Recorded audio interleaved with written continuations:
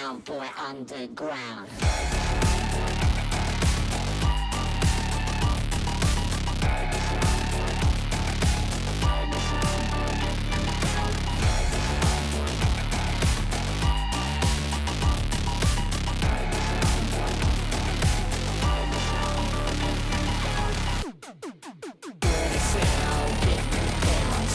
Sound boy underground.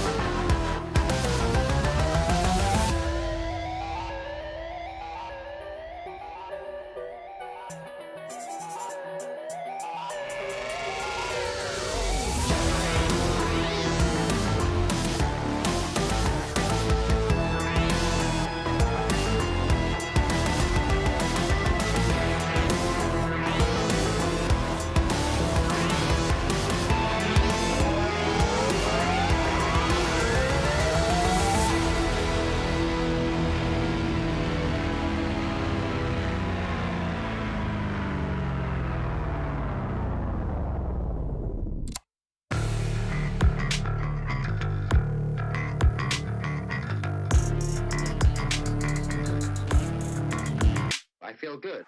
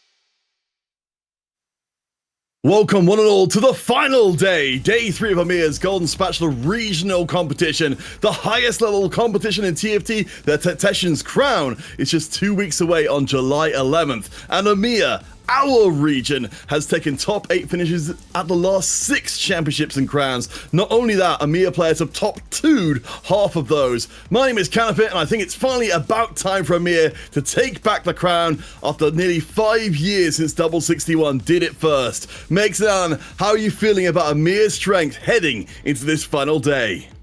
I mean, it's definitely due. We're having quite a powerhouse, but learning how powerful can be a caster curse, I'll restrain myself this time from pointing out my favorite. However, I'm pretty sure who'll be cheering for the solo the most. How are you feeling about that, Makes? Listen, guys, I leave you alone for like 2 days and I come back and there's just an arrangement of nearly all French players in the top. I'm glad to see my boy Zulu in there, but I feel like we got a pretty good roster on our hands. All right, well, let's start getting into it. So, Makes, we've had 2 days already. We've cut our starting roster from 32 down to just 8. What do we need to know for day 3? Yeah, I mean, that's the big day, right? This is the final day. This is where we're deciding the all and everything.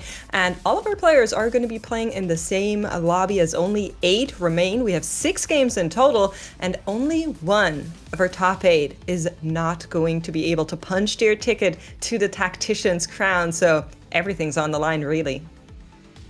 And of course, from our players, we've already determined, nearly half of our 9 players going forward. That'll be Gobo, Lakoko, Bensak, and Volta. But Alan, Volta and Gobo will be playing today as part of this final 8 for the regional title. Absolutely. And we're on the point of the Gobo. He's much more of a recent face in the French scene, but he's already a star. He's a set 12 GSC winner, pretty much a part of the new French wave that banded together with the Pensakeroy and Clamu, storming to the top of the scene. And he was the player that we've seen was angling mainly towards fast 8, AD, win out comps only, and he doesn't settle for rerolls, maybe outside of the Cypher. I mean, if we're talking about stars that already are qualified, I feel like we have to mention Volta here, one of, if not the most prestigious players in the world. 5 global stage performances, with 3 of them ending in a day 3 placement, and already qualified to a 6th one this set. The secret of the Sanglier, as his community likes to call him, is that he loves playing uncontested reroll comms and high cap boards whenever he sees the chance. And if you don't know already, that's quite often. So I am very, very excited to see if we're going to be seeing some more AP reroll out of Volta. Well, guys, let's zoom out a little bit just before we dive into more on our 8 players today and just talk a little bit about what happened across the first 2 days. Of course, as you can see on this table here, you notice that a lot of the players do not have results in from round 7. That's, of course, because our bottom 8 got cut the first day, and it does also mean our bottom 4, Stuniboo, Aki, Skip Harrison, Soba, also do not get to access the Tier 1 Pro Circuit coming up next season, which is going to be absolutely heartbreaking for them. For everyone else, though, they've got that future opportunity. And as we look further up the table, of course, news starts to become better. Yeah, you have to keep an eye for this top 16 because those players made it that far. We have like players such as Yellow Tomato, Tomino, Kubik, Sonelia, who are very consistent at the gameplay, managing that got so far, no surprise there. However, if you missed out yesterday, Double almost pulled a miracle comeback run with the 29 points across 4 games. That is missed out just barely on the last game. And then we have also Lekoko and Benzak not making to final lobby, but they did get themselves into the tag round slot from the qualifier points. And the last shout out to the Coinit and Pipoglad. They had their first appearance during the GSC, but they made it as far as top 16. All right, well, we need to move things forward a pace because from our players who didn't quite make it to the top 8 to the ones that did, we've got Kakornan on the line with us as our only Turkish representative alongside Darkest, who is helping us out with the translation today. Wonderful to see you both. So let's jump straight into it. Kakornan, we've seen you at the regionals twice before, but both times you finished in the bottom half. Now you've made it to just not the top half, but the final lobby itself. What can you tell us about your journey through the event? You know, what sticks out most to you? Daha önce 2 kere EMEA'ya geldin ama onlarda kötü sonuçların olmuştu. Bu sefer ama en yukarılardasın. Sadece yukarıda değilsin, hani 3. bitirdin. Ne hissediyorsun bu konu hakkında? Daha önceki 2 EMEA gelişimde kendime bu kadar inanmıyordum ve bu kadar hazırlanmamıştım. İlk defa Worlds'e gideceğimi hissederek bir EMEA oynadım. Bunun sonucunda da finaldeyim. Mutluyum. He said he wasn't well prepared as much as this one for the past 2 EMEA finals. But this time he prepared really well. He played a lot of scrims, he played Chinese server. And he believed in himself that he will make Worlds this time. So he was confident that he was going to succeed in this one. Fantastic. That is awesome. I do want to ask, if you kind of zoom out for maybe players that are watching that are doing really well on ladder, what's one advice that you would give players that are interested in becoming a pro like yourself? Diyor, ladder'da iyi olup pro olmak isteyen oyunculara verebileceğin tavsiyeler nelerdir diyor. Yani ladder mentalitesiyle turnuva pro mentalitesi çok farklı şeyler. Uzun süre ben de bunun sıkıntısını çektim. Turnuva oyuncusu olmaya kendilerini hazırlamaları gerekiyor. Turnuva temposuna alışmaları gerekiyor. Turnuva ile ladder arasındaki en büyük fark, ladder'da tilt olduktan sonra saatlerce oynamaya devam edip toparlayabiliyorsun ama turnuvada bu şansın yok. Yani mentallerini sağlam tutmaları lazım turnuva oynarken. Verebileceğim en büyük tavsiye bu. Tournament play and ladder play is a lot different than each other. In tournament, you don't have the time to recover from your mistakes. I have suffered from that a lot. You can lose a lot of LP in ladder and then recover it next day or next week, but you don't have that in tournament. You can be ready for whatever game throws at you. It's just a mental war. Yeah, absolutely. One more question in terms of like the TFT. We've seen some Jinx Rengar coming from you. Is this a secret tech, or you were doing some testing for the last game when you knew that you were already in the final lobby? Anlamışsındır zaten. Rengar'ı soruyorlar. Hani trolledim mi yoksa kafanda olan bir şey miydi diye soruyorlar. Yo, trollemedim. Scrimlerde bolca da denediğim bir şeydi zaten. Ama oyunda ikon bulup hitleyemediğim için bir temel sıkıntılar çıktı. Zaten oyunu loot sub oynuyorduk. Bu yüzden bir noktada Exe Jinx ya da Artifact bulabilirim diye düşünerek oynadım oyunu. Ama 5-1'i göremeden öldüm. Ve 5-1'de Artifact geldi. Eğer o augmentlerle Spirit Link'le hitleseydim yani kazanabileceğimi de düşünüyordum oyunu ki Scrimlerde de gayet kazandım bu şekilde. He has tried Jinx Rengar comp dispatch a lot of in a lot of scrims, and most of them finished in the top 4, even top 2s. In that game, it was a loot sub game, but he did not hit any spatulas, pans, or artifacts until 5-1, and also he did not find an icon augment to hit Rengar and Jinx in the with the tempo of the lobby. So no, it was not an experiment. He knew exactly what he was doing, and he might say it today as well. Thank you for sharing that tech. All right. Well, last question there. Of course, Conan, you're here with Darkest, who is the most recent Turkish player to be at the Crown. What does it mean for you to represent Turkish TFT, at the highest level? Türkiye'yi temsil etmek en yüksek seviyede nasıl bir his senin için? Soruyor. Bu sebepten ötürü çok mutluyum ama 2 set önce Darkest dünya 7.'si oldu. Worlds'te final lobby oynadı ve 7. oldu. En iyi şekilde temsil edebilmek istiyorsam onun bu rekorunu geçmem gerekiyor. Okay. He is very excited to have represent our country. Yeah, he is here with me. I finished 7th in the World Finals last 2 sets prior. If he wants to represent our country the best, he wants to better my record and finish better than 7th. All right. Well, thank you both so much. I'm really looking forward to seeing what you bring us here today. Thanks very much. Okay. Well, we've still got more players to talk about before we are done, but we'll just take a little second if we've got time. I know things have kind of gotten away from us a little bit, just to recognize the EMEA champions that have come through here before. Of course, this list gets one longer by the end of today. Yeah, of course, we mentioned before it all started with Double 61 engagements and gadgets, with Wet Jungler being our most recent addition into the Arcane. Yeah, and I mean, if you look across this list, surely a Turkish representative among the EMEA regional champions is still missing. So maybe that's where it all boils down to. But what a roster that one more player is getting added to today. And there is a chance that we'll see another 2-time champion appear on our tournament here today. You think Gabo can step in? Possible. I think it's possible.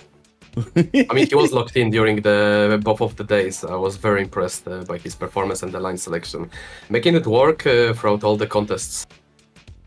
Well, we've got so much to cover before we get started. Let's talk a little bit about some of the other players, as well as the possibility of seeing the double champion arrive alongside Double 61. Exotech has been a kind of a binding force for multiple of our players playing here in the competition, as we kind of expected, though with somewhat variable results, Alan. Yeah, if you say Exotech, the first player that comes to mind is definitely Lyres. He's the veteran of the scene. He has an excellent performance in all the small tournaments back in the early days, as well as the French TRC several times. Had also Worlds appearance at the back in the set 4.5, being a finalist 5 times across the whole competition. But interestingly enough, since he started working out with the Xperion, Jedusor, Tarteman, Lecoq and Opal, he's getting more consistent over time, and pretty much he reached his best form now. And the most played comp was by far Exotech, but he's not hesitant on playing some rerolls here and there.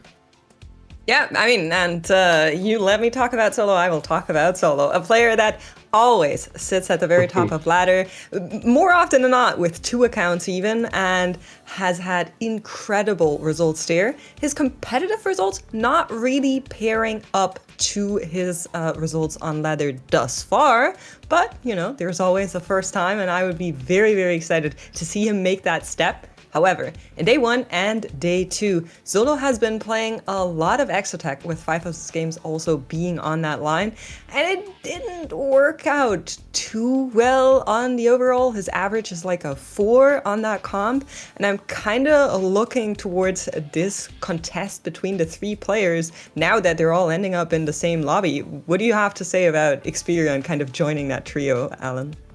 Yeah, he is definitely one of the most emotional out of those 3, and that who can work both as his motivation and as much as a tilt factor. So I'm really curious how it turned out for him, given that he played a lot of Exotech, as you mentioned, with a bit better success than Solo, but not as good as the Lyres. But he still likes the rerolls. He had a win on the Golden Spatula back in the set 6, but he did hibernate for like 3 years, and I think he's reaching his true form right now. I want to as well bring up Vomandeth as one of our 8 playing today, making his regional debut. Your expectations are a little bit lower, certainly from him before. He felt like he was pretty relaxed in the face of all this. But one particular thing I want to bring through is looking at his record across the tournament. We've got some players who've been angling more towards a lower cost reroll, but in his case, he's been taking multiple instances of hero augments and making them work. So if we end up in that kind of silver augment area, maybe that'll be the key that will get Vomandeth a little bit of the advantage he needs. Listen, I think we can all agree on the fact that we kind of want the Tactician's crown title to be back in EMEA's court, and a player that surfaced at the time of darkness and need and shined brighter than many was Enzo at Monsters Attack after a long stretch of no good results for EMEA. A lot of heartbreaking finishes in the past couple of sets. He hasn't made it back there yet, but now he's in contention once more, has reached that final day again, and a lot of his strength in the past days seems to be on being able to avoid catastrophe. So no 8th place is taken, that's great, but he will need to amp it up a little bit. A lot of versatile boards, so I'm really excited to see what he can do. The only thing that maybe he shouldn't be playing around on is the Exotech, because we know there's a couple of players who are beelining for it, and both times he played it, it unfortunately ended up outside the top 4, so maybe lean towards the other direction. Well, speaking of other directions, let's kind of open up the conversation here, because of course we've been talking about a lot about Exotech so far, but there are other lines in here. Of course, Vanguard Maximum, very popular as well. But I'd actually like to kind of bring the conversation round to AP specifically. It makes in that kind of area where are we finding AP be more successful? Yeah, I mean, it really. Oh, are you Makes now? Good. Okay, go ahead, Alan. I was just like, well, when you talk about TFT, you know how jumpy in I am. I'm so sorry, Megs. Go ahead. I couldn't wait. Look, what are you talking? So I actually wanted to talk about the one-cost rerolls. Both the Seraphine Zyra and the Morgana Bastion have been something that came up a lot. If you have a good spot for it and you feel confident on those lines, which I think is a big kicker on whether or not you practiced playing around those, you practice around playing to those strengths, then I think they can go pretty well. Absolutely, but let's not forget about the AMP. players leaning towards the comp, we've seen not having too good of a success if they don't hit either some Miracles Garen 2, as we've seen from one of the players going for that artifact Garen to just win out from the Benzak, and then either to hit the Zac with the early blobs and win out on this back. So kind of comp relies on not only Samira but other 5 cost, but then we have also those rerolls such as Dynamo, LeBlanc, Seraphine or Morgana, where I think Volta was the players that had the most success with.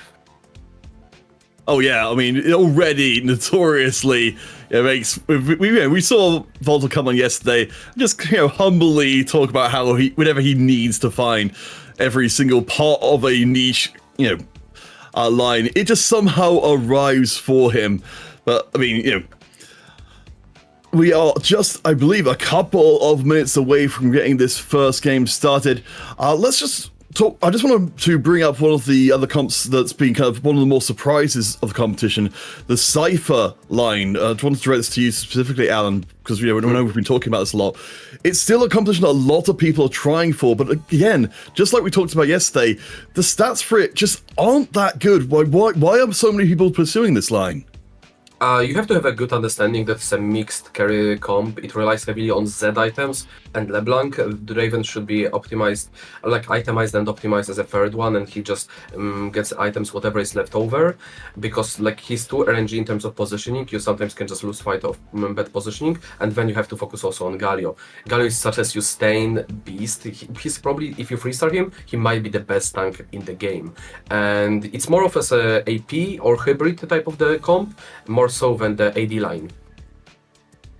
Yeah, I'm really interested to see how this one goes overall. I think the stats definitely are better after day 2 than they have been otherwise. So, of course, once we get across to our casters, Panda and Kenobi, in just a little bit, they'll be, of course, able to talk more on the meta in general. But I do want to take a second to recognize our co-streamers who will be coming to today's event. There's an absolute ton of them. So if you'd like to see the competition in a particular language or potentially follow a particular country's players, this is a great way to do it. Again, so many of these streamers, of course, huge parts of the TFT community overall, who've been around, even setting up their own events and similar like. So you'll be in great hands, whoever you choose from this list. But, gentle friends, game 1 is almost ready to begin. Of course, as was mentioned before, Makes, we have got ourselves, the 6 games being played here today, no resets, the same players every single time. We talked a little bit about the mental coming into this one. For the players, they've got, at the end of even just game 1, you could be in first place, set up to become regional champion. You could be in 8th place immediately and have to climb back up. How do you think they're going to be feeling right now?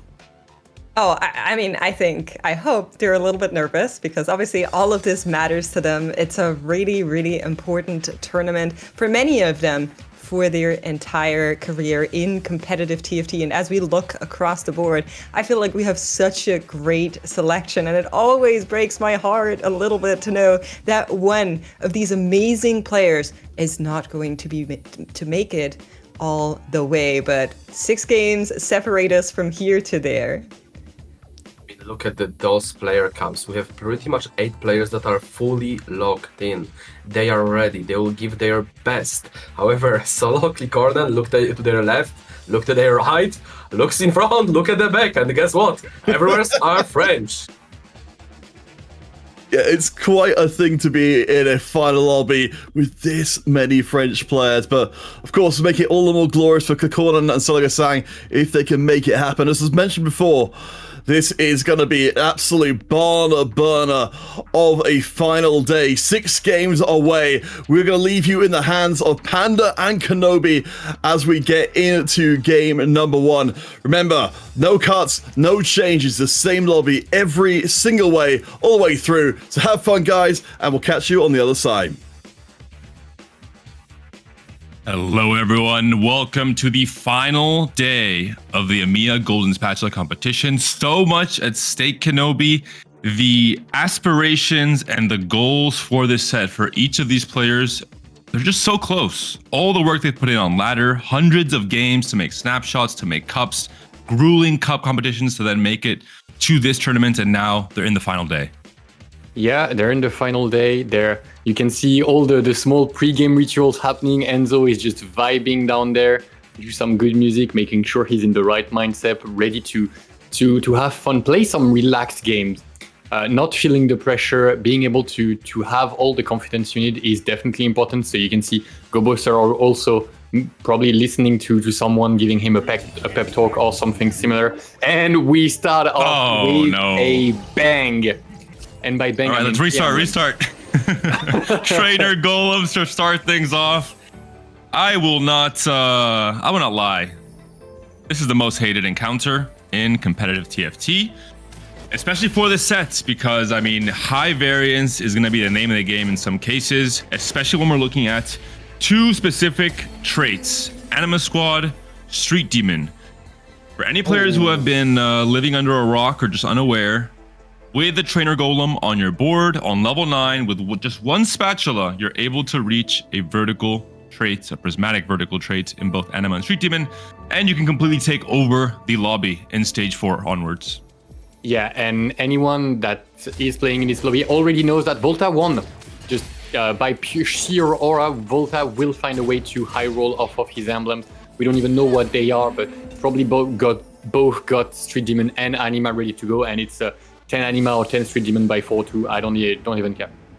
Oh no, somebody's having troubles, gonna have to remake the game. Oh no! Oh no, tragedy has struck.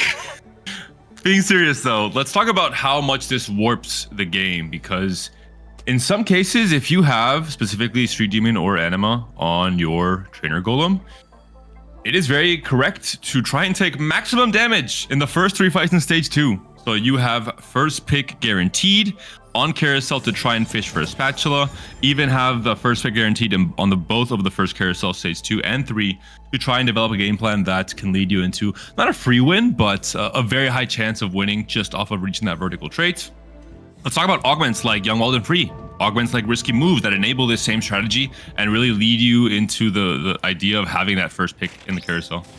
Yeah, something that's very important to keep in mind while we do have a hacked orb ready to drop here is that the players know that this is a game that there's no safe pick in that game, right? There's no safe position. Everything can come crashing down on the because a Spatula is dropped or something similar. So you can see players already opting into some high econ augments to try and get to these potential high breakpoints for Mendef here with the Boombot that has been so effective throughout this entire competition. Experience here facing a choice between combat power now or staying even within EXP with the rest of the lobby as well. And to further your point, the idea of playing this high-risk game plan of not valuing your HP and saying, you know, I'm going to hit a certain point in stage 4 where because of my, you know, whatever plan I'm trying to execute on, I will not be able to lose any fights there. It's just not true, right? If someone reaches a vertical 10 trait, that you're going to be losing a fight or 2, and you can't be on 1 life in stage 4. So HP will be valued much more highly, I think. You can't just give away all your HP and play for kind of an Amp or an Urgot win out, specifically in this Trainer Gold encounter. Wait, I thought that was Picon in having the Street Demon and Executioner Wandering Trainer, but no, it is in fact Enzo Sex. That would have been pretty funny after him talking about it in the interview. But Enzo Sex with the Rengar here, going for the Hand of Justice Slam, might be looking at an alternate win condition of, you know, I've got even more emblems now, any Spatula will do. And we're talking about the augments, your augment selection being warped by this encounter. It's the case here for Enzo, right? The reason why you're picking Wandering Trainer is, you know, what if I hit a double emblem for one of my traits and I have just a chance of really high roll when it comes to picking up this, or if not, you can play around 5 different emblems, which is pretty insane as well. Yeah, the double Syndicate would have been pretty good for him. Double Golden Ox can also get you to cap pretty high. If you reach 6 Golden Ox as early as stage 3, you can start adding some components under your belt there. Not happening here, but it's also has just given him the potential for the 10th Street Demon outside of the Golden. Looking at Volta's angle, he has Slammed a Rage Blade, he does have an Exo +1 as well as Bastion and Bruiser, so I mean pretty insane hand-picked emblems for the Exo line. A line that he hasn't played all weekend long. He's been purposely avoiding it despite it being considered to be the default meta line in this tournament, in this meta. And now he's forced to play it on game one of this final day. No matter how much you love playing uncontested, the Golem will decide for you what is the optimal line to play. And here, pretty pristine Golem. I hope for his sake that he has a corrupted chassis as well, with the Crown Guarded here being picked up, I would imagine, because that will amplify the shield even further beyond. But as you can see, Womendef having the pick of the litter. You want to play AD? Okay, here's Marksman, here's Exotech, here's Boombot. You just have it all. It's just an all-you-can-eat buffet for him. It is, but I'm not sure he likes this food. Let me go into detail what I mean by this, Kenobi. There's only 2 players out of this top 8 that played not just more AP than AD across the 12 games they played in the first 2 days of the tournament, but they played triple or quintuple more AP lines than AD lines. So very heavily favoring AP. Those 2 players are Bomandeth and Volta, both players that are being forced to play AD in this very first game due to their trainer golem. So pretty insane luck in terms of these players not having really a say in what their game plan will be. Yes, luckily for both of them, the spots don't look too bad. Bomandef losing his win streak there, however, he's, as we mentioned, he has such breadth of options here that he should find a way to end up on his feet at the end of stage 4. He's taken an economic augment, probably thinking about being able to reach that Urgot, that level 9 that is so scary and can run over anything besides a 10-piece trait. As we can get a bird's eye view on all the emblems. You'll have to keep an eye on Lyris, Clicornen for Anima Squad Spats, Enzo with the Street Demon one, and the rest have way less potential of, well, they don't have the potential to reach a 10 trait yet, and we'll just be playing with raw additional power, if I can say it that way. That's right. We did see Solo's board and the upgrade there on the Mundo. 3 loss streak for Solo right now, probably trying to play defense on any possible spatulas coming through, but he'll probably be playing into the Mundo Techies reroll. Has picked up investment strategy, so it is one of these scaling augments that really enable the comp to do well. Looking at Gobo, also leaning into AD. In Gobo's case, this is his preferred line across the entirety of this tournament, and for now, just Graves as a carry. Yeah, we're getting so many Exotech emblems. I believe I'm counting 4 on the golems, if I'm not mistaken. Yes, that is going to be, well, it would be pretty annoying if Exotech was less popular, but as it stands, it's just going to feel like any other game, I guess. Maybe a little bit more unfortunate. I'm not sure if Experian or Lead-S, I think they don't have EXO, right? Because they're the 2 players alongside Solo who were, let's just say they were hard forcing EXO. Experian has Exotech. Okay, so Experian will be right in his comfortable lane. He played almost, I think it was 5 games of EXO across the 12 the first 2 days, so very, very heavily leaning towards this line, so this is definitely in his comfort zone. Definitely is, and Lyris going for an AP line here for sure, gonna be playing around that Dynamo. Hate to, you know, it always happens. Oh, I'm gonna be playing AP this game, I guess, thanks Golem. Mordekaisers are in shop, what you gonna do? Yeah, it's the classic. Hold. Lose econ, hold. Keep it benched the entire game. The defense starting a little bit too early for my liking. Yeah. I mean, there are so many EXO emblems. It might not be a bad play if you look at it from like purely EV wise. That would be so expensive. I feel like that would be such. Is it worth 20 gold to hold Azeri? Yeah. No, it's not. It's not.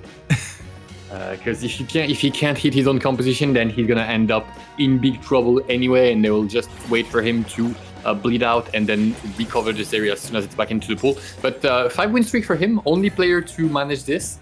Great economy, like, I mean, Pilfer allowed him to have fantastic economy, and then just the Elise being such a strong 3 cost, bringing him to a potential 10-win streak if he manages to upgrade his board a little bit more.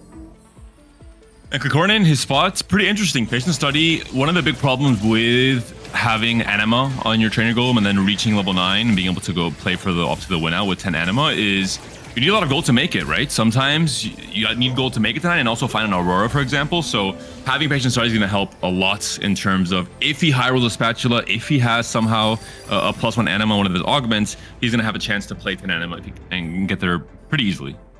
Yeah, and honestly, it's a pretty good golem for Anima. The Slayer with the Vein is going to help him in the early game. They're going to be much less useful later on, but then you've got the Strategist with the Yumi that's going to add extra amplification or durability to his team. So pretty good overall, going to get max value out of there. Solo Gezang stacking up the HP slowly, so he's going to be losing, I was about to say for a while, but he won the final round of stage 2, reducing his econ drastically. He's got pretty good options when it comes to items. Opts to slam the Anima Visage, burning his tier, meaning that he's now left with 2 cloaks with the 3 items Mundo. Yeah, interesting to see how he saves the spot in terms of his backline items going forward in this stage 3. One thing to note, out of the 3 dangerous players we talked about with the potential for the 10 traits, Enzo is the only player who's going to have pick prio coming into the carousel. Probably planned coming from Enzo, identifies that if there is a Spatula, he'll have priority for it. Is he even playing reroll Mundo here? Because he's not rolling at all on level 4, despite having, you know, the invest. I know he has investment strategy, but that's the gold version, so no extra interest. Oh, cheeky goal ME5 potential. Raining goal. No, one augment for the next. Okay. This is good. It allowed him to maybe break the Anima Visage later on to get that tier back potentially. I don't think we're playing Mundo reroll. I feel like this might just be a bruiser game. No? I don't know. He's not either. He's not leveling or rolling. So let's stay right here and see what's happening, because that's going to be the most interesting development right now. Then we'll take a look at Enzo hitting an artifact as well. Fomendef being so strong. Holy. Yep. Oh, he used both duplicators. Okay. Exactly. Yeah. Use them for tempo. Vomendeth.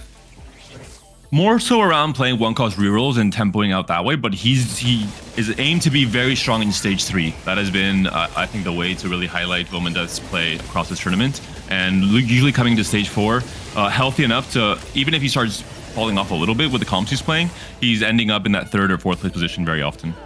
Yeah, and going for the tempo play here means he's going to try and rush level 9, I believe, because if he were to try and play Exotech or Marksman, just like in a regular way, level 8 with 2 econ augments here, he would definitely not be able to cut it. So he's just going to be rushing that level 9 and using all the tempo he's going to generate here to do that. He's already close to level 7. His ball is going to be able to kill units in stage 4 and prevent him from bleeding out too quickly. Definitely a good position. We'll have to revisit once he's level 9. What happened here? Items, I believe, from the magic roll, right? Mm-hmm. Yeah. Volta having a very strong setup for EXO overall, with the Crown Guards for the Mordekaiser eventually, for now carrying on the Vi, and just a very strong board. Yeah, plenty of items for both Zeri and Jin. This Vi is gonna be an absolute, like, completely invulnerable for the first 12 seconds of the fight, as long as the Crown Guard is still whole, and they will drop in just a moment. But giving him a lot of time to scale up and just ramp that curve more. He's gonna be staying very healthy throughout that stage 3. All right, second carousel coming up. Is there gonna be a Spatula? The pings are preloading. We haven't even seen the carousel yet, and already players are starting to ping, just so everyone is wide awake and ready to deny. Enzo is no longer first pick, but there is no Spatula. The lobby has been saved for a second time. No Spatula. That means the lobby is gonna keep being more interesting for us as well, because there is no one in an auto-win position right now. Enzo is apparently fully committed to playing that vertical executional line, because we can see on the Rengar is 2-starred and has a test defiance from the portable forge. Do you think he's not playing Golden Ox and just using the Street Demon shell for now in stage 3? I mean, I think he might just be playing a little bit, double dipping and playing a little bit of both, because we don't see any kind of Javens right now. And playing around the Golden Ox when so many players have Marksman on the Golem is a big risk, because not being able to find a Javen 3 would be a serious handicap. Oh, that's a lot of frontline here. Absolutely is an extra unit on board as well. And I mean, buying a lot of time for this Kog'Maw, who's scaling it in 2 ways, right? Yes, indeed. Textbook what you want when you're playing around Marksman and Vanguard. Just as much time as you can. And Experience gonna have such a solid... Like, even if he misses the Aphelios and the Zaya on stage 4, it wouldn't be too bad for the first rounds of stage 4, based on how strong he is right now. So he definitely must be feeling a little bit confident, but the economy is not as high as other players in the lobby, especially someone like Lires with double econ augment as well. Especially with Reactive Shell, it's a nice combo with Cloning Facility, right? Because you kind of get that little bit extra bit of value. We saw from Double in day 2 how strong this augment is now with the 6 Vanguard buff, and you're playing obviously the vertical for Vanguards anyway. It was just, he was winning so many fights Double in the day 2 lobby, where he just didn't look that strong, but just off of the augment if he was smurfing. And I want to draw everybody's attention to the fact that we have several players going for double econ augments because they're being pigeonholed into a composition that they don't think are strong enough on level 8. They will be rushing level 9, especially Lires. And we've talked about this game plan, Dynamo. It was nerfed. It used to be very, very strong. Obviously, you had so many options to play around the Elise 3, Braum 3, you had the more Fast 9 version. In this current patch, it is still, of course, playable. I think most of the players coming to this day3 have played it once or twice, or at least, one time across the first 2 days. But you have to usually play it from a win streak. You have to play it from a dominant spot, duplicators on Elise, a strong front line plus some Dynamo backline with, an early Elise 2 in stage 3, for example, and use that to propel yourself to level 9, as we're seeing here from Lides. 10 win streak, level 8, 40 gold, a very, very good spot to be in. Yeah, and is that... We've just heard a 3-star coming from somebody. We will be checking who just got a 3-star. I believe that was the Thunder that came from this. It was Solo Gesang completing the 3-star Zara, so he did end up rolling, which makes me very confused. Maybe a little bit of hesitation in 3-1. Seems like we lost a little bit of value there, not going for the free rolls, the level 4 rolls when we were so far up above 50. And, Essentially wanted to see what his 3-2 augment was and then decide if he would have a way to play around his other emblems on the trainer golem, I guess. Maybe. Okay, we're getting very close to this. This Mundo gonna have to make a tough decision. Can we afford to sell the Mordekaiser? Can we afford? I think we have to. Yeah. He has counter brand on 5, which is actually very and he's good got everything. With investment strategy. Yeah. Wow. What an explosive turn here from Solo. Yeah. Also finds the force key that would have been that Mordekaiser he had to sell. In the meantime, the Kikonen has a 5 Cypher on board. It's gonna be our first Cypher reroll player of the day, I assume, despite the Samira being on bench. And so because there wasn't really an angle for the Anima +1 across the first 2 carousels or his augments, he's dipping now into the strategist +1 instead on his trainer golem and playing for the Cypher line. And it makes a lot of sense, I think, in a lobby like this where players are pigeonholed, as you mentioned before, into certain vertical comps, there's a higher chance that no one is really playing into Cypher reroll, right? Yep, for sure. Leaving the field wide open. Nobody is playing any of these units. Nobody's playing AP at all. Playing AMP at all. Nobody's playing Draven as well, so definitely lots of possibilities here. Maybe an Ascension could be coming in from Solo Gesang. It's one of the augments that is most impressive when it activates, but when it fails to activate, it's also very impressive in how much more you get rolled over by somebody who's just a little bit too quick. Yeah, with the investment strategy and the extra HP, yes, your comp will be a little bit tankier. There's a higher chance you're proccing this every fight. I'm not a huge fan of Ascension. I think it's in some fights, some matchups, it'll just lose a lot of value. But we'll see if Solo thinks he's sturdy enough to go for this. Lires found the 2-star Misfortune, so I guess he's not going to be rolling at all. Vomendev just, despite what I said, opted to play Exotech and rolled very, very deep on level 8. And Solo did pick up Ascension in the end. We'll see if this first fight with all of these 3 stars, all of the extra HP and the scaling, of course, on this Mundo, the main tank, will allow the Ascension to proc, will allow the Seraphine to carry this fight. Big thing to notice here is the Street Demon pattern forces the entire team to be stunned by Sejuani. There is no healing reduction on the side of Vomendev, so gonna make things a little bit easier, but the CC on the Mordekaiser, the Mundo is good enough, and the backline is falling now, so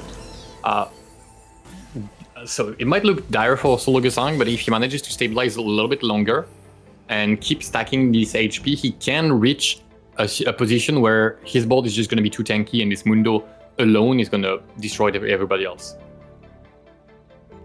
Looks like Enzo was listening to our pre-show, listening to some tech being peddled by Klikornin, and said, you know what? I am going to try some Rengar Jinx reroll. I mean, the spot's not looking too bad. We're 2 off Rengar 3, being helped by Klikornin, having found 3 stars. Moving off of the LeBlanc is smart adaptation here. Probably not enough LeBlancs being found overall. Finding a 3-star Yuumi instead, which is going to be doing incredible amounts of damage. Meanwhile, Voltarix has this thick Mordekaiser with the huge shield who's not living, and the backline might just die first. Very interesting adaptation, making use of all 3 of his emblems here, playing into Cypher reroll, but with obviously a small adaptation. This is one of the, I think, best things about Trainer Golem as an encounter. If you manage to dodge the silliness that is the 10-piece vertical trait with Enema and Street Demon, you get to see some very unique boards. Yeah, for sure, we get to see some nice adaptation, forces some different game plans to come along. We're quite blessed no one was able to hit a 10-piece early on, because it could still happen on stage 5, for example. We could still be getting some emblems, but no one hitting it early on means we get a standard game, but with added complexity for some of the players, like Lires, who has to find a way to make this Dynamo emblem work, and who's for now doing fine, starts to bleed because he's going straight to 9 without spending a single roll, and we'll have to revisit him once he finds this Aurora, if he finds the Kubuko and the Zac, to be able to beat out these very, very strong balls that the lobby has set up. Very interesting ordering for our players in the HP standings, Kenobi. You must be quite proud. I see what you're pointing at, but I think Solo Gesang and Klikornin are deceptive here. They are disguising their strengths. Yes, they lost a lot of HP, but it was an investment. However, Enzosec spiking quite hard here with that Rengar 3. Let's take a look and see if how he's doing, because at the start of the set, obviously it was terrorizing everybody, and then it dipped quite hard. So I'm not quite sure how potent he can be, how strong, maybe especially against someone like the Zeri. He dodges out of the Sidrani ultimate crucially, but can he jump on the Zeri anytime soon? Yeah, for now she's slowly chipping away, gets CC, jumps again, buffers, but He's still alive.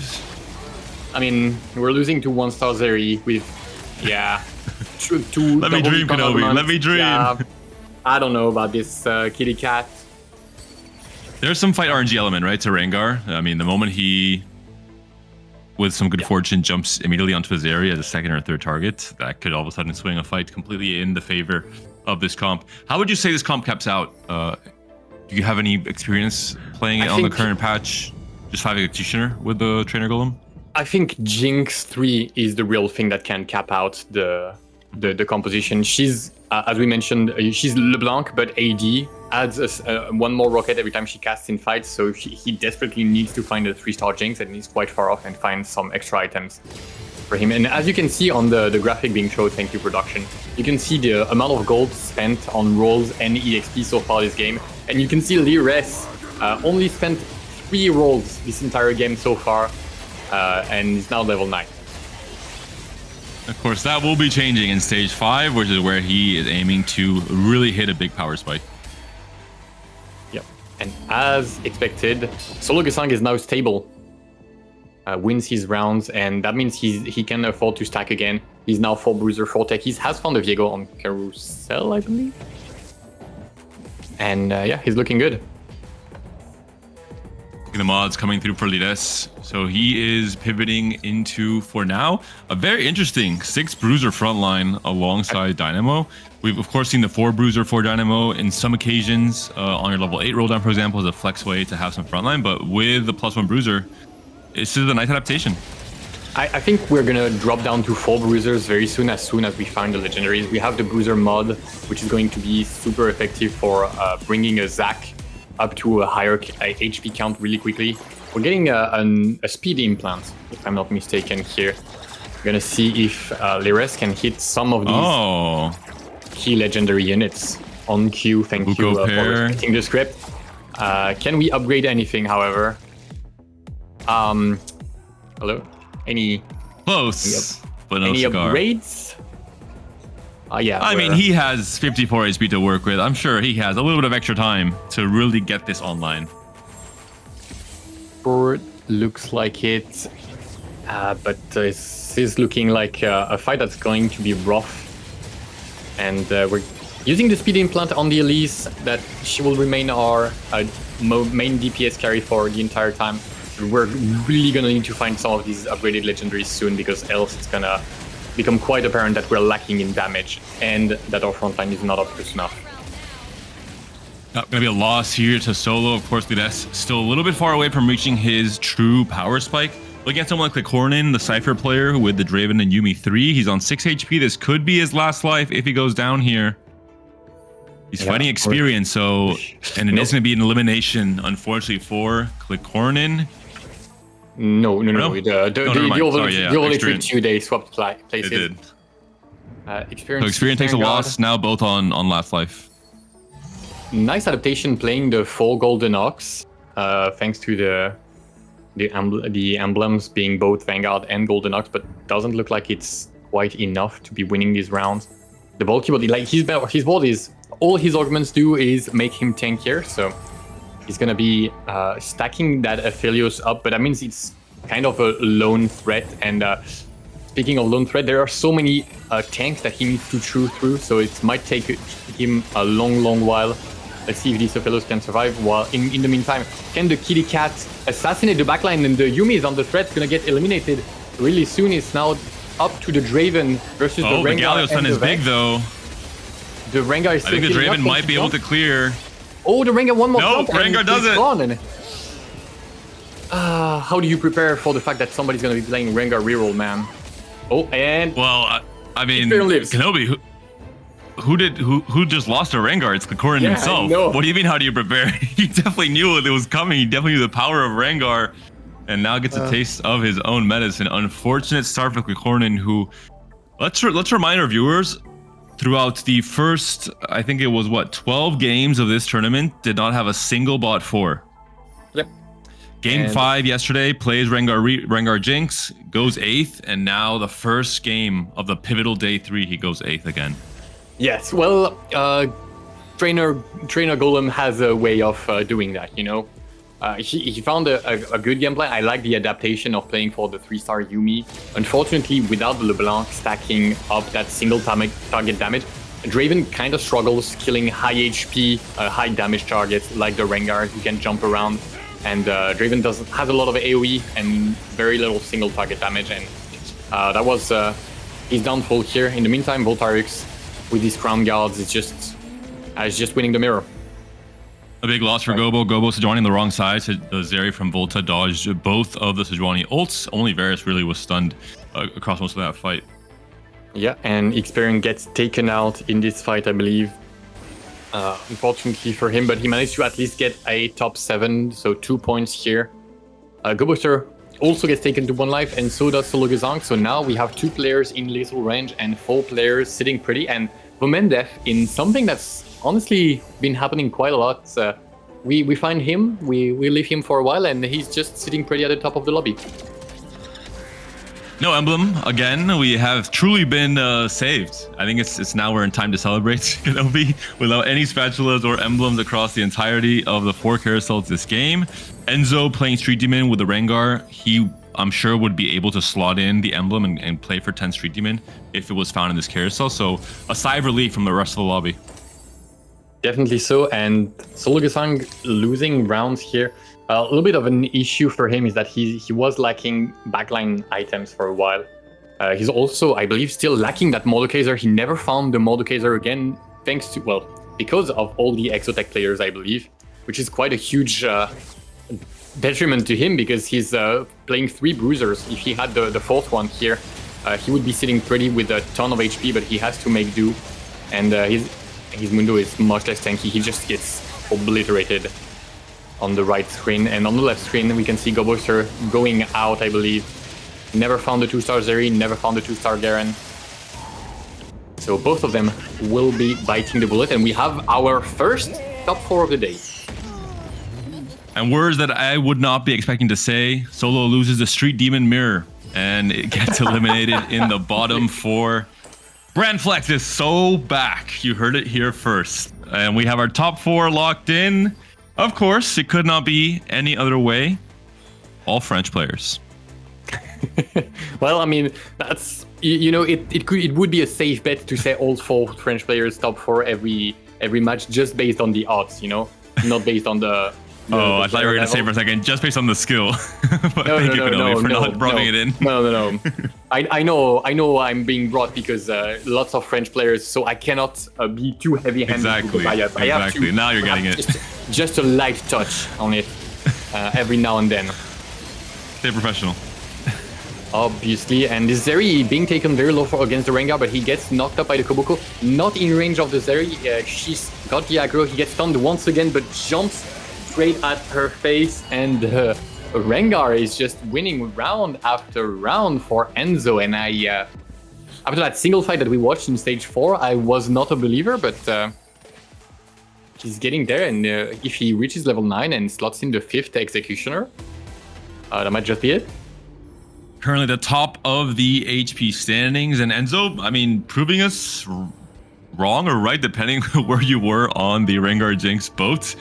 In this case, obviously, some help from the Trainer Golem itself, some help from just a pretty good setup, right? Great items to slam as early as stage 2, a great artifact for Rengar as well. Rengar, who, I mean, we obviously know from the very first patch of the sets, but he's a tank, a unit that works kind of as a tank and a damage carrier, which is really, really important for this comp to function. Yeah, and he found a Rengar 2 as early as middle of stage 3, I believe, so that definitely must have helped. And Lires, same thing, like, you're playing that Dynamo board who's so powerful at taking down entire boards, but what it lacks is single target damage. When it comes to that, you only have that Elise that you can really rely on.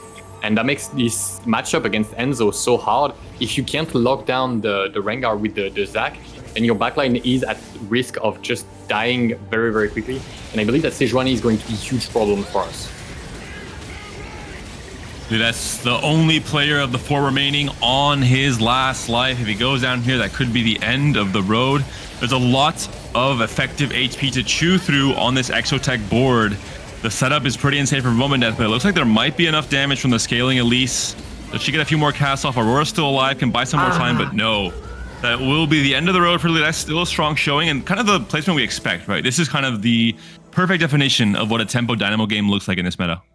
Yeah, but based on his face, not really happy about just getting a top 4 after that strong start. He has such a strong board, but as you mentioned, the scaling and the just raw HP on the Exotech board is a little bit too much for him. It had a Zac as well, and the Sejuani was well positioned, caught his Elise in the first cast, at least slowing the fight down. Still a good top 4. You still gotta be happy about it, even though he looked like he wasn't.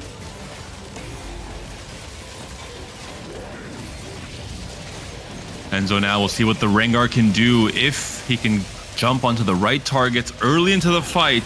The fight RNG would completely swing in his favor. He's close to the Zeri, but in the end, Zeri targets Rengar instead. Death Defiance cannot help. Is it going to be enough from just the Urgot? It's going to be a close fight, actually. Closer than I thought, but Enzo taken down to 2 HP. Definitely, and both final matchups being Exotech is not so surprising, especially because the Rengar is so bad at killing Exotech. Zeri can stay locked onto the Rengar due to her 6 ranged ability, which is very, very powerful and lets her just taking down little by little, scaling up while staying safe from his jumps. The last big spike here for Enzo in the shop. Cannot buy it. And we have to laugh, no? At the current top 3, Vomandeath, Volta, both players who didn't play any AD, any Exotech, forced to do so in this game 1, and both still incomplete in control. Probably going to be a first and a second for these 2 players. Yeah, and I mean, it shows that they didn't play Exotech much, not because of a lack of preparation, but just because of, conscious strategic choices.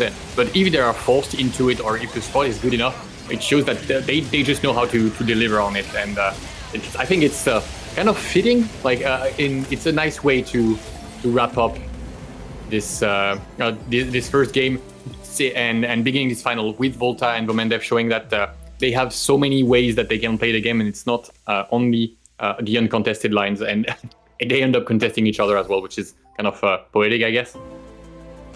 We saw the elimination there for Enzo, and I'll be honest, I like his webcam reaction much more than yesterday's. Yesterday, there might have been a webcam that was punched in celebration of making the top 8. In this case, a 3rd place, a little dance, a little celebration, knowing that he pulled off a unique comp and made it work. I think in this case, it's just the part of the game where Rengar, because he is kind of a single target machine, the moment there's some Zac splits, for example, the moment there's just this many units on the board, it becomes very hard for Rengar to have a high chance of targeting the right carry when there's so many other units to go for. And it's also so easy for Rengar to just keep getting stunned against this board. The Mordekaiser, the Sejuani, the Varus, and then if you add the Zac on top of that, it's just there's just too much to chew through and too much CC to stop you from doing it at all. The battle of the EXO players. In the case of Vomendev, slightly lower cap due to his augments, Slam-in, and Duplicator 2 econ augments. That's when everything is kind of evened out at stage 6 onwards, they don't longer apply. Whereas Volta, he has more components, he has bulky buddies, he has Krongard. Doesn't matter though. It looks like Vomendev might be winning this one. It's a close fight. And now both players potentially on 1 life. Close fight, but Vomendev has turned this economy into extra bolt power. You see the Zac has been stacked really, really high. Meanwhile, Voltarix, his level 9 is just a poor 1-star Renekton. So the econ augments definitely made a huge difference here. Triple 27 blobs. Legendaries, 27 blobs, thank you, production. And Voltarix reaching the end of the road here. Most likely, the previous fight did not look close. We'll see if he finds a way to outposition his opponents. But that might be a tall order. Gunfight RNG as well with his Zeri dashes. You can manipulate a little bit in terms of where you position her at the very start, but Zeri dodging Sejuani ults from the opposing board is going to be a pivotal part of this fight, of course. Yeah, and looks like Voltarix is safe for now while Vomendev got caught. I believe she's going to dash into, both. On the 1-for-1 stun for now. And so the fight is even in that regard. Looks like Vomendev's front line is falling a little bit, but the Zac is still there. Has already hit well, Voltarix. No third cast from the Zeri, but it doesn't matter. Vomendev still takes the loss there. It was just maybe a millisecond away from getting a third cast off on Volta Zeri. Yep, very, very close. And we're going to stage 7, and that means a couple of more rounds for Vomendev to stack up the blobs, and that might be the end unless Voltarix manages to find maybe that 2-star Renekton that has been eluding him for a while now. An equally valuable item slot still up, I would say, for the Sejuani in the case of Vomendev and the Renekton in the case of Volta. So important item anvil here, trying to find the right item to slot in that open space. Yeah, a third item on that Sejuani, gonna give her a lot of extra HP. If he finds something like Protector's Vow, maybe it might just be enough to get her to recast once more and just swing the fight in his favor. See, a second Renekton has been found, but no third yet. Maybe settling for Adaptive Helm on one side. For extra mana generation, and sell Renekton, 8 there in the next shop. Always. Yep, will be a Hodge as well. Last fight, stage 7, both players on their last life. Eyes on Zeri, eyes on Sejuani on either side of the board. It will be applicable because the fight RNG might be deciding it. If your challenger AI Zeri dashes out of the stuns, it will be pivotal. Vomendev gets stunned once. Doesn't dodge back in, so only 1-for-1 now. Yeah, but wait, there's another one. Vomendev gets stunned twice or only one time for Voltarix. So this might be in his favor. The Zacs have been split. They're going to be jumping to the backline. The Zeris are going to get stunned. And it's looking like there was just too many blobs in the end. Vomendev, a huge smile on his face, beats out Voltarix in a heated 1v1 there. Exotech wins the first one. I believe Exotech is just a big winner of this game, no matter what the players did. Great game from Vomendev. Did not expect him to lean into the Exotech with double econ augment. Proved me wrong and hit the board earlier than everybody else, pushing everybody out, well, mostly Goboster out of the line and end up capping higher than Voltarix here. That'll be it for our game 1, and hopefully that'll be it for Trainer Golems in this day 3. We'll find out, of course, still 5 more games to go and potentially a lot of variants. Stay tuned and don't go anywhere.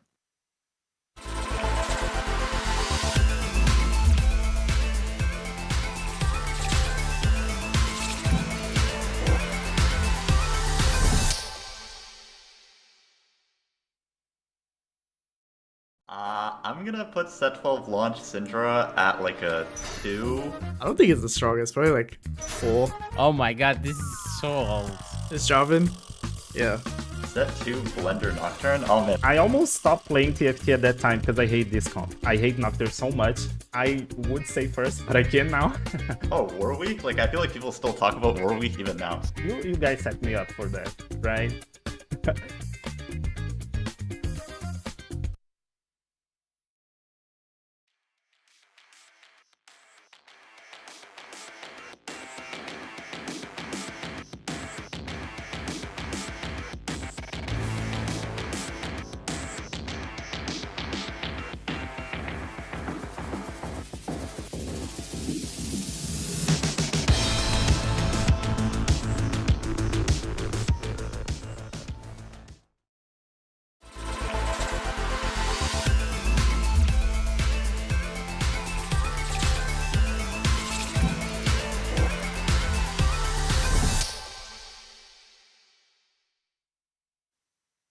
Welcome back, everyone. The first game of the final day of the Golden Spatula here in EMEA for Cyber City is done and dusted.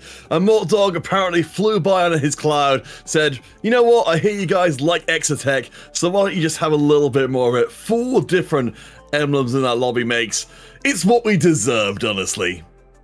Is it, though? Did we really deserve a Trainer Golem start to our final day of the regionals? I think the jury's still out on that one, but I mean, Fork Fountain, the kitchen, 4 Exotech emblems came out, and of course, 3 players at least went for them, for Bumendeth and Volta. It kind of worked out in their favor. Story's a little bit different for Gobo, and I just quickly wanted to shout out, you know, Volta gets a lot of flack from people saying like, oh, you know, it's so easy to play an uncontested line, but here he saw the signs, and by this I mean the Trainer Golems, pointing towards a very specific out, and he said, okay, you know, if this is what the game is giving me, I will run with it. And getting a second place in a 3-way contest on a line that you basically haven't picked up all weekend, I think is pretty strong from him. Absolutely, but let's not forget about Enzo, who game did not spoil with a spoon-fed golem. He had to pick up Wandering Trainer to try to make up for it, and did not get much help either from there. Got Executioner, Street Demon, and he leaned towards the comp that we talked with the Clicornan about, which is Jinx Rengar, but he actually managed to make it work, and it was without Jinx Free, which is the core of the comp.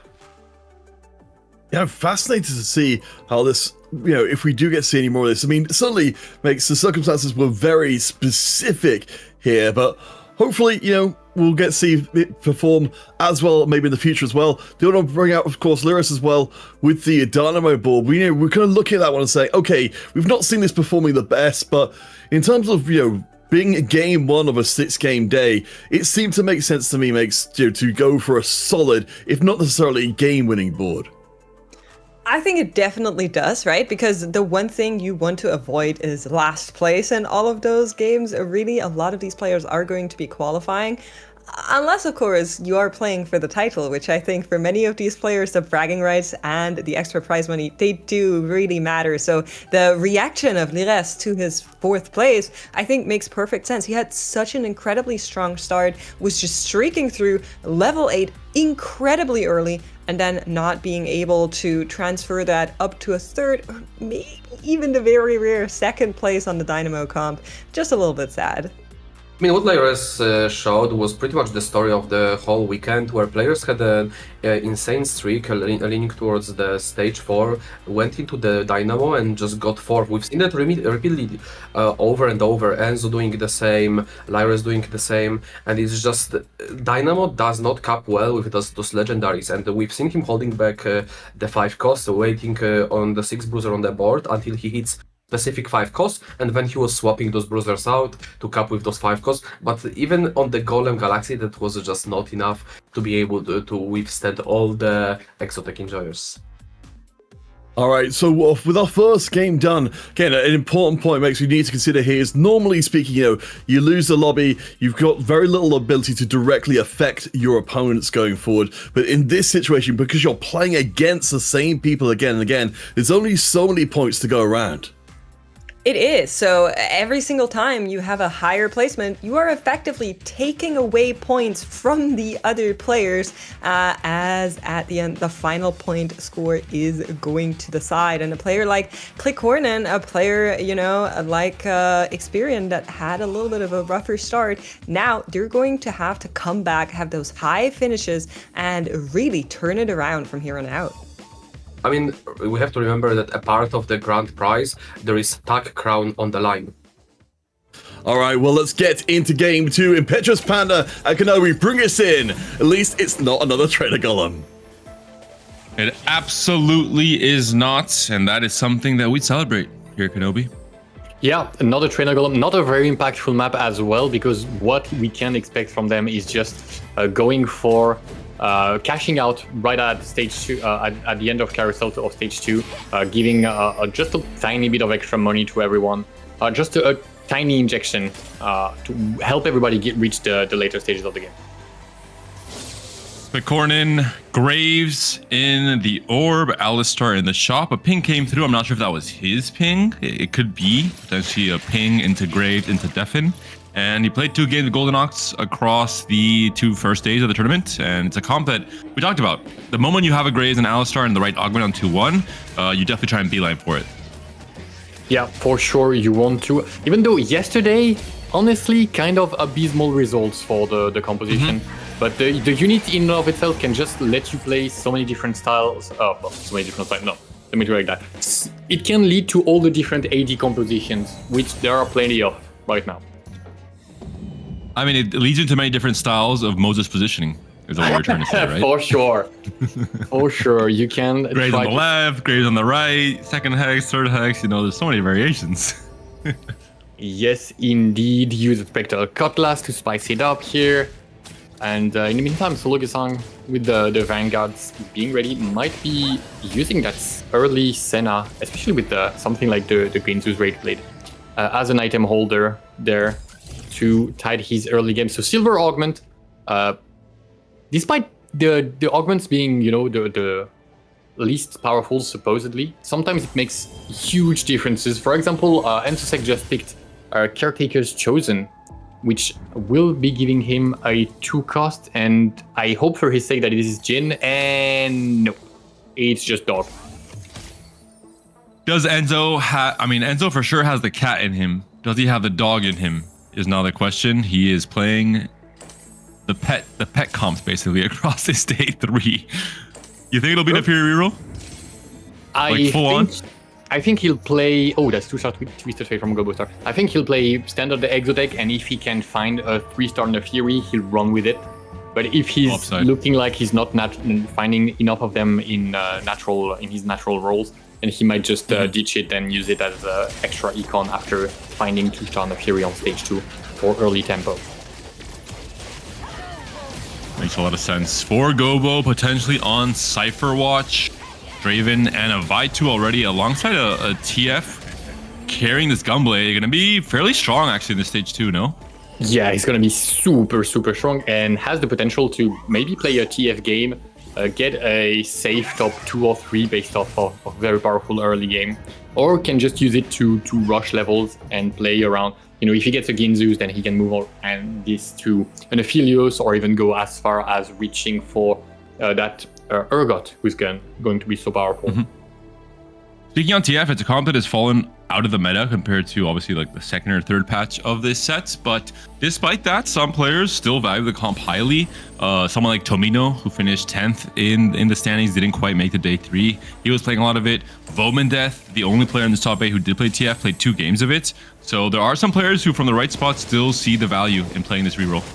Yeah, it has been nerfed, and so it's not really viable to use as a composition that you want to roll for on 3-2. But if you find a Twisted Fate 2-star as early on as GoBooster did, then it's definitely a viable option to use it as a kind of reroll the tempo line, you know? You can reroll to hit your upgrades on level 6 and then move to level 7 to extend that 2-star power spike that you have, and then only when you drop down. That's pretty cool. That's a lot. That is pretty cool. We did talk about committing to Graves if you have the right reasons, and Clickthornen has many reasons now, 3 in total in terms of the copies of Graves.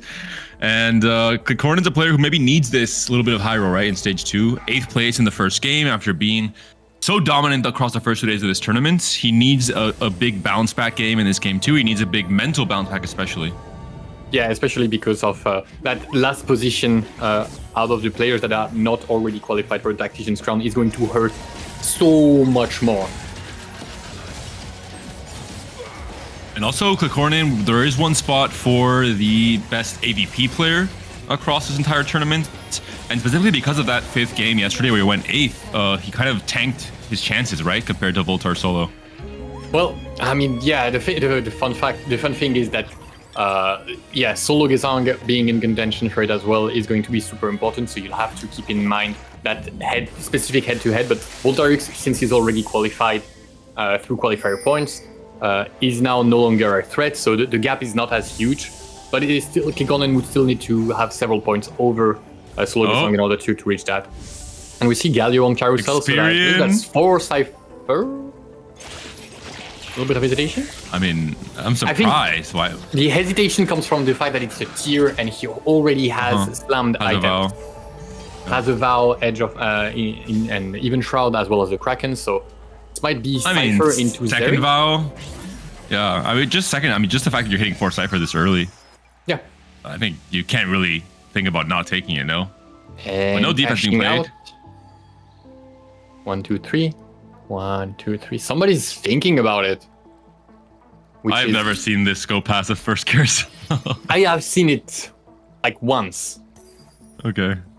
But yeah, as expected, every player just takes the extra gold here. Momendev looking towards an AP line for his early game. Not quite sure which one exactly he's going to be playing towards, but playing for that loss streak for sure. And GoBoxer also found a Cypher, but I believe this is like a win streak Cypher. Yep. I like this also as well. One of the reasons we say that TF is not really being played very often, even from a spot like this one where you have a TF2 on stage 2, is because a lot of the item slams, a lot of the angles that make you want to play TF would also want to make you play LeBlanc reroll, right? And LeBlanc reroll is, the cap is just infinitely higher with Cypher and with LeBlanc as a unit compared to TF, coming into the stage 5 and 6 especially, with Zed as a duo carry, with Draven and Galio, etc.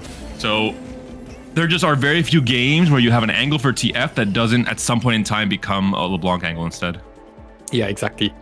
Because of the changes to the Ginzu's Rage Blade, it's become a much better item on LeBlanc, and that has made the gap between the two compositions quite small in terms of itemization. So as you mentioned, but what I'd love to see for GoBooster would be to find something like the hostile takeover and see if he has the guts to take it on stage 3. But for now, it's just a win streak, beats out Enzo and remains the sole player with 100 HP at the end of this stage 2, unless Solo Gesang can upset him, but I don't really believe in his chances. It is going to be a Cypher matchup here on both sides. In one case, not quite win streak Cypher because Gobo has taken Cypher out to try and guarantee the 5 win here. Maybe it will become a Cypher loss streak in stage 3. On the flip side, Experian fully leaning into the loss streak here. Most likely will be playing into Exotech, I have to imagine, just because of his priorities across the first 2 days and the Kraken Slam. Yeah, the Kraken had been slammed prior to finding the Cypher, so I imagine that's where it would happen. We're always, there's definitely possibilities on the 3-2 augments to find some things to reforge. Maybe this Kraken find something like Pandora's, the Salvage Bean. So it's not definitely guaranteed, but he's for sure going in there for the looks of it for now. And I believe Momendev is back to his old bruiser techie self. Yeah, let's talk about it. Trainer golems, you are forced to adapt to what the game is telling you, right? You have to play around your emblems, otherwise you're down a prismatic augment essentially compared to the rest of the lobby.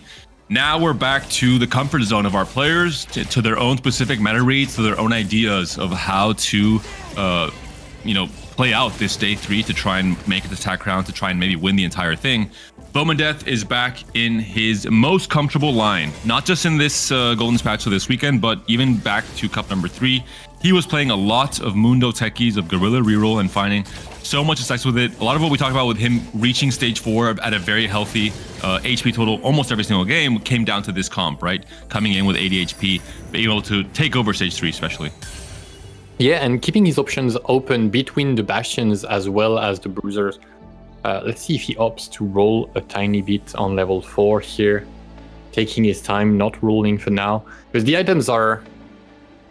A big issue for him is that that's way too many offensive items. And it's not going to be able to preserve any HP. Kind of the opposite of what we saw from Solo in the last game.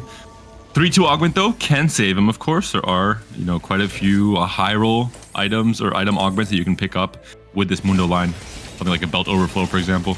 Oh, that would be... Belt overflow would be the absolute nuts for Mendev here. Hitting the triple Warmogs, which on any other character would seem like a kind of trollish idea, not having any resistances, but because Mundo's damage scales off of his max HP quite a lot, it becomes actually very, very powerful for him, allowing him to just cleave through the bolts, especially in stage 3.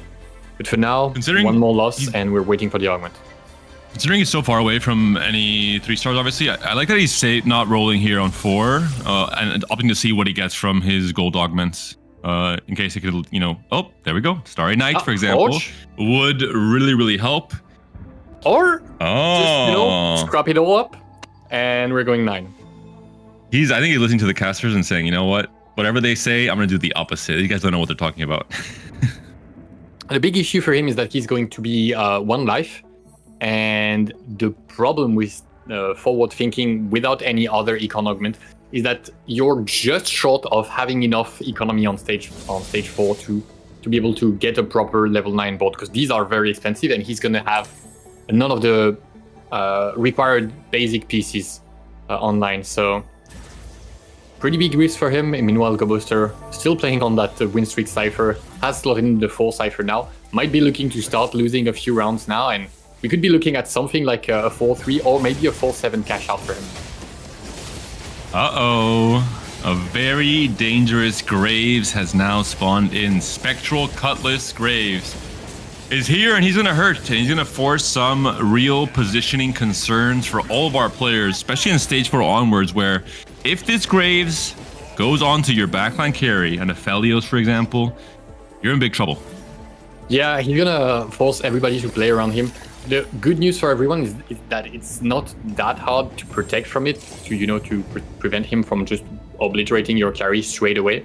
But it's gonna force everybody to play their carries in slightly different ways, and composition with several carries are gonna have to choose sacrificial lambs to feed to this demonic god that the Grave is going to be. Release Joanny here for Solo Gasong. One player we haven't touched on yet is Volta, and he was scouting Gobo's board a lot in stage 2. I was wondering why. I did a little research, and Volta is maybe leaning towards playing TF reroll as well. So Gobo being kind of in this la la land between playing Cypher reroll and TF has made Volta a little bit nervous. And Volta, we talked about him, right? He was all about playing off meta comps, uncontested comps that he knew he could consistently hit, and then just try and get some edges around positioning, around his itemization decisions, to then find top 4s. Yeah, so being contested on Twisted Fate is definitely the worst thing that could happen to you. 2 Twisted Fates here. Yeah, it looked like he has rolled a bit.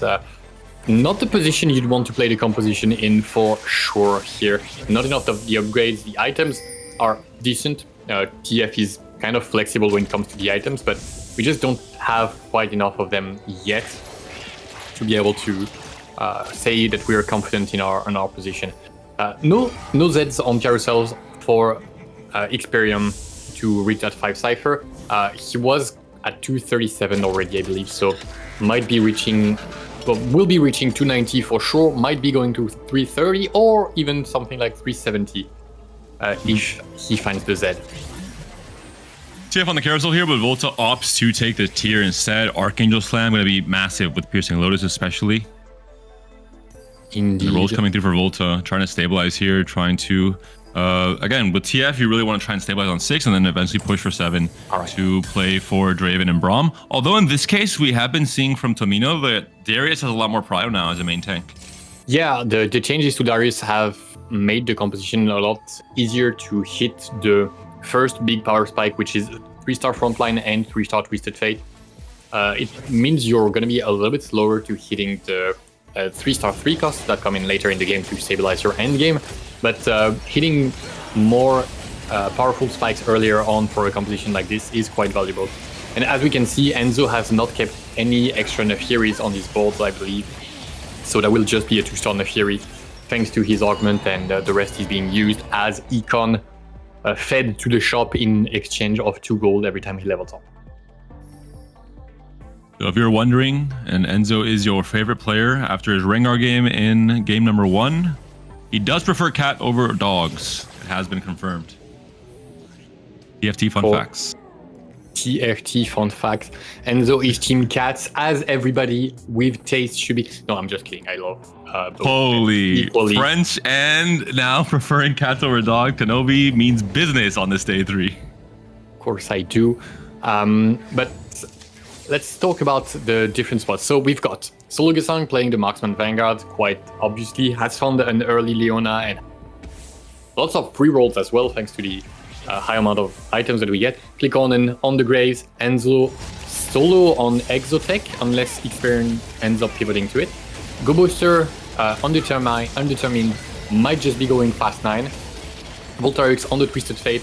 Lires has a Zeri, so looks like the second Exotech player, or could be a marksman based on his frontline. Vomendef uncontested on the Bruiser Tech. He's dropping very low in HP actually. And Experian with the Cypher that he has taken. No wait, I feel like the right my right screen is lying to me. We're gonna be checking out on what he's going to be cashing out in just a moment.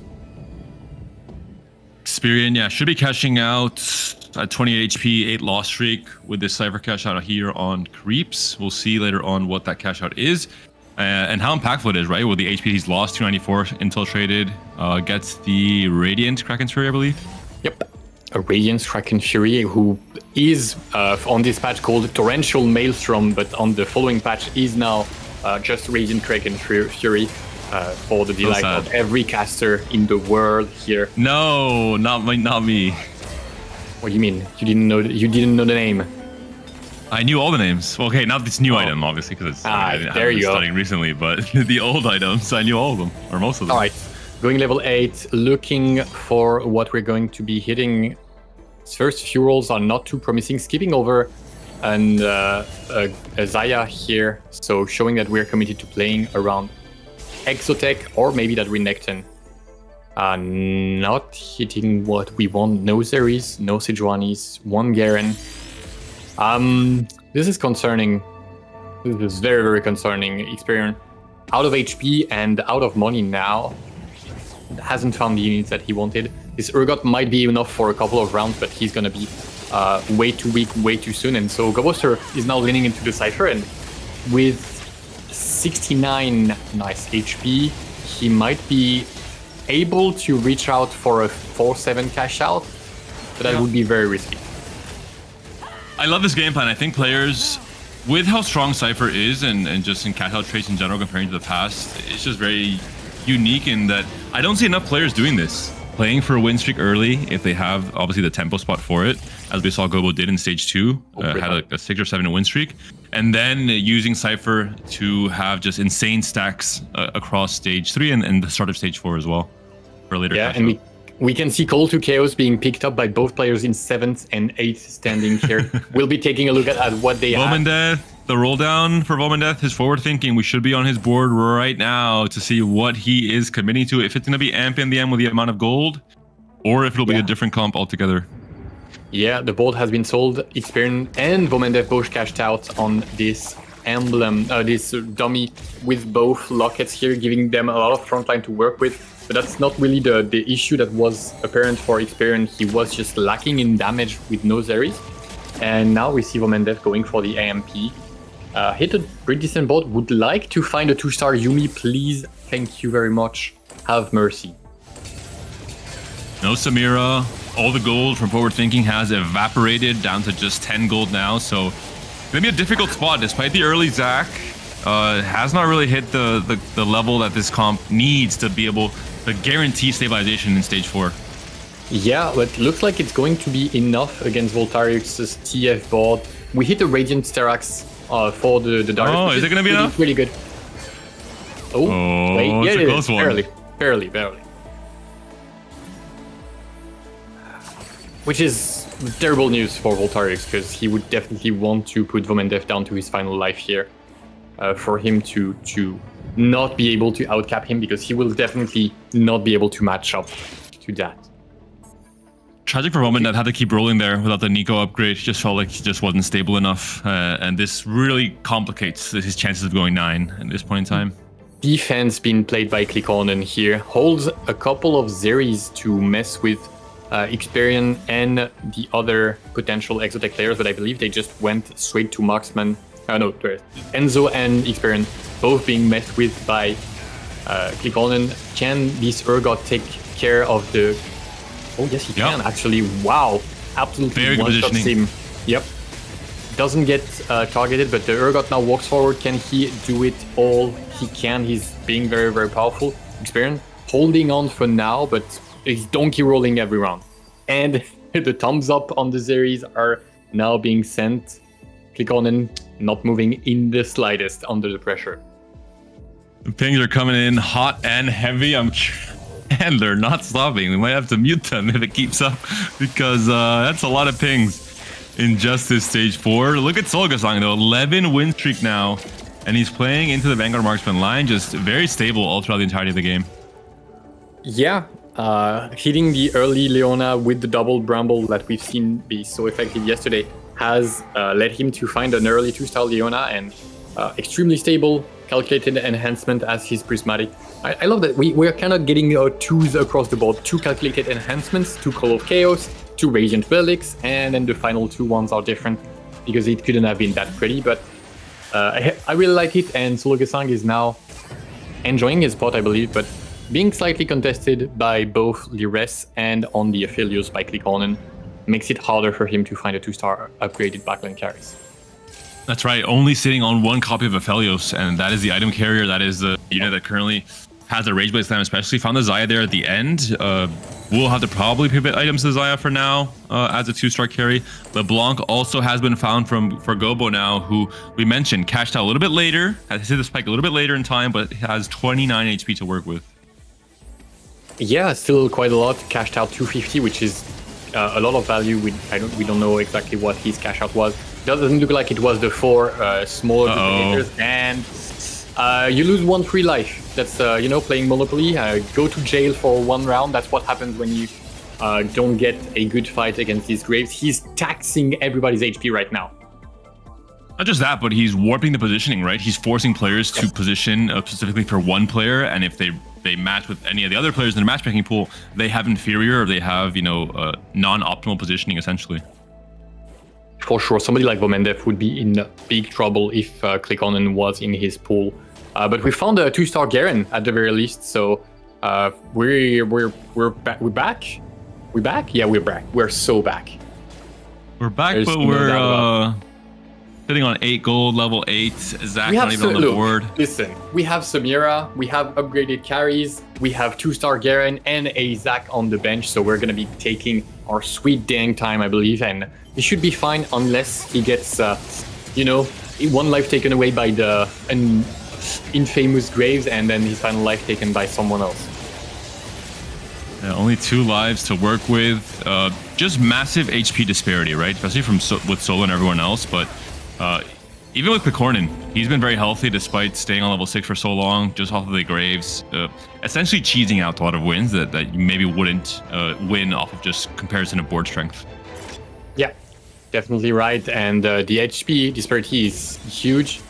especially because of the fact that 2 players leaned into Cypher, one from very high early on and then has now dropped lower, one from a traditional loss streak, and the third one just went for the forward thinking. So all of these players have created their HP already for the extra resources, and now they need to make do with the rest. And as for Voltarix, it just looks like he wasn't able to find a 3-star Twisted Fate early enough, and he's now bleeding out earlier than he would have wanted. An operation defense from Klikornin working, right? Both of the Exotech players still sitting on Zeri 1. Experian maybe opting to push to 9, but I think he just has to roll here, no? Until he finds a Zeri upgrade. It depends. Did Klikornin sell? How many has Enzo just yet? It's a tough decision to make here, because if enough are being held, then you might as well try and go 9. Right now, he's looking super stable. He'll only player with a full win streak going on. Still holding 2 Zeri thank you observers. So I think that's why he's not rolling yet, and he's saying that it's going to be too expensive, and I might as well just go 9. Solo also playing some defense against Lides. 5 Leonas being held by Solo. Still Leona 1 for Lides. So clearly, I mean, it just goes to show, right, how competitive this day 3 is going to be. Players really min-maxing in any way possible to have the highest EV of themselves staying strong, but also sacrificing their economy to try and make other players not hit their key upgrades. Oh, the Galio is still standing. Oh, look at the heal with the Crown Guard. Last LeBlanc has... LeBlanc. Wait, the Edge of Night. Edge of Night, so big. Oh. And this is why Edge of Night is so strong on marksman comps, either with not today or just a normal standard Edge of Night can really save some matchups. Oh, truly Volta is in trouble. Truly a disheartening position. Can't really sell anything. It might be just one big fat top 8 here. You could make the argument that shouldn't you sell the Draven here, but like, is he gonna do better than 8th with Twisted Fate 3? No, he needs both Twisted Fate and Draven to be hit. Unfortunately for him, he's coming up against Vomendef, who is not messing about. That Garen is going to have a great angle straight onto his backline and has found the 3rd item as well, so it might just be... Gumblade is helping though. Potentially can heal past the Garen damage. It's just about the dare until he hold on for long enough. It's a very bursty comp he's facing, and I mean, the answer is absolutely no. Volta out of contention for anything better than an 8th place, it looks like, in this game number 2. And Gobo might be following him along. LeBlanc has... Okay, never mind. Gobo does win here. And Volta has to feel salty, right? Because Gobo was holding some TFs early on. Gobo has obviously been in the way of the Draven 3 upgrade as well as a Cypher reroll player. So tragic for these 2 French players. Yeah, and Experian ends up rolling down on 8 after just a little while. He was holding on and hoping that Klikornin would sell the Zeris, but... he held on for longer than he thought, and he's now paying the price and being pretty mad about it. Now, dual screens for the 2 players in lethal range. Can they face each other? Will they dodge each other? Last second movement. Vomendef against Experian and Klikornin against Goboster. Last time, this was a disaster for Goboster, but this time the Grave is going to be stuck on the Galio, so this is great news on the other side. Zeri is for now staying safe, but the Garen should shred through the entirety of Experience competition. The front line is falling, and this is going to be the end for Experience for this game. Meanwhile, Goboster is going to be staying alive. The Galio doing so much work. We saw the last time these 2 players faced each other, Klikornin only had to face off against a triple clump with Divide, Draven, and LeBlanc. Oh, wait, never mind. That's Zeri 1 on bench. Thought he had bought Zeri 2 for a second. And here we see was a 4-unit clump, so it's very different positioning. The Galio also picking up the aggro from the Grave, just completely changed the outcome of that fight. Double item carousel coming through. For any of our players who are playing, 3, 4 key carries, it's going to be very, very important to round out the full item slots. Yep. Enzo picking up a Zeri here, also hasn't found a Zeri as well. So lots of defense being paid from Klikornin, but you have to wonder if this was worth it for him, because in the end, he hasn't found any other 3-star carry or 3-star unit. No 3-star J4, no 3-star Senna, which is kind of a big deal when it comes to the late game for this composition. Graves is not enough. He needs backup. Not just that, but this is, the same 8 players across this day 3. If you're holding someone's Ares, and these players are all human beings with emotions, they might remember this for next game. So you have to be very careful about what kind of mental gameplay you want to work on when there is the same lobby across 6 different games. And I mean this very seriously. We see it from ladder with players, you know, threatening to put each other on lists if they're griefing each other's units. The same can happen this day 3. Yeah, at the top of the screen of click on, and it's written, Experion will remember this. And Experion is one of the more emotional players. So oh yeah, very careful. Oh yeah, he is. And click on and will be going down, as well as Enzo. We'll see who ends up getting what place, because they were quite close in HP, so can't really say right off the bat. But Vomendev gets a pretty good finish here already. Top 4 secured. Same for Goboster. So Vomendev feels like the big winner in these first 2 games. 2 top 4s guaranteed. Klikornin, not quite the bounce back game he was hoping for. Obviously a lot better than an 8th, but still going to have a mountain to climb to start getting into the top of the standings. In terms of maybe not the championship itself, but trying to guarantee a slot at TAC Crown. Having a Turkish representative would be absolutely fantastic for as big as the community is here in EMEA. Yeah, for sure. It would be a huge moment for them. And as he mentioned, he wants to do better than Darkest in the interview. So we'll have to see if he can manage to come back from this 2-game deficit. It's going to be quite rough, because it's not a championship format, so there's a hard stop at the end of game 6. So having a first couple of rough games is pretty hard to come back from, but definitely not impossible. And right now we can see Goboster being absolutely decimated here by Lires. And the Galio hung on for as long as he could. The LeBlanc was maybe one last cast from maybe clearing the entire board with how she is scaling and ramping throughout the fight, but not quite enough. A top 4 for Gobo. All in all, I think has to be pretty happy. It wasn't the more traditional kind of high roll version of a Cypher game where you have Cypher in early or loose streaking like crazy, and then you just hit the Giga board on 4-1 on 4-2 and take over. Yeah, he managed to get a top 4 here, and as you mentioned, it's a good ending because Vomendev is the big winner of the players that sacrificed HP early on. So anyone else that was low HP alongside him is going to get eliminated every time they come across of him, of course. And in the meantime, Sologasang is going level 9, comfortably ahead in HP. Will be facing off against Lires. It's going to be a very key round because whoever wins this should be able to, well, if Sologasang wins this, it's guaranteed top 2. If Lires wins this, based on how the ghost fights go, maybe Sologasang could go 3rd here.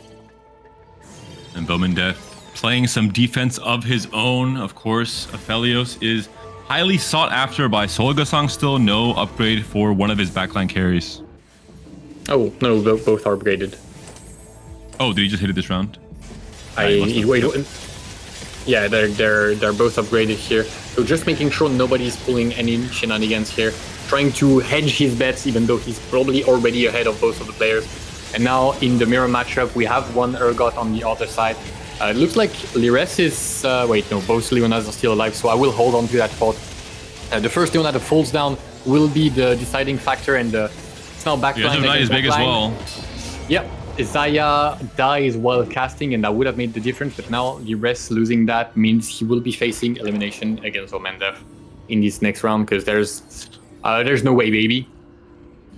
And props to Vomendev. We talked about his love for the Gorilla comp. He was in a spot to play Gorilla. Correctly identified, hey, I don't have enough tank items. I really need my Mundo to have, a ton of belts and have a 3-item Mundo to stay healthy in stage 3 and not just end up in stage 4 with my comp falling off while being low HP.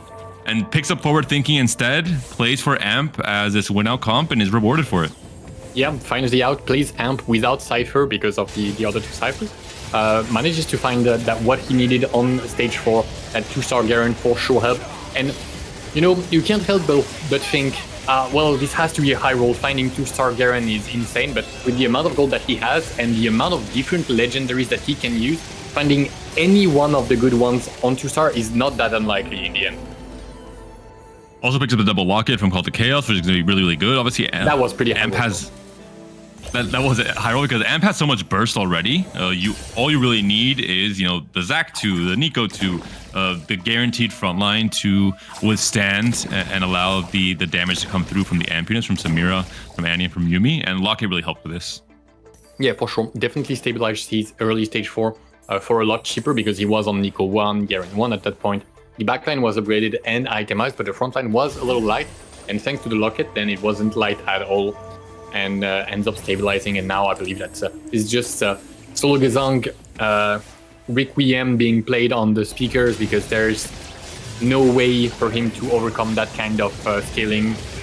The level 9 is just too powerful, the upgraded legendaries have been found, the Zac is geared, the Garen is modded, the Chibers is summoned, and the pack is unleashed. Vomendev gonna be sending Solo Gazang to his final life, so unless something crazy happens on Carousel here, Vomendev would be claiming a second first place in a row. Define crazy. I'm not sure what level of craziness we need for this I don't even know, man. fight to flip in Zolgatson's favor. Tome of Trait plus emblem on the tome gives you 2+1 Vanguard. Unlock the secret Age Vanguard. Turns your units into a mech. A mech vaporizes Vomendev's ball. Something like that. I don't know. Wait. Don't leak Sec 15. Don't leak Sec 15. We said that was confidential, Kenobi.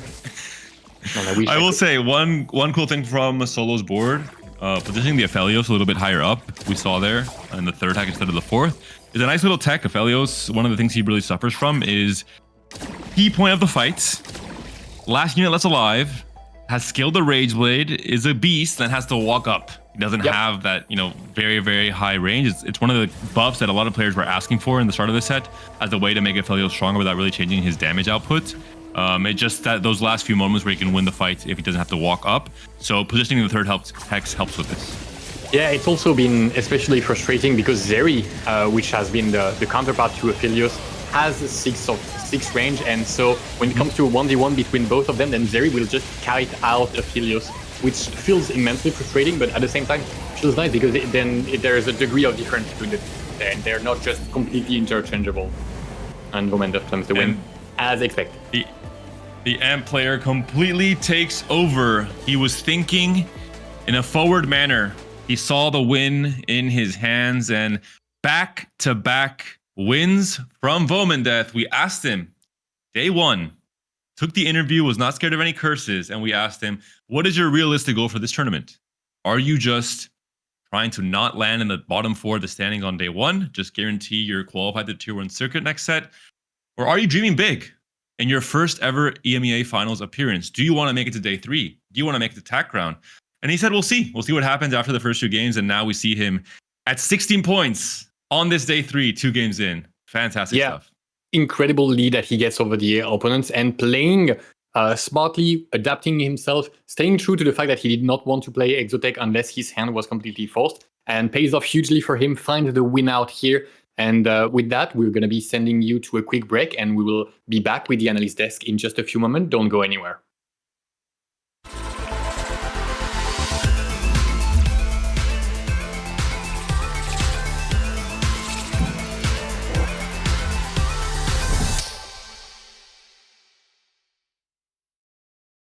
Everybody, Snooty here. I'm joined by Vixon, Unid, and Lelouch. We're going to find out who's the best TFT artist. We're going to draw TFT terms. The rest of us will have 1 minute to guess, so it's looking like a fun afternoon. So, are all of you guys ready to go? Yeah, of course.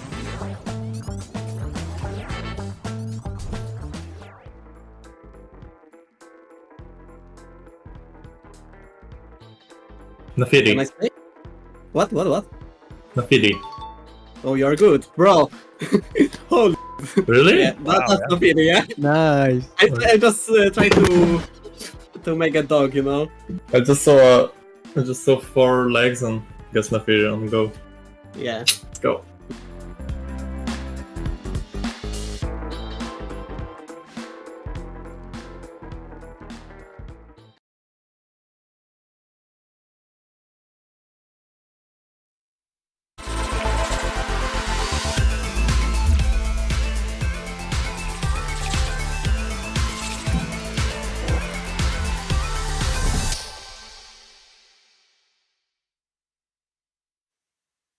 Welcome back, one and all. 2 games down in our final day of play, and already we're learning lessons aplenty. Makes, I can see that you've got some things to say. Why don't we start off with the bottom of the table, the attempt being made at Twisted Fate.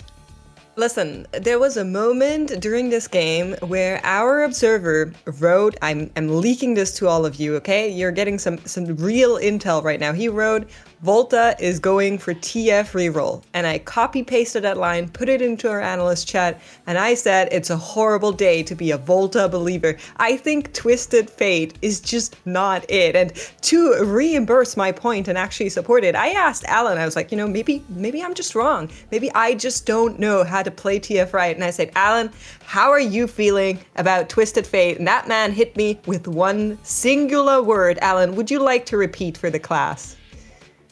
Hey.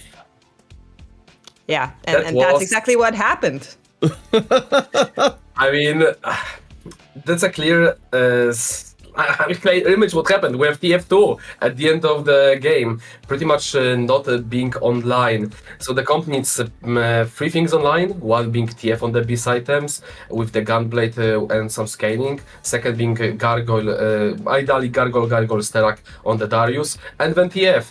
And then we had on the other picture Gobo holding up the TFs, holding up the Dravens, which just ultimately griefed out Volta.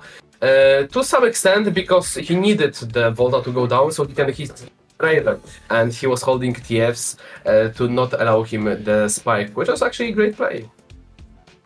Well, let's talk about some of the other aspects of the lobby. Alan was very succinct when it came to talking about TF. Mix, what's your stance on Cypher? Listen, the entire lobby, I spent our analyst desk saying I don't like Cypher. I don't like playing Cypher from a loss streak. I don't like playing Cypher from a win streak. I just don't like Cypher to begin with. I will say, though, it looked pretty good there with that LeBlanc 3 finally online for Gobo. I will admit to this much. I'll ask you a question, Max. Do you like winning?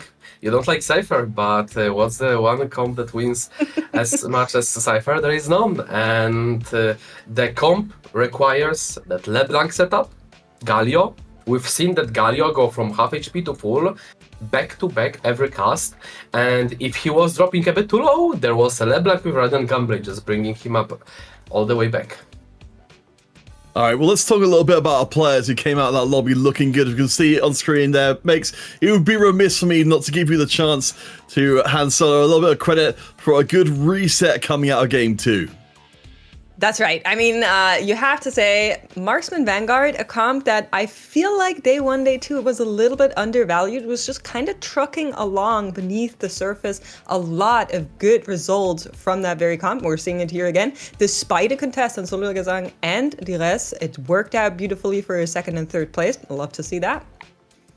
I mean, one thing worth noting, this game, Solo had an interesting decision, and he took the longest on 4 to pick his argument. He could have went for Invested Plus to go into the Urgot line instead of playing 3-way contested Marksman by saying that there was affiliates from the contest from the Clicorner, and go for the win out. But he went for the just more power and go for something that he's more familiar with. All right, we do need to take a second to recognize Vermindeth coming here on his very first regionals is so far completely undefeated against this absolutely glittering field of players. I mean, admittedly, we're only 2 games in, but that's the kind of performance we not only want to see from a potential regional champion, but if EMEA is going to finally get back and take the crown. I mean, that's right. Exactly. I mean... Mm-hmm. Go ahead. Super dominant performance thus far, but there's 4 more games, right? We cannot call it before it ends. Caster curses apparently are very, very real. Jinxes have happened in the past, obviously never to me, but to some other players perhaps. And so I would be careful to hype too much at this current time. What do you think, Alan? Jinxes? I would love to see some Jinx free. We've seen some attempt from Enzo today, and maybe Clicornen will bring his special that he liked so much from the screams. All right, well, let's see. As we've got, you see on the screen right now, Vermindeth, the only undefeated player. We've got much more of a clumping of players. You can see Zologasang, Lares both on 11. Coming the last game with Volta and Enzo just behind. And of course, Kakula and Experian, the ones who need to make up the most ground in the next 4 games yet to come. We talked about before, makes, it's still more possible it could be otherwise, but let's jump in to our next game. We'll be saying a short goodbye to Alan, a welcome back to Kenobi. Let's get this one underway. Kenobi, lovely to have you along. Now, this is pod racing. Wait, no, wrong character, wrong movie. Hello. On the play. Pleased to be back, and we're gonna get into game 3. We'll see if Vermindeth can keep increasing this lead, because right now it's looking very overwhelming. If he doesn't, if he managed to not go bottom 4 in any of the remaining games, then it looks like he might already have things locked up. So the players will be targeting him, kind of reminding us a little bit of a championship format. It's true. It's not checkmate, but coming back to what you were saying earlier, Counterfeit, because everybody is kind of sharing points, nobody is going to get reshuffled into other lobbies. Every single time somebody takes a first place, that is points that being taken away from the other 7 players. So I could see maybe a little bit of looking at what Vermindeth is doing right now and trying to hold 1 or 2 units every now and then. But of course, at the same time, there's still so many games. Players need to make sure that they're not scuffing their own approaches to these games. Oh, for sure. I mean, the big thing on the other end, as well as considering who will become our regional champion, is that, as you mentioned right back at the beginning of the day, Makes, one of our players here from the final day will not be making it to the crown for the way things have worked out with a number of players qualified and like. So that is something else to be considering. You've got the high highs, but you've got a very low low potentially on the horizon. Yeah, and right now the lowest player of them all is Experian, back-to-back top 7, netting him 4 points total so far. 8 players means, as you mentioned, the points can swing quite quickly. It's going to be very, very important for Experian to keep his head in the game and find a way to find a way back, find a breakout top 1 here in order to climb the points and avoid that dreaded last place that would send him home instead of words. Listen, I mean, if there's anybody that can do it, I feel like Experian is a great player for that. I recalled to the last regional finals he played, and he was saying like, oh, I had a bad couple of games, but then I just said, okay, whatever, pull through, and he actually did. He had a really good finish after that, so he's a player that, despite being very emotional, he can rein it in when necessary, but we have our first couple of augments coming on through right now, and it's going to be golden ones. Yeah, we can see some of our players looking around for some of those artifacts. We do have Volta going no scout, no pivot immediately. I mean, it's a statement of intent, but it's a statement that perhaps isn't too unexpected. Yep, gonna see what it is. Oh, no scoot, no pivot on Graves. That is fantastic. Wow. Because Golden Ox, as you know, gives % damage amp, and Graves has no access to easy ways to increase his base AD. And on top of that, having a Senna as early on as now will mean that he will have the damage. You know, earlier I mentioned Graves needs a sidekick. You know, he needs the Twisted Fate that he has in League of Legends. And here it looks like the Senna is going to don her own hat and throw cards with her rifle. I don't know. I'm making this up as I'm wrong.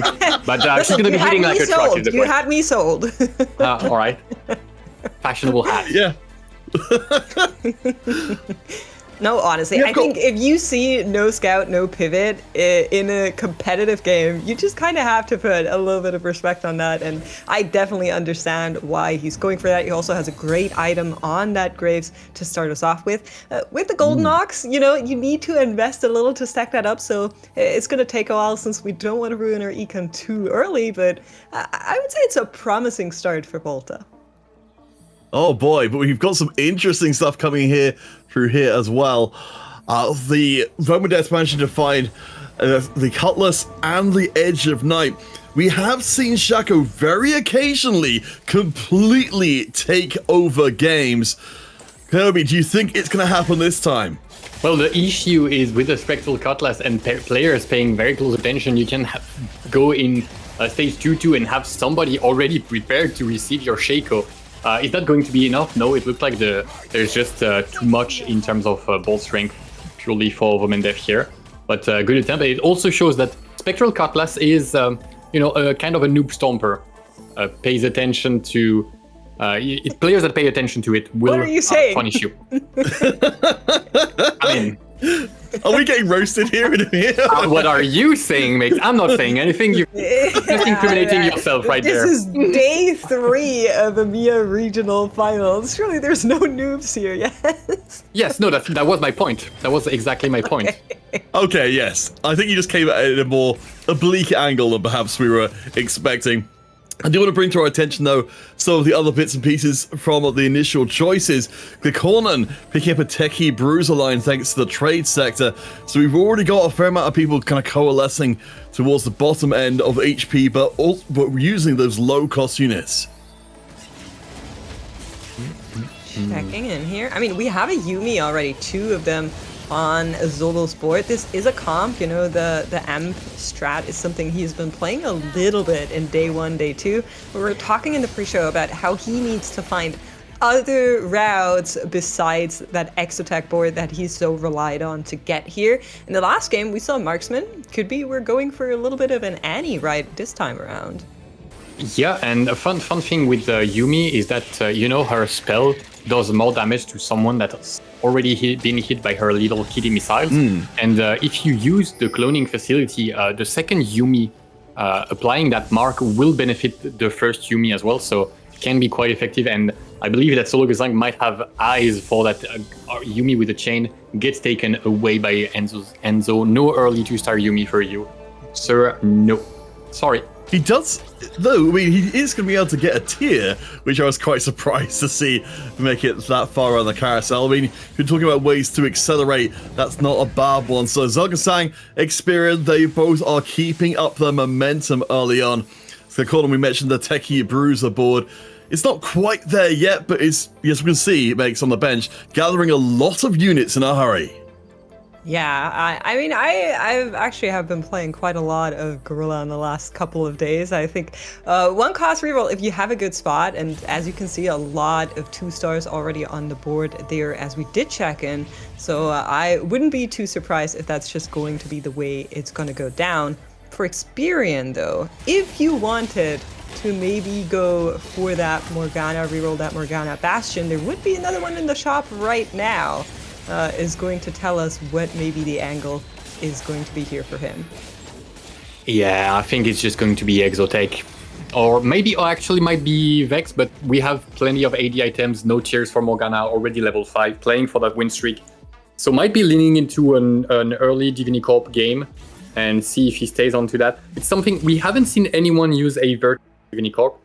And now comes the early augment, because that's what the map is. So options.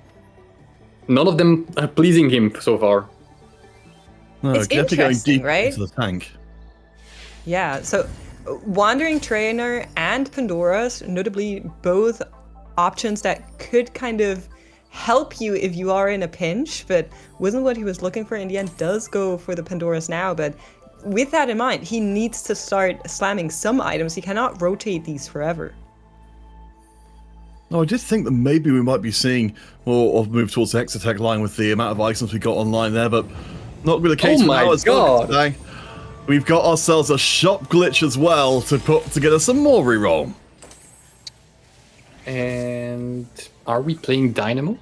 Looks like we're playing Dynamo. I would imagine that's the angle. He sold the Yumis, not buying the Zeri, not buying the Zaya, obviously the items. Shop glitch means we should be able to upgrade the board early on and not use it only for a 1-cost reroll, but just to stay strong the entire game, being able to move forward, go level 7, go level 8, and keep upgrading the units. Maybe reach an early 3-star Elise while moving forward would be invaluable and could lead him to a top 1. Do you guys know what's really important when you play an augment like no scout, no pivot, and you locked yourself into something like a Graves that you want to play around? You know, it can be pesky to get all of the BF swords you need to get that one running. Guess who just also picked up a Pandora's? Yep, that's Volta. Very, very good All augment choice there. And the shop glitch is popping up on screen thanks to the dual screen you can see. Not too bad for the Mendev. 6 a piece for the 1 cost. The 2-star Darius is here. We've hit all the important units for the coming stage. We're just short of a few Shakos, unfortunately. It's going to be pretty rough because we're already so low. Now he's going to be facing a tough situation. Does he roll down for 3-star Shako now, or does he just move along and hope to hit on the next shop glitch? Yeah, I'm keeping very close eye because, again, Mix, as you said, it does seem like a very bold choice to take such a volatile competition for Voman.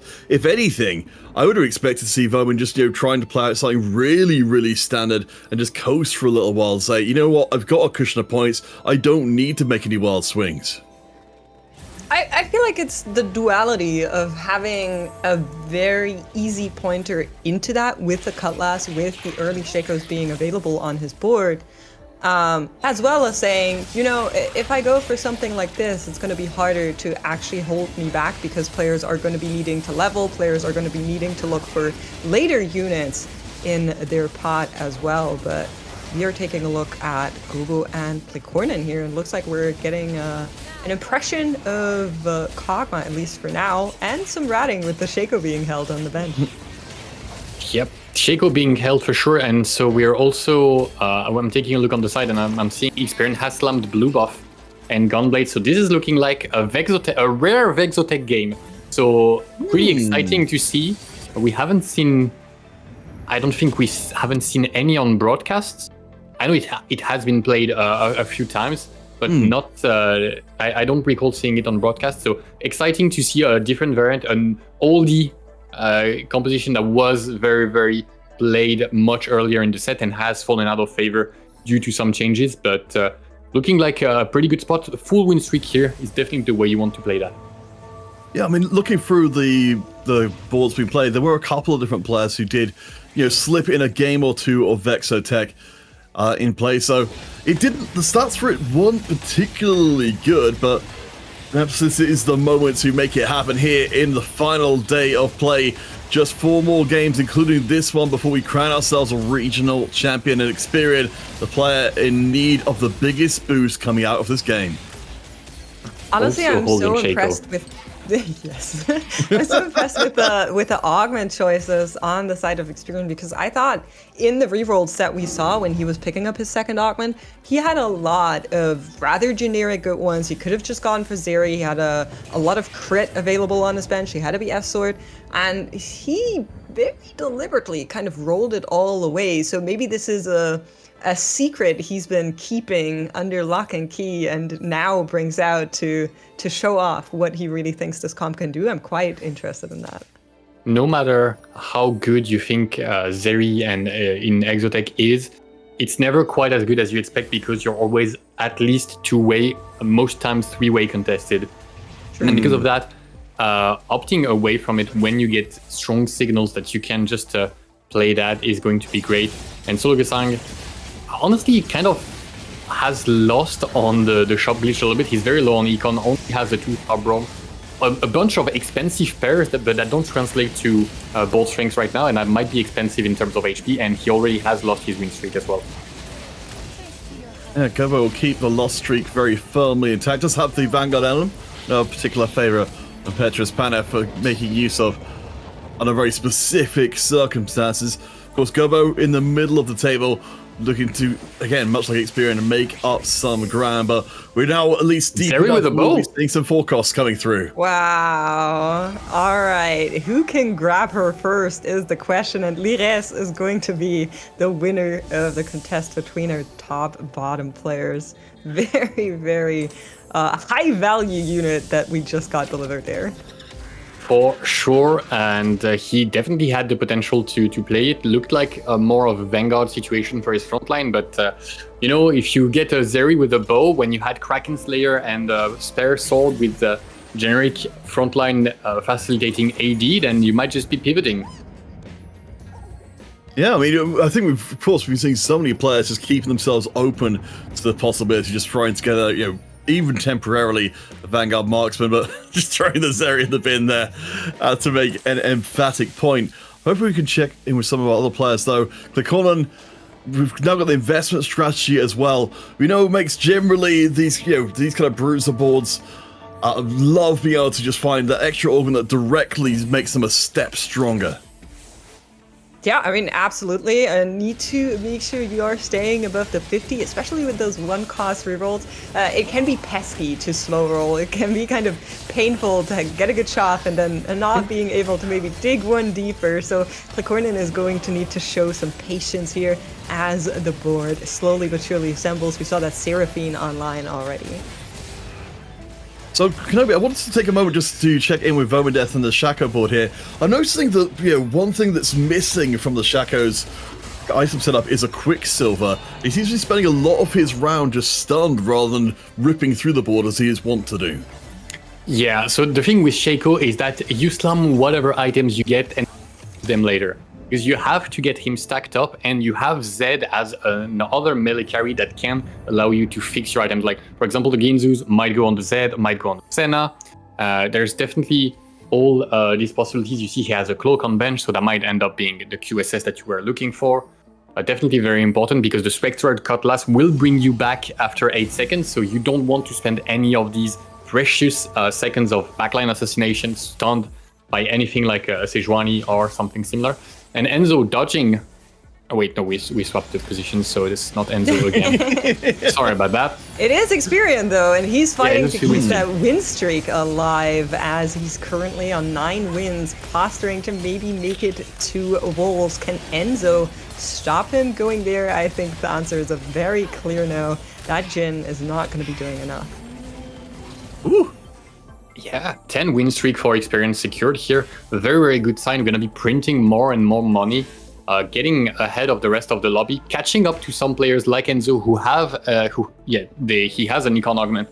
So good sign for Experience. Now he just needs to find a 2-star Mordekaiser, Vex rather quickly, and then due to being uncontested, he might have some unique win conditions like the 3-star.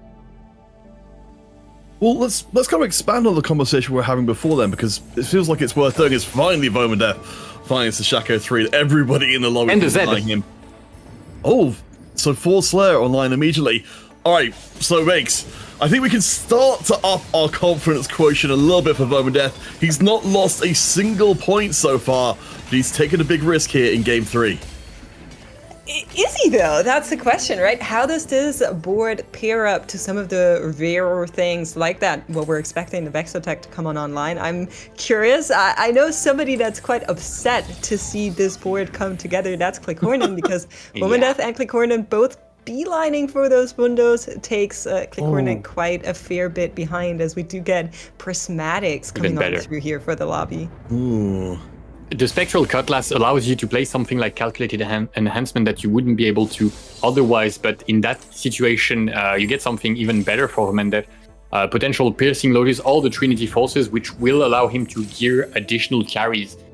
Very, very good stats overall given by the Triforce, especially the starting mana. That's actually quite important for Zed to start doing his Tornado Spin move that he loves so much. That probably plays into AMVs of old. Anyway, Clicornin hitting the bunch of belts here, making his front line even tankier. Moving on, I said moving on from that. No, we need an AMV here of Game 3. Well, I will say, I was just talking about it, how with Vomandeth also collecting those Mundos, it's going to be harder for Clicornin to hit. He just found that Mundo 3, which is such a key factor of getting this board online. You could just see why. Despite the Shaco maybe taking out the entire backline, Mundo still staying strong, tying so many units up here, maybe allowing Mundo can win something to happen here, but maybe not. I mean, can in the literal sense that it's not impossible, but I mean, even with the belt overflow, I think makes you hit it really well there, which is that at least in this particular matchup, and I suspect for matchups to come for this Bruiser Techie board, you've got the world's most ridiculous frontline, but your backline still remains as pretty much as squishy as ever. For sure, very vulnerable to Slayers overall, which is a good thing. There aren't many Zed and Shaco players, but when there's one, it's terrible because you have a total of 3 units in your backline, and meanwhile, Lires just hits a Bing and a Bang and a Buck, and everything's upgraded. We just have to fit Leona on the board, maybe. Nope, it's gonna be banished. I mean, that was so many units in what, 3 rolls? I understand that maybe we could make it all happen in the same 10 seconds. Hey. Goister is starting to pick back up momentum. The Vanguard boards are kind of come together en masse across the lobbies. Of course, Goister has had an harness for a long time with that Vanguard emblem. Items are looking pretty damn good, and as you can see, the whole tournament has been a story of Vanguard versus Zeri, and I think this time it's Zeri by a whisker. Yeah, I'm curious to know what his call to chaos reward was. Maybe we can find out. I'm sure our observers are on it, and GG's. Yeah. Oh yes, of course. That's why that would. Yep. That's a lot of. I don't think there was a sale in the department store for so many gloves to go out, but looking like we're just fine. And Volta has double Radiant Terax. Yeah, I've got more of them. I hope you're ready because the day is not over, and I've got so many more of them loaded in the champ. Oh my gosh. Well, let's take a second just to recognize what Volta's doing here. The no scout, no pivot means that he's also deploying with the Graves 3 and including the Radiant Sterax, the split formation to try and make sure that Graves gets access to the softer underbelly of opposing comps that much more reliably. Just look at the giant shield he just got there that will allow him to move on further throughout the fight. Now, I do want to kind of come back to what you were saying earlier, Kenobi, with Graves kind of needing that assistant when he's working through the boards. First of all, to tie units away from him, and second of all, to also dish out some extra damage that allows him to then keep on moving through these boards. I feel like we're not entirely there just yet with the Senna and the red buff, but we have to agree he's on a great track. Yeah, he's going to be able to move forward, and the thing is that Senna has been stacking the no-scoot, no-pivot since round 1. Usually you'd find the first Senna quite later on in the game, and that would slow it down a little bit, but talking about focusing more on the present moment, we got 2 pans and 1 spatula on this carousel, which means that we're going to get what? Goboster got a pan. What can he do with that? Playing Vanguard? Not so much immediately, I would assume. I did notice that Enzo got a spatula, so that's one of the Exotech boards that's going to be able to push up in power. But yeah, we'll keep a close eye on how those end up developing there, as this, honestly, being one of the less outrageous encounters that we've had so far. Of course, we started off the day with the Wandering Trainers, but things have simmered down a little bit since then. But perhaps they're about to heat up again, makes we've got the beginnings of the Vexatech finally happening. Do we though? Look at the gold that Experian just rolled down. He's down to 10. We're sitting on a pair of Vexes. If he cannot transform that Vex into a Vex 2 in the next couple of rounds, it might actually look pretty bleak. This comp as is already a little bit below in the power levels compared to something like a Zeri or something like the Marksman Vanguard, and everybody else is also starting to hit. So if Experian wants to not be on the bottom end of these trade-offs, he needs that 2-star Vex very soon. Crucially, facing off against Goboster, who was on the lower end of the rolls here. No upgraded backline carries, I mean the Vex and the Varus most notably, will be able to slowly but surely chew through the board. I mentioned that we might see a 3-star Vex, but Voltarex is playing Vex, and so we'll be playing a little bit of a double defense and offense at the same time, because she just fits in his composition, obviously, for Graves' Executioner, but there's going to be spelling a little bit of trouble for Experian here. Slowing down his ability to hit and then move on to level 9, which he would desperately need if he wants to lock that top 1. Yeah, and again, remember, Experian might be in top 1 position at the moment with 90 HP, but you said, gold in the back, not the best, and Experian only 4 points overall. Zolgasang tied with Lyris on 11 points, currently moving into that second place position. I kind of like this board we've ended up with here again. Makes we had this conversation on desk before. You know, Dynamo has proven to be pretty reliable the whole tournament long. Yeah, that is true, but Zolo did not play it from a win streak perspective. His streak got snapped rather early on, and from there on, it was a bit of tumbling. We're now on 5 losses. Gold is looking phenomenal if you're just taking that into account, but he will need to stabilize because in the very late game, Dynamo just cannot keep up. So unless there is some legendary flex that's going to be introduced to maybe spice up this board a little, I'm worried. Yeah, and there's some terrible matchup. Like the first shop glitch being as bad as it was for Solo is definitely terrible news. And Vomendef has already found, well, he had that QSS that we mentioned. The Green Zeus Rage Blade has been moved, and the Zed has the 2 double Triforce and is upgraded. So he's definitely in a great position when it comes to, you know, just getting that safe top 3 or 4 that will keep him in the lead, even though somebody might catch up to him a little bit. It will give him a comfortable lead over the competition here. And just to reiterate that lead, Velmadeth is 5 points ahead of anybody in the competition right now. So, you know, staying in the top 4 means that he will stay up at the top in pole position to challenge for the regional title here on his first appearance at regionals. Gobister, though, still doesn't need to make some space, this Vanguard board, and we see the pan be left there on the side. I think Goa may not even get the chance to do much with this at all. It's a fratricide elimination round, 6 Vanguard, 2 Marksmen versus 6 Vanguard and 2 Marksmen, but there are 2 upgrades in the backline for Lires, even though the Leona is not upgraded on his side. Is that going to be enough? You have to believe that this is going to be super rough, but we have better scaling on the side of Goboster with that double Kraken and the Ginzu. Lires' affiliate is going to be quite a bit slower, and it's going to be enough, and Lires is going to be going down in 8th place. Not happy about this at all, and both Vanguard Marksmen are in a pretty rough position. Only 1 remaining now, and Sologasang also losing his round, going potentially down to his last life. I mean, on one hand, it's great news for Gobo, right? Those units are back in the pool. On the other hand, you don't actually have gold to roll very much to find them to upgrade your board. It does find the Aphelios too, though, so that is pretty big. And then Zolo also getting that Elise 3 online, and that's just kind of what we were talking about with the Dynamo board. Not really doing all too much in the very late game. Yeah, he had to sell the bronze. Go ahead. Yeah, well, no, I think you took the words out of my mouth there, but I think it feels like at least this is the best it could be at this point. But when you've got players like Verminoth on the side, they are here to ruin your day. Oh, and he's the Shaco just deletes half the backline immediately. The calculated enhancement gets cut down, and then the Zed right onto Elise. At least with her being 3-star mates, as you pointed out before, she survives a little bit longer, but I don't think it's going to matter. Yeah, and the Shaco just 1-2 one-shot both Aurora copies here and takes Sologasang down to his final 2 HP here. Goboster, thanks to his affiliates too, that was hit in 1 single roll, is going to stay alive 1 more round, might be able to get another extra point if Sologasang goes down here.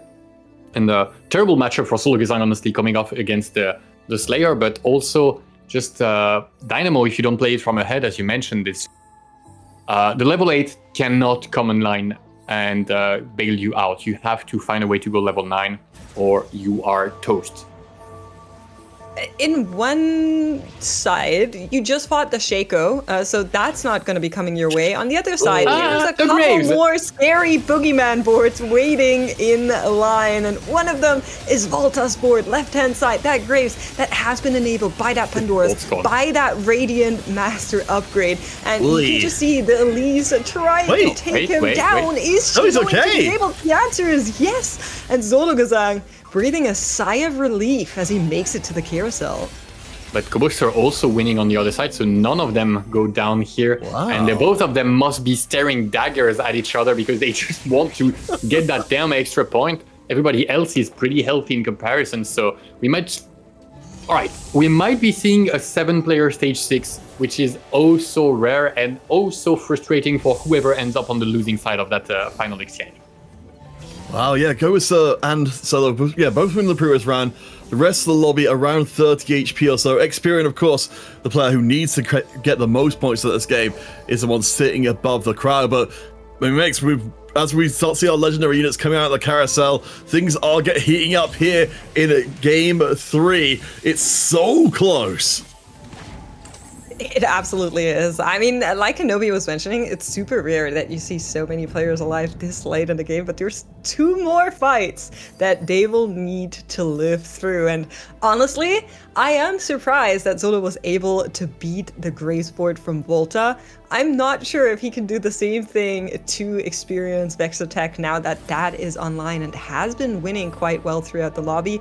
And there's more scary boards waiting as well. So both of these players really need to position, really need Elimination to figure fight it out as they go up against each other. And someone is going to get knocked out. Yeah, Solgisang goes out. Picked up the 2-star Misfortune on the carousel, which is going to be a huge increase of damage, but Goboser has a much bigger frontline despite the Aura summoning 2 extra units. It's going to be backline against backline. The Javan is just staying alive for longer. Can the Elite with 1 more cast will be doing it, and Goboser barely loses that. And Solgisang stays alive for 1 more round, gets 1 more point in his pocket. Meanwhile, Klikonen loses an extra life and is going level 9, I believe. Yes, with how quickly his gold is disappearing. I wanted to take a moment to recognize that with Lyris going out in last place, who was on 11 points, Solgisang is the closest player in points to Vomandeth. If Solo takes a bot 4, Vomandeth's lead over the rest of the field will grow even more enormous. A lot riding on him, but everybody else also wants to make it there. We're checking in with Vomandeth and Klikonen. These 2 players were kind of on very similar lines early on, but found their individual outs. That Shaco in the backline just trying to take out units left, right, and center. Does he get tied down long enough from the tanks so that Seraphine and Zyra have a chance here? He does drop, but doesn't fall. And it's going to be so close as Zyra actually makes it out here, and Klikonen will take a win. Yeah. Yeah. And the key thing to notice here is that the health investment and the Bruiser emblem that Klikonen got late in this game meant that despite the Shaco jumping on the Zyra, she did not pull aggro from his spell because he jumps on the lowest HP unit. And both Seraphine and Zyra managed to stay alive until the very tail end of that fight, and that definitely made a huge difference here.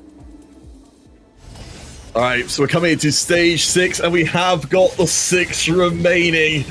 It's what we had promised here for game 3. Every player fighting for every point.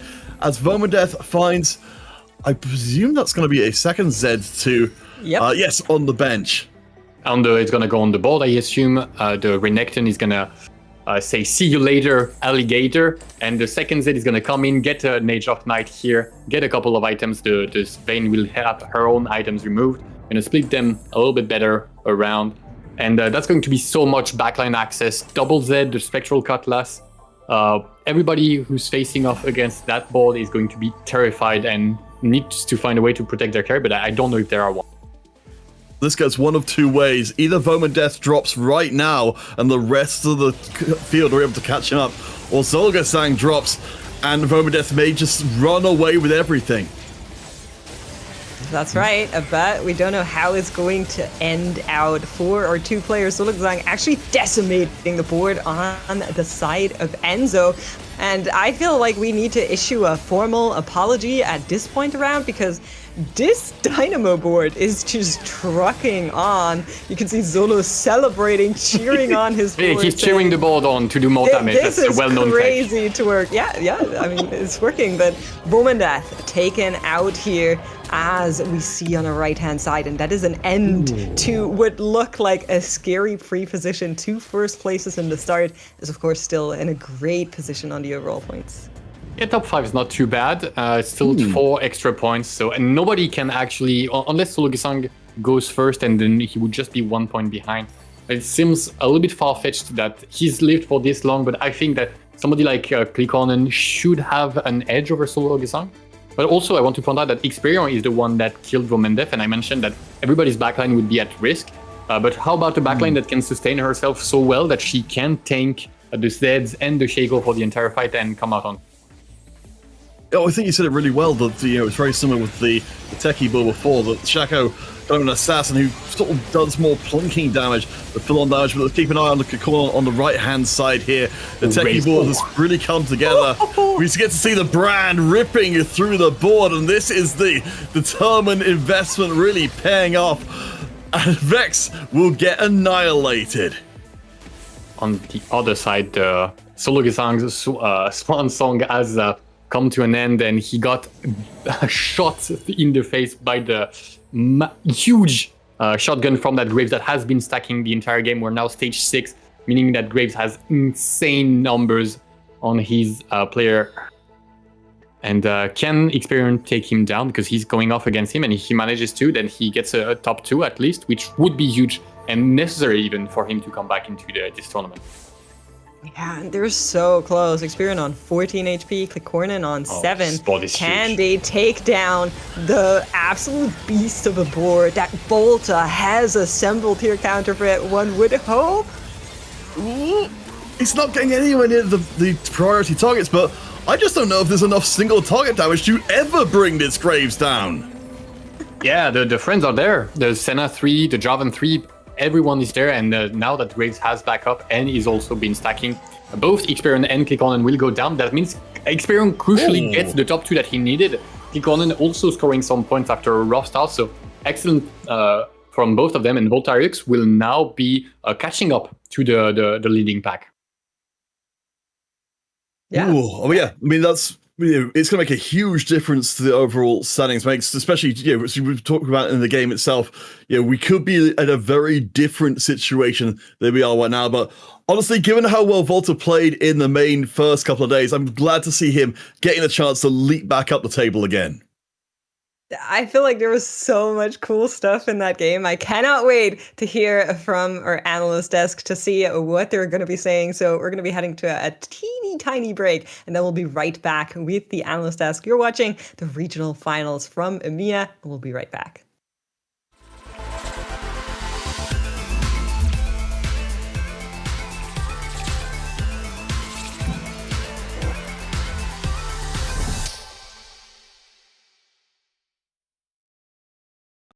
I'll rank that probably around 4 because it was really long ago. Oh, I feel like that's got to be pretty hype.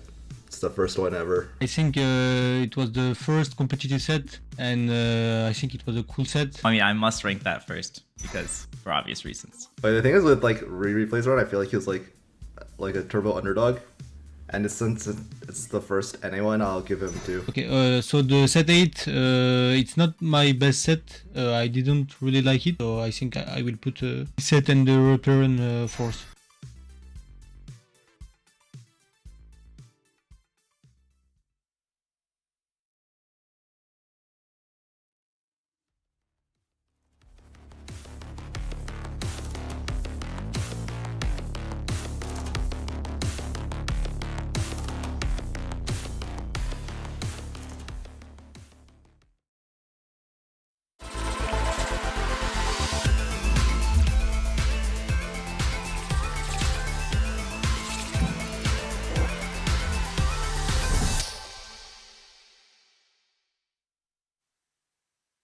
What a game. Number 3.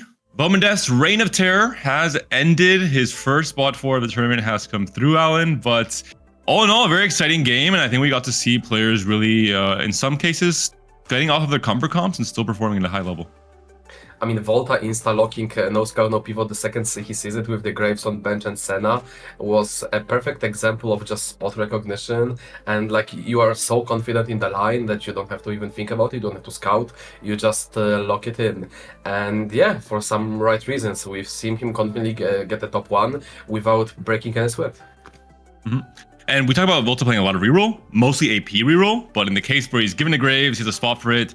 He knows how strong his comp is. He knows, to believe in Moses when he needs to. And we saw the results there. From Experian, though, this is a player who we categorize coming to this day 3 as someone who I think by his own will inflicted himself with an Exotech disease, played just a lot of Exotech the first 2 games, or the first 2 days of the tournament. But that doesn't mean he was playing only AD like some other players. When he wasn't playing Exotech, I think 5 of the 12 games yesterday and on day 1 were AP games. So he's open to playing AP lines, showcasing his mastery of the Vexotech line, which was the strongest comp in the meta in a few patches this set and just correctly identified, hey, I have red buff, I have extra items, I have bulky bodies. I can get away with playing this AP Exotech variant and still find a lot of success. I mean, in general, we see the some relevance here. Like pretty much the players with the combat arguments having the most success with leaning away from the econ arguments unless they are silver. And in terms of combat, honestly, it's just HP arguments, belt overflow, bulky bodies, and even no scout, no pivot scaling both way damage and HP.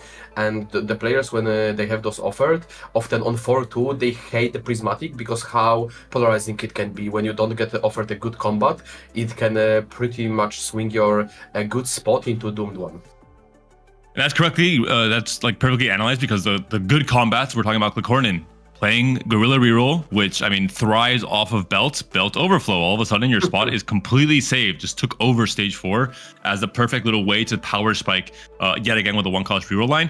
And Solo, similarly so, right? Calc Enhancement playing a mixed carry line with MF and with Elise, with a shop glitch. Solo's a player who, if any of our diehard TFT fans were watching EWC qualifiers with Mouse Sports and their team, Solo's role was to stay healthy and play stable lines like Vanguard Marksman or Dynamo Flex when it was much stronger. He is so experienced on this line. We saw he perfectly waited on 7 for the shop glitch to hit at least 3, then started pumping levels with all the extra gold he had. He navigated that line perfectly and had a great top 4.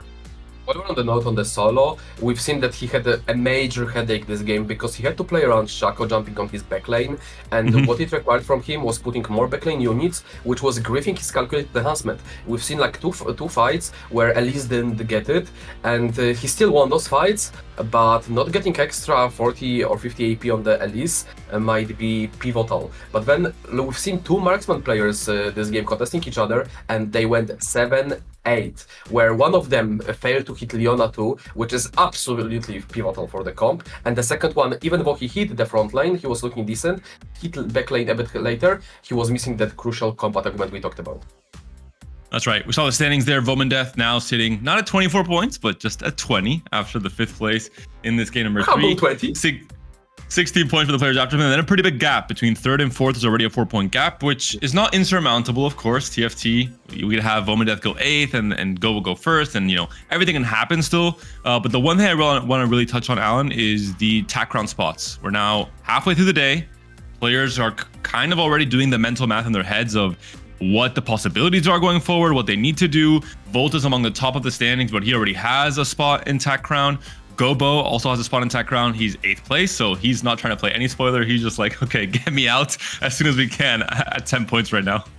I mean, absolutely, some players are in there to make sure they make it to Tac Crown. Yeah, it would be nice to win, to have a top 2 in the score in the GSC, but makes no mistake, the grand prize here is in the Tac Crown slot.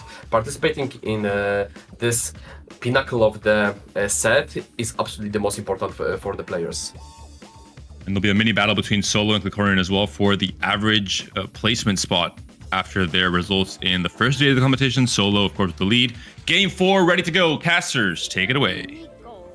All right, couldn't have said it better myself. It is the pinnacle coming up at the Crown, but it's the pinnacle here of EMEA we're seeing here and now. Here once more with Makes and Kenobi, and we've got ourselves 3 kings up at the top of the thrones for now. Vomandeth, Volta, and Solo Gasang. They've all got the lion's share of the points. Yeah, they do, and you mentioned the peak, and we're going to be reaching the peak of economy with this game. The Scuttle Puddle is going to be feeding us extra gold, so we're going to be maybe moving a little bit away from level 8 compositions and going straight to 9 for some of these players if they find the opportunities. We haven't had many fast 9s yet in this final day. No Urgot being able to dominate any kind of lobby, but this kind of encounter enables that so hard. Listen, when you see something like Scuttle Puddle, a lot of players will try not to play too many units. They'll just play 1 or 2 units. But if you get a Mordekaiser, the story looks very different. And we can see that both for Klikornin and Enzo, as both got one dropped here from the get-go. Of course, Exotech, one of the boards that can just really be enabled by getting to those high highs and flexing some legendaries to make it go even further. I think that's definitely one of the ones we're going to be looking out for. Yeah, just getting there a round or 2 ahead of the opposition can make absolutely all the difference. So, I can remember you mentioned, of course, as Max has already pointed out, we've got the potential for extra tech across multiple different boards. Well, if we go outside of the more standard lines here, what would you feel like is the most promising comp with this much money that isn't necessarily its main line? Well, I mean, Urgot is the first that has to come to mind because of how much more power it gives. But the thing that's important is that through any line that you play, you can just add in a Zac or a Garen if you're wealthy enough to reach that level 9 and have them stack for a long enough time. They become your win condition. It doesn't matter what you're playing. Playing Kog'Maw reroll, slot in a Garen, slot in a Zac, it will help you reach a way higher cap. And as the gold augments roll up, we're going to see if anyone angles for something similar to that. And Stulagazango. Oh. Me, Exotech / Defen GG's. Yeah. I mean, you could even see the way he rolled his art when he was like, Wandering Trainer could be working my way, right? It's definitely an option if you want to go for the higher caps anyway. And gets rewarded not only with the extra tech, but also an extra Street Demon, so lots of options now available. All right, yeah, we'll see. Yes, we've got the shop glitch, we've got Vermindeth saying, the no scout, no pivot. That worked out pretty well for Volta in the previous game, so it's going to make the initial commit in. I think we might actually have ourselves a Kog'Maw no scout, no pivot game from Vermindeth. I've been talking about it a lot and saying that I wish to see someone playing Kog'Maw with the good augments in order to enable the composition to reach the peaks that it can have. And that's definitely one to do it. The big issue is that no scout, no pivot on this kind of map is riskier because the game is going to move much more quickly, due to the increased amount of money. And so you're going to get comparatively fewer stacks when it comes to the no scout, no pivot. Yeah, we're also seeing a worth the wait Zyra coming online here for this. So we know that one costs are going to be high in favor for everyone, which feels a little bit contradictory to seeing Scuttle Puddle come true, I will say. I mean, it's this is such an interesting setup here because the worth of wait is different from Zyra means that presumably, potentially moving up in levels, but I want to bring to the forefront Vermindeth. He's committed in now to this line from this point to the end of the game. Oh, and I just see Volta loading in. I was about to say is Volta also did have the Kog'Maw and the Skarner, but it looks like he's not going to actually intentionally aggro Vermindeth by running the same line. Yeah, when you have the possibility to pivot out of no scout, no pivot, then you should, because Vermindeth is not going anywhere, he's not going to move, and you should definitely try to find some different way, and Voltarix has a wealth of possibilities, and that's the shop you want to see if you're Vermindeth. Beautiful, for sure. You were saying Volta has a lot of possibilities. Right now, he has no units, basically, or one. I won't disrespect Vi, ever. But what do you think is what he's aiming for? As he has been leaning a lot towards reroll. If there's no spot for a reroll comp, what do you think he should be going for? Well, there's the potential for Cypher reroll, obviously. I also have known him to play some cheeky Vayne reroll, but I don't think we're going to see that in this patch, especially with the Vanguard being contested by the Kog'Maw player.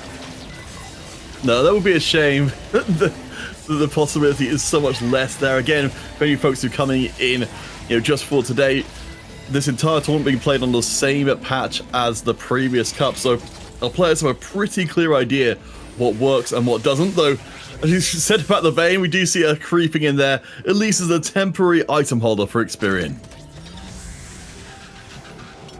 Yeah, yep. As carousel happens, we do need to kind of call out what we're seeing on the lower third of our screen, because while we know that Volta has been trying to get that loss streak going, Enzo kind of looks at him and says, am I a joke to you? I was doing this before you realized you were contesting someone else, and now you're trying to ruin my loss streak as well. So once these players meet, it's going to be a little bit unfortunate for one of them.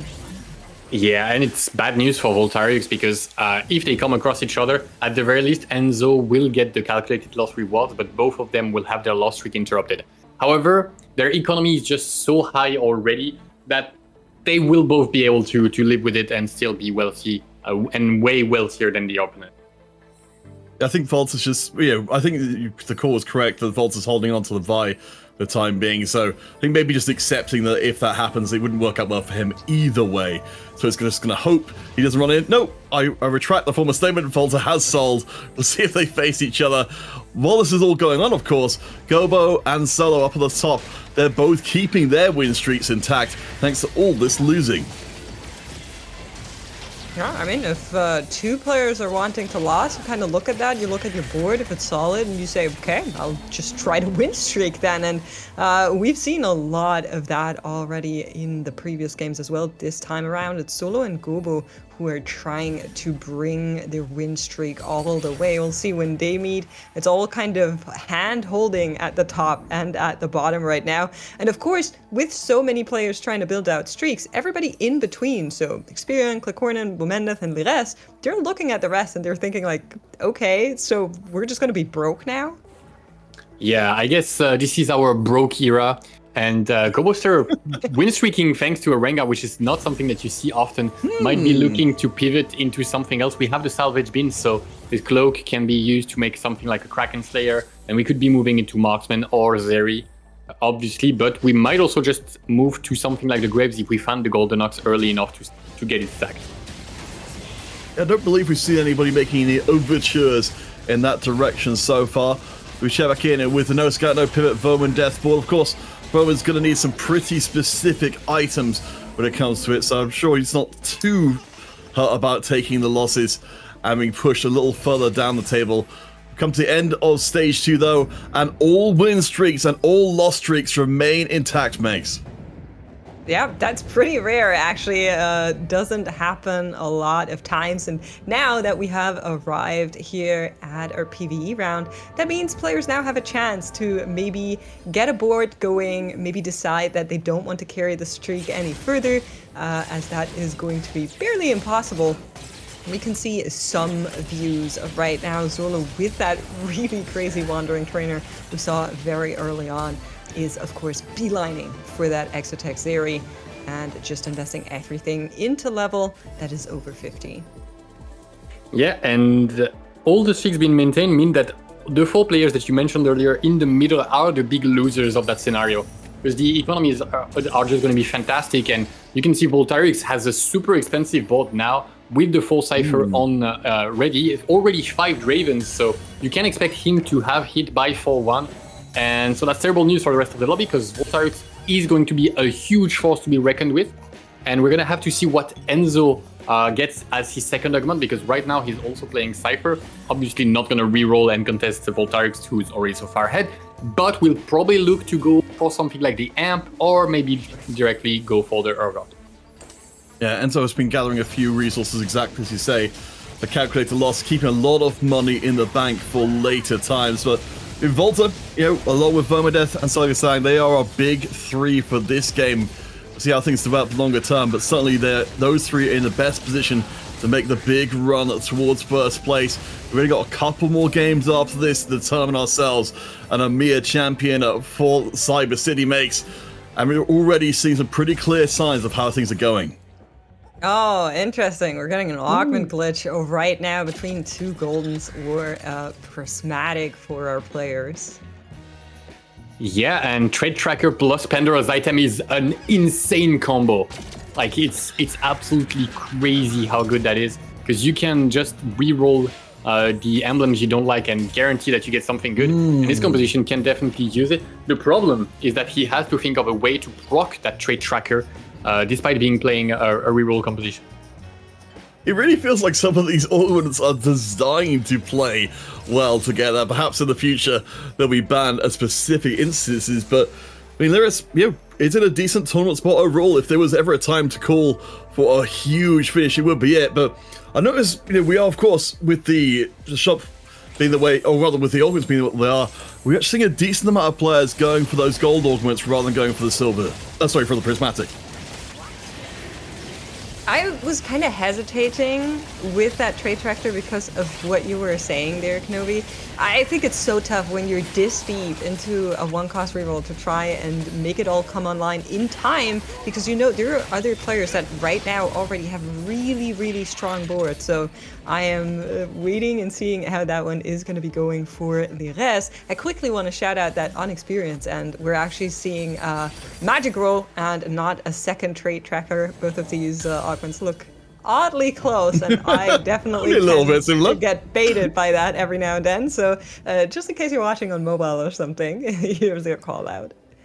Yeah, for sure. And I think the fact that Lires ends up picking the trade tracker is a testament to his mindset going in there. He's not going to be happy playing the playing average results. He's playing for the win, so he wants to go for maximum risk, but also incredible potential reward here. So definitely props to him for going for that. You can see he's starting to hold on to the units that can be used to proc it. Graves and Rasp mean he's probably going to be looking at Jarvan as a unit that brings it all together with the 3 synergies and proc it on level 7. Yeah, the quicker those can get rerolled, the better. I mean, so we saw yesterday what the power of an optimized trait tracker could be, particularly in the Exotech boards. We can just fill all the gaps that might otherwise be there with absurdly powerful units. But we come to the midpoint of stage 3. It's worth noting our 2 win-streaky players before, Solo and Gobo. That's no longer the case. Only Solo stands untouched in this game with an 8-round win streak. Yeah, and at the bottom, the story is very similar. Volta being able to carry that loss streak to 8 losses, Enzo on a win just now, as both of these players are playing around those ciphers there. But yeah, you're mentioning it with the trade tracker. I feel like if you have Pandora's and trade tracker, you can do so much just based on where you are and what the rest of the lobby is doing. You could also just try to go for a vertical and really cap out into one of those crazies like, the street demons. I'm curious on what emblems are actually going to be rolling around and which ones we're going to be re-rolling after that. Yeah, we could see something crazy like maybe a 6 bruiser, 8 techies if he manages to get all of them right, or if he has the time mostly to re-roll all of them properly. And in the meantime, Vomendev has hit the 3-star Kog'Maw, is well on his way to Skarner and Rasp, but no Vi3, who is a staple of that composition. Probably annoyed a little bit by both Voltarix and Enzo playing the Cypher units there. Yeah, spin them up to 2 stars as well. We're going to make it much more difficult. I think Voman, it's just caught in a position where he's going to have to give up on that, as powerful as it would be overall. At least with the items being what they are, we can see Bowman Death. I mean, admittedly, this is against the board of Voltas that wants to lose, but we're starting to finally see the Kog'Maw emerging from its shell. The stats makes it be horrible for this comp overall, but maybe, just maybe, this will be the game. I feel like, if any, that should be it, right? No scout, no pivot, giving you so much extra value onto a comp like those boom bots, or even the gorilla comp that we've been seeing a fair more bit off in the previous games. But checking in with Gobo, we're getting another shot at it. We're going to be seeing some kitty cat Jinx, at least for now, as he's moving through the stages. Yep. Definitely is. And can Sologesang win? Yes, easily. Voltarix is going to be taking a huge loss here, but both him and Sologesang will then complete their full win and loss streak respectively, meaning that Voltarix might be cashing out. Does he get 330 here? Because he's running 5 ciphers. I believe that he will, if my math is not wrong. Going to be checking that in just a moment. He actually killed 1 unit, 2 units. Okay, good loss. Still 330 indeed. And it looks like, yes, as you predicted, a full 10 streak from Sologesang and from Volta as well. Certainly Zolo, on 16 points overall, currently tied for 2nd place. It's a very comfortable position, but as Volta goes up like crazy, I mean, it still feels like as much as he surged up from before, he's set up again to make a further surge up the table. Yeah, I mean, there is one thing many people know about Volta, and that's maybe that his APM isn't the craziest out of the TFT Pro roster. He's very deliberate with his choices, and you can see that here as well. So much gold to roll, so much time to spend, get started on while the fight with the PvE round is still going, but yet back up at 100 as there's so much that needs to be I mean, I don't know about slow. I'm sorry to interrupt you, but that doesn't look slow to me. That doesn't look slow to me at all. And we're hitting, and we got a couple of duplicators as well, so we're actually getting quite close to hitting everything in for one. That means we will be distributing left and right hooks. Stopping a little bit. So it's just want to make sure we have time to make the items. The round is going to start, so that's going to be enough for now. Making sure we got everything right. The Draven's gonna get a Shojin. Yes, he's 3-star for now, so of course it's gonna be valued more right now, and might be a kind of scary round because Kikonen is already level 8, has all the way down, so Voltarix can't really afford to lose a life right now because we've seen this Cypher board. Even when you have everything, you're not invincible, and looks like bad news. Well, I mean, he's at least unfazed. MVP. Yeah, I mean, London's pals, again, with the Cypher global bonus to all of the Cypher units, it's going to be absolutely crazy.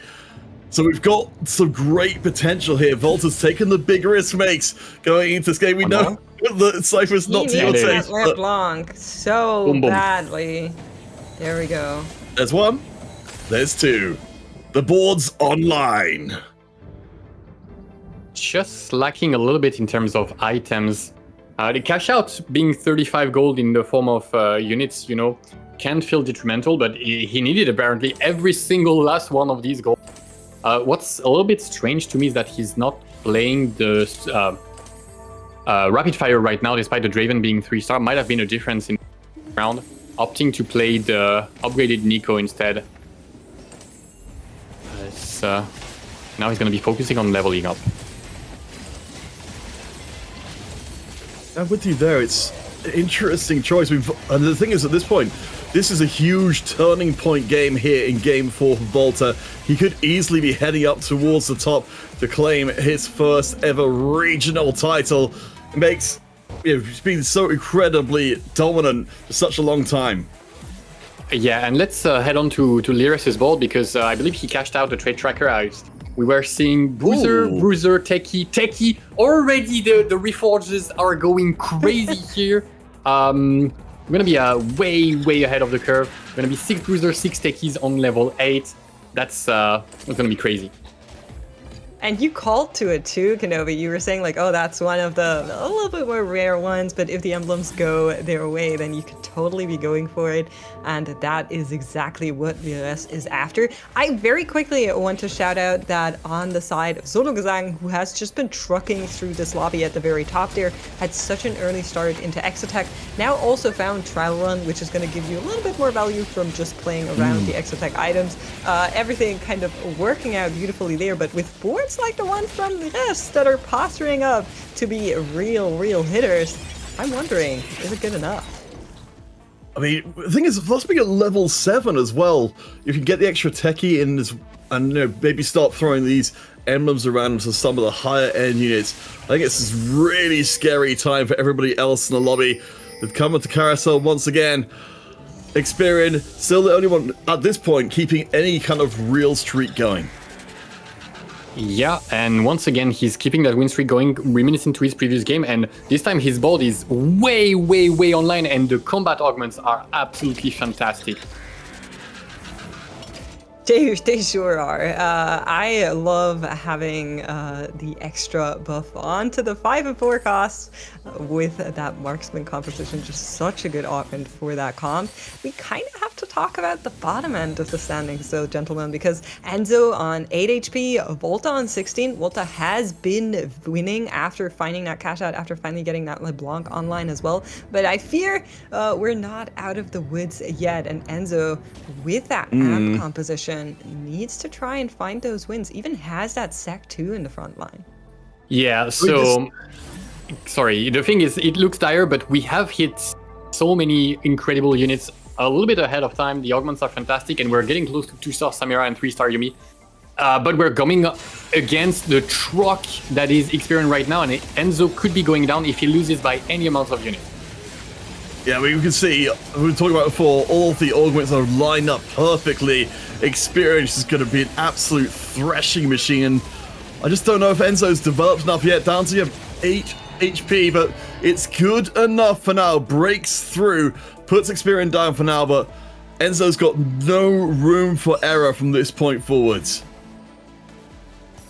That's right. He will need to keep them coming. Finds that Samira now as well that he was kind of looking for. Experience flashes the thumbs up as he comes onto the board from Enzo. And we're checking back in with our other players, Gobo, who's on that Jinx Rengar, showing us that he knows Jinx is a vital part of this composition. She is online. Is it good enough? You have to wonder, but I mean, everything is looking pretty good. We even have a Garen that will be able to feed us some pretty sweet synergies if we manage to level up and add the Executioner here. Definitely going to be pretty good. But right now it can't really give out anything too useful. If he could give Executioner to that Jinx, that would be massive, because right now the board is looking fantastic. But is it enough to kill that Zeri? She's regenerating thanks to that Spirit Link, and looking like Goboster is gonna go down quite low and could be in potential lethal. Ooh, the Jinx nearly clutches it up, but nearly is nowhere near enough. Max, I'm glad that we're actually getting to see here on the final day of the competition, apparently there is still some ground to be explored, because, we were teased over the last couple of days with the idea of the Jinx and the Rengar being used, but weren't really generally seeing them get the results that we would have hoped for, particularly not to bring out in such a high-stakes moment. Yeah, it's a tough one, but I feel like with the augments enabling Gobo's board here, there's at least a chance. The problem is just everybody else also is looking kind of crazy. We have stuff like no scout, no pivot plus ascension really amping up this Kog'Maw Boombot board.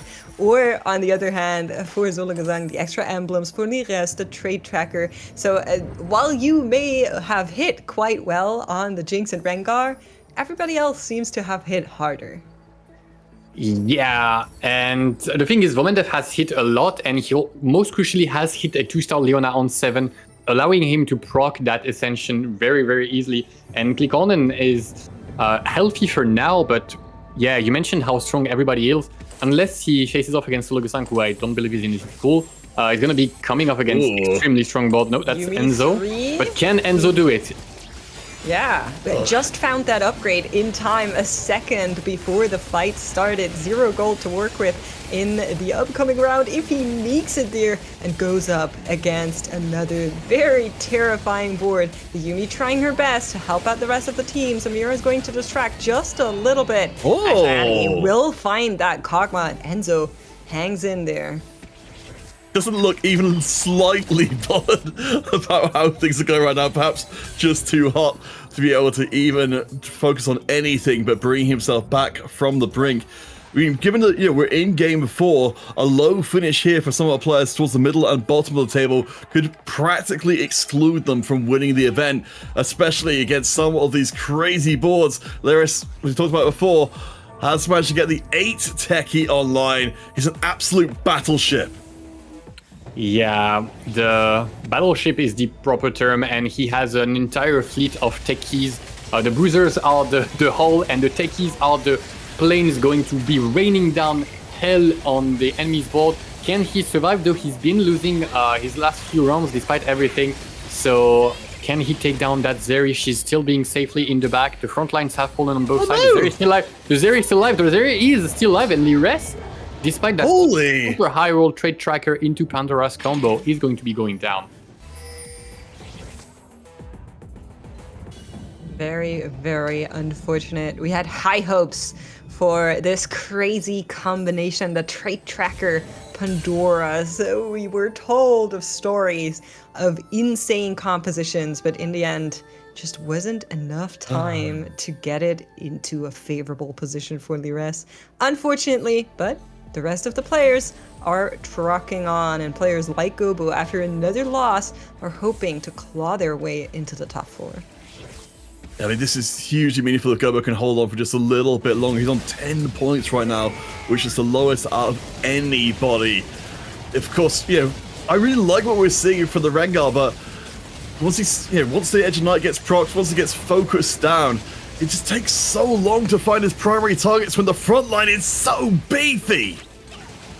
Yeah, so beefy is the term, and the Prismatic Ascension just bring it all together for Vomendef. He dropped to 18 HP earlier, but looking like he has now gathered up steam, and thanks to that steam, he will be running over everybody that he's coming across, except maybe Enzo and Voltari. That take emblem feels like a little taunt. That is so mean. That's just not nice. Wow. Sometimes it feels really targeted, but it is random, I swear.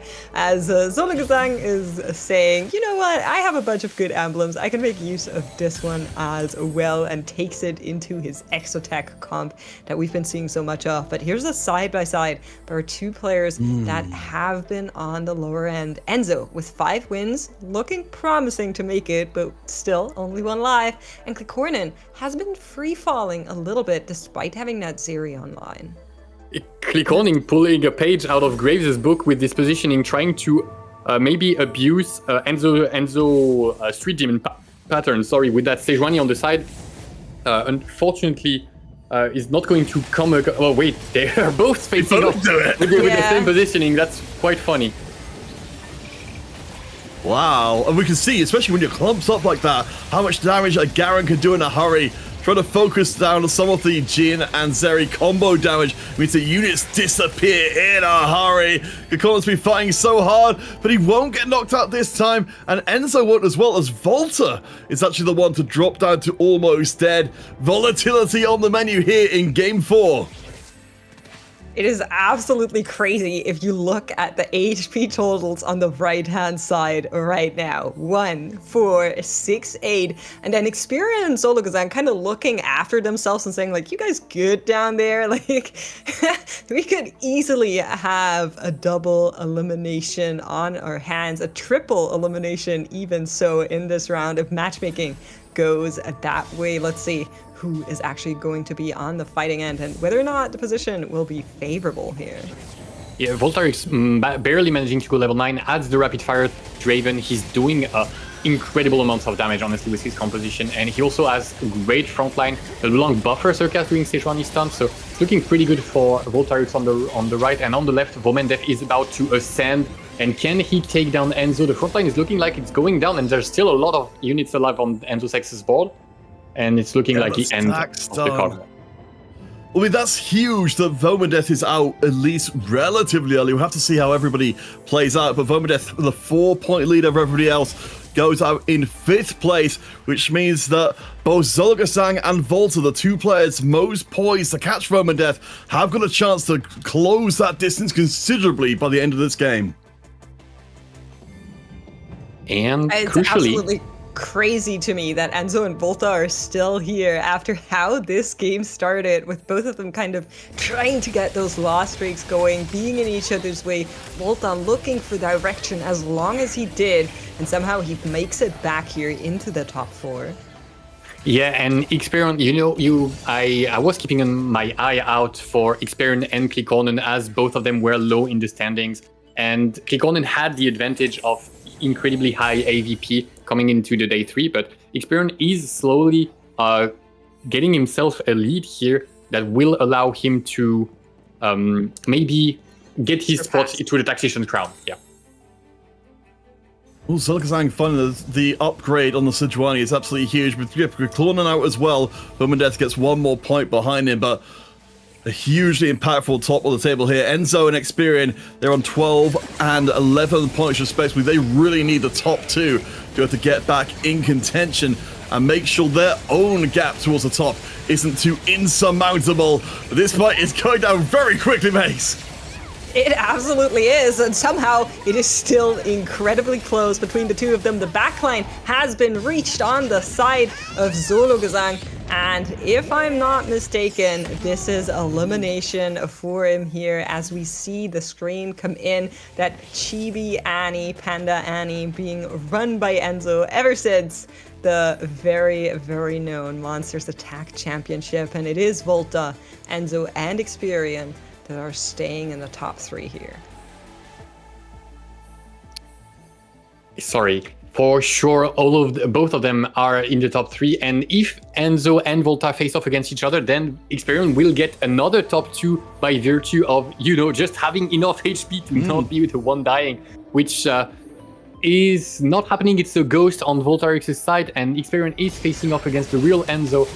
Experian has an incredible board, also is 2 off of Helios 3, so keep an eye out for that. He might end up doing something crazy in the next few rounds. Keep an eye on that Yumi in the corner.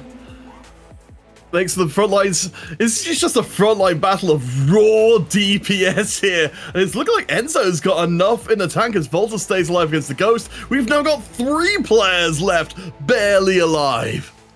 That's right. I was looking at Enzo's Zac too, that has just, eaten a lot of those blobs, is very, very healthy and happy up there in the front. And for a second, it looked like he was going to get melted by Experian's board, but it wasn't fast enough. It wasn't good enough. In the meantime, the rest of the board had already done what they could and just disassembled Experian's board.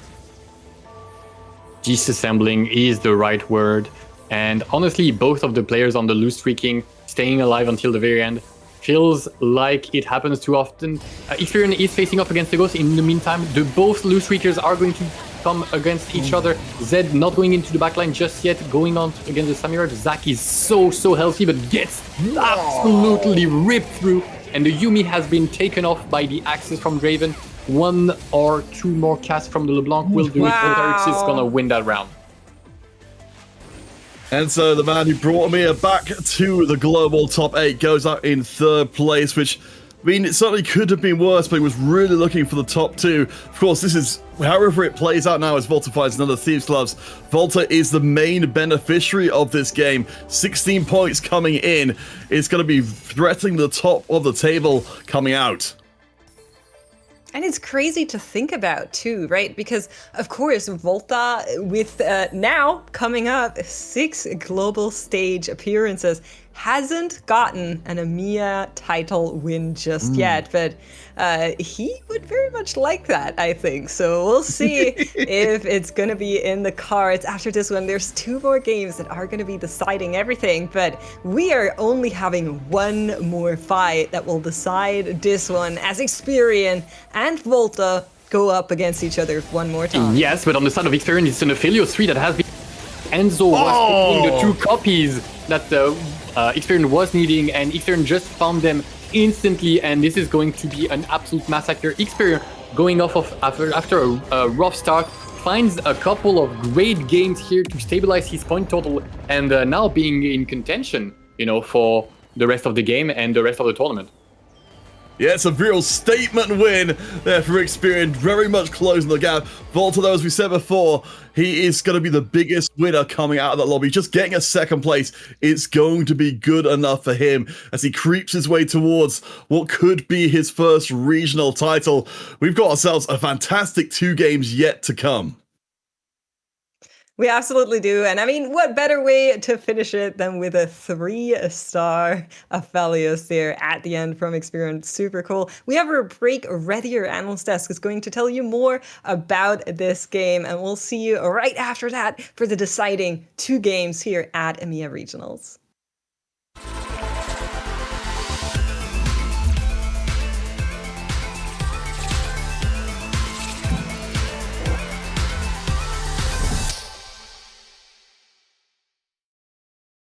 I try to do the items. Kobuko? I think looks like Kobuko to me. Back to Tivers. No? Diego. The term was donkey roll. And I can't even draw a D key. Hedge fund. Win streak.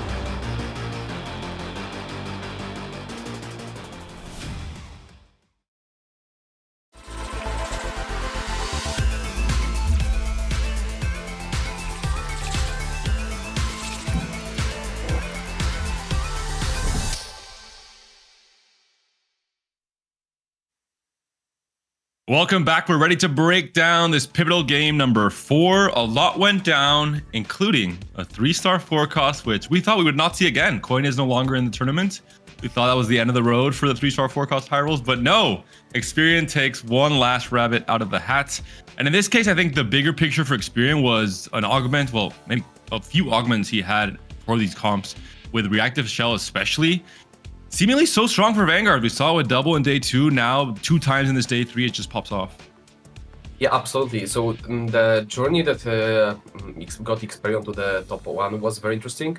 There was a moment where he couldn't hit Aphelios free because Enzo was holding 2, so there was out of the pool. But the moment Enzo died, where we thought that Enzo has a win-out spot, given that there was 60 blobs at the Zag, Volta just sniped off with the Drave and the Yumi in the backlane, and there was just not enough firepower to take the Cypher board down. So it ended up working out for Experian just perfectly together, paired with the arguments. But when we look at the Volta board, he cooked some excellent board with of the Cypher, going with the Beast arguments, which is Piercing Lotus, due to it being hybrid comp, so you want both shreds, LDP, which multiplies the stats you get from the Cypher altogether, and then why Shop Glitch. It allows you on the first creeps to get the 3-4 Cypher, get the cash out, and then on the stage 4 get the upgrades and stabilize on the stage 4. And for Enzo playing into Amp, not usually his playstyle. This is a player who, I mean, we know all the way back in set 8 Monsters Attack. He really likes playing high tempo, leveling early, pressuring the lobby stage 2 and 3, and maybe not having the highest cap comps, but, you know, it is what it is, falling out to a 3rd or a 4th in stage 4 and stage 5. In this case, because of his points and the current standing, he says, I need to start playing a little bit differently. I have to play a riskier style, go for some calculated losses early on, bury treasures into a ton of different items for all of his carries in this Amp board. And you mentioned it, very nearly was about to take over the game with that Zac, but got sniped out by the Draven instead. Yeah, then let's not forget about Solo. He had some crazy board. There was Aurora too, there was the Garen too, like you're looking at his board right now, and just losing to that Giga cap out from the Enzo. Normally this board you would be confident in just winning out from the Solo perspective, where he had pretty good arguments to pair it up with, but that wasn't just enough in such a high cap lobby on the Scuttle Battle. Especially with Solo, he picked Reinforcement last augment, so kind of settling for a 4th. You're obviously giving up some of your cap to have guaranteed stability in that moment on 4-2. So that was really, I think, a good enough result for Solo, considering his spot in the standings and how this game was going. For Velbendeth, another 5th. First, 5th. We'll see what pairing of placements he goes for in games 5 and 6. Hopefully a comeback for him into the top 4. Playing Kog'Maw reroll, Alan, a comp that we've been hating on for quite a while. While we are looking at the standings, Velbendeth's still on the lead, but Volta is knocking on the doors already to the top 1, and looking after recent results, like he has a proper trend.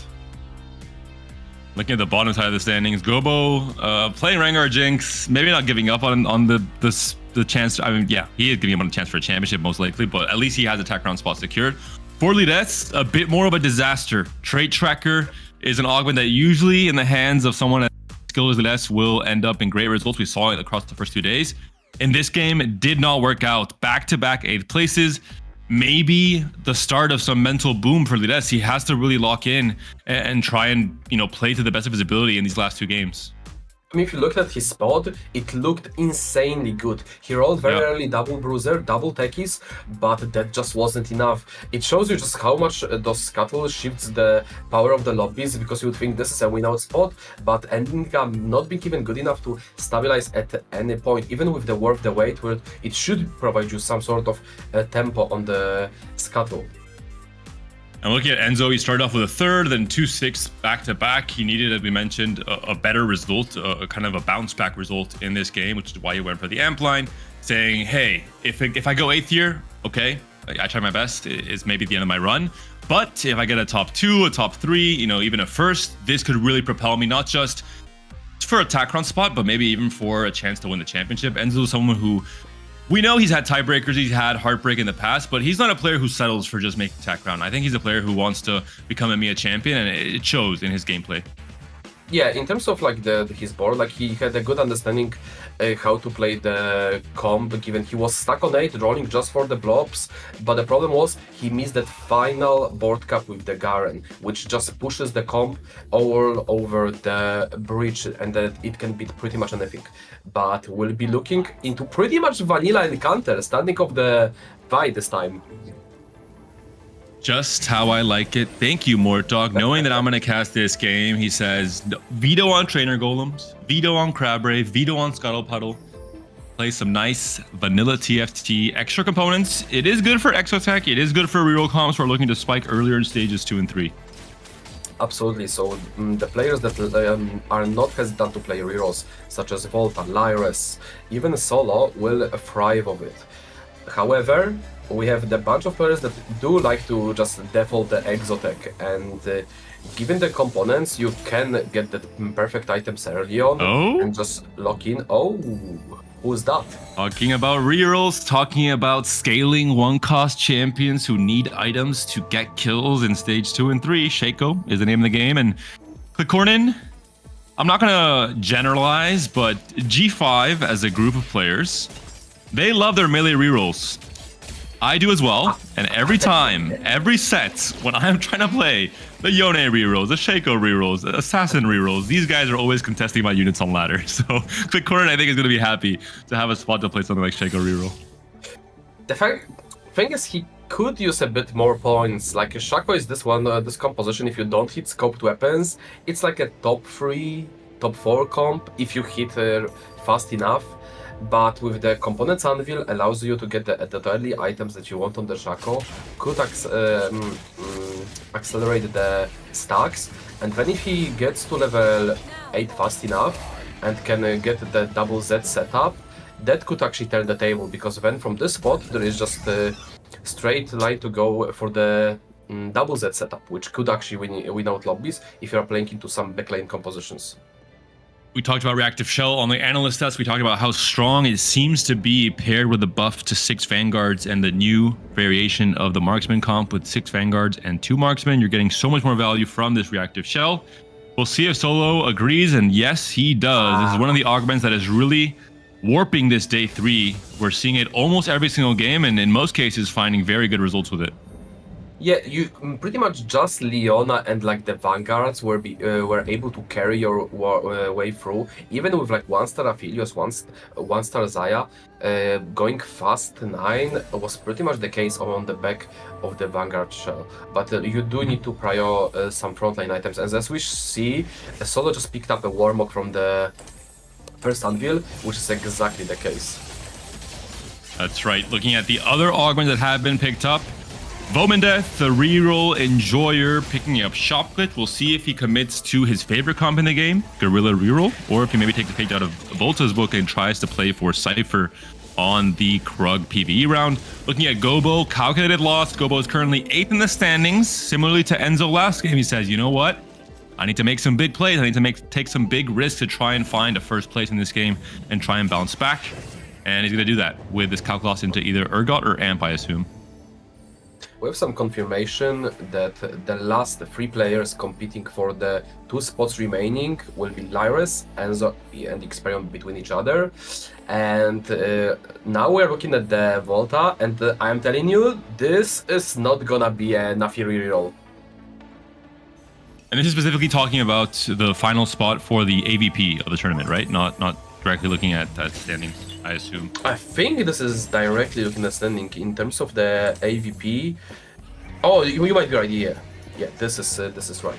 I'm sorry, I misread. And this is indicating that Solo is strong enough on the standings to not be taking the AVP spot, because he was second place after the day 2 coming into this, with Volta obviously being already qualified. But we'll break that down, especially going into game 6, as there's still 2 full games left to be played, including this one. And a lot of different things can happen. TFT, maybe Gobo goes first and throws a wrench into everyone's calculations, for example. Quick wrench into the bicycle, why not? What do you like? Is it just a standard Exotech from the too much value for you? Because just take an econ and play contested line and say that I don't care if we are playing 3-way, 4-way. I'm ahead on the econ. I have the free rolls, and I am not afraid. If it was a different player, I wouldn't know what to tell you, but considering it's Lides, considering he has gone 8th 2 times in a row, and considering he needs stability above all else to get back into the game, he'll play this for every comp, and that's Exotech, right? He played 6 games of Exotech. Half of his games in the day 1 and 2 were this Exotech comp. So this is the comp that he knows in and out. He knows exactly how to play throughout every single stage of the game to find the best result. You are seeing that Volta is full open altogether with the Gobo. However, if they face each other, the winner of the fight will be pretty much Gobo, because the way that calculated loss works, you still get the gold of the tie. So even if both players are full open, they both lost the loss streak. Even one of the players still get the resource of their arguments, and it would be really important unit for Volta here. Finds the Graves, has a Satanic Hydra, the artifact. So he was looking specifically for this Grave. It's why he sold his board. He said, you know what? Why play for anything else? I just have to wait to find an Alistar and a Graves, and this is a big part of the puzzle for Volta here. I mean, it's a BF Grave. It's even better. It's the best item he could have gotten, and as the together paired it up with the Titanic Hydra, which is pretty much the best artifact on the Graves. Might be looking at the first if he doesn't low roll on the level 6, so we'll be having to pay NI for his initial roll down. Mm-hmm. And especially with Graves, right? Any other reroll, it's good to get a unit, a copy of the unit that you're trying to reroll, but specifically with Golden Ox, if you don't have it by the time Krug rolls around, you're in trouble of losing Golden Ox stacks when you're trying to pump to 5, pump to 6, etc. So it's just really pivotal. We're seeing Volta's board, or actually, viewers aren't seeing it, but we're seeing it in the stat speed. He does have already the Jarvan, the Graves, and the Alistar, so he's really set up for this Graves game plan. Yeah, and it also saves up the Buster from losing the loss streak, because now that you can be certain that Volta cannot be selling his board, so Gobo can actually start accumulating the Cypher units to go for that cash out. Win streak here and is it gonna be enough? It's a perfect experience rather, is not gonna be enough. Takes the loss there, unfortunately. No 5 win for anyone except for maybe Klikornin, who needs a big bounce back game we talked about. And I mean, is it Shaco? No, it's not. You think it's committing to it? Oh, it kind of has to, no? I mean, what are you doing with Edge of Night? Pause otherwise. I mean, you can play Z towards that. You can play towards... Oh, I see the Graves on the board for a second there. No, surely not. Throw a wrench into the Volta. Bike? I think Volta's pretty sturdy. I think Volta will stay on the bike if a wrench is thrown regardless. I mean, we know how the Volta hates to be contested. Perhaps you would find a pivot there into like Zeri Titanic. Starting to deal mental damage to a player in game 5 might not be the best plan from Klikornin. I think you just stick to Shaco in this spot. I mean, when you're looking at only 3 Shakos, no more, like you have to roll pretty deeply. Like if you don't hit the Shako, isn't this just like a recipe for a quick AVE? It is, but maybe this is the gamble Klikornin wants to play for. I'm not sure how comfortable he is on the Shaco line. Vomandeth is going to be on Shop Glitch, and he is very comfortable on this Gorilla line. He is probably the best Gorilla reroll player in EMEA from results we've seen in tournaments, from how often he's played it especially. Holding Shakos, Shako 2. Yeah, smart. There is the full defense. So worth noting, we have a free reroll 1 cost players, so usually you would think this helps you to reroll, but those reroll players will be picking up also your units. Never mind! Vomandeth decides there is a fair TFT in the house and we will not be griefing anybody. I'm just a friendly player, do not grief me in the future, please. So this is actually the most high level of griefing there is, and I'll explain why. With 1 cost rerolls, as the shop is going down, you're removing the Shakos from the pool, so your immediate shops are going to be a little bit better. But you sell them before anyone notices, so you don't get counter griefed, basically. So it's like the perfect optimal way to grief just for a few of those shop glitch rolls, basically. I mean, that would be all true if the Shako player wasn't rolling on 3-1, but he would be rolling on the F-creeps instead. Because sometimes 10-ish goal you're rolling on Krugs if you have gold to work with. Sure. Look what happened here, level 6. Abandons. He just saw the 3 Shakos being held and he's like, nah, I'm out. Yeah, he's out. I mean, he will hold on to the streak and just play tempo. I honestly like it. You know what? I see Garen on my screen with those items. Put Ion on the back. You can tell Alan's a big optimist now that he has retired from competitive TFT and he's a caster instead. What do you mean? Just this is perfect fan tempo for Fast 9. You can restart mission into even better board. Ooh, Rig Shop. Into Senna Jarvan reroll. Into Zed duo carry. Cypher. Yeah, is it a decent spot? You cash out immediately? Ooh, I like that actually. Yeah. Never mind. Just to go for preppy instead. Meanwhile, Lyres. Branching out into the Bruiser. Pretty good for the Exotech line. Perfect items as well for the eventual Zeri and at least 2 just to carry the tempo here in this stage 3. I believe he did utilize few rolls to get those upgrades because he was only looking at the free ones. While looking at quickly the arguments, Enzo went for the Titanic, just more HP in general, Picorn and Prep, Experion, the extra arguments and the units. Okay, you have to help me with the names. I do not remember silver argument name. It's not table scraps, no? Oh, that's what No. The corrosion solo has like corrosion, Lyra's branching out. Oh, I thought you were talking about experience. Yeah, Experion one I don't remember. It's like teaming up but silver. Caught. I keep forgetting this name. Okay, we know which one is it. I will touch on Experion though. He's played 2 games of Morgana across day 1 and 2, only tied by Volta. Volta, obviously known as the reroll AP player in this tournament. Experion playing known more as the Exo player, but he is happy to play his Morgana line, and he got the early upgrades in stage 2. He has the right items for Poppy. So we overall saw very good results from Morgana across this weekend. We'll see if that's going to be the case here for Experion as well. We'll see if Enzo will stay on the Anima line here, but this looks like more of the Vanguard with just like Anima in the mid-game. We see already the Jarvan being held, and we're looking for some sort of unit here to get the 5 Anima spike to try to stay healthy throughout the stage. And Momentev already did hit the Zar, but it will not be quite enough. Needs to finish up at least the Mundo. Double econ arguments for Momentev as well, which will bite him back because we know how does this combat needs power or some sort of scaling or a tremendous amount of the items.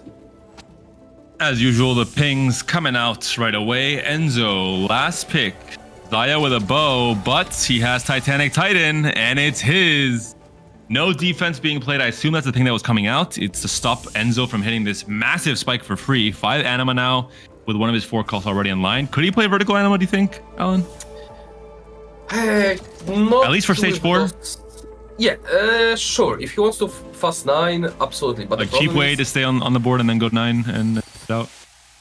It all depends what is the rest of the lobby doing.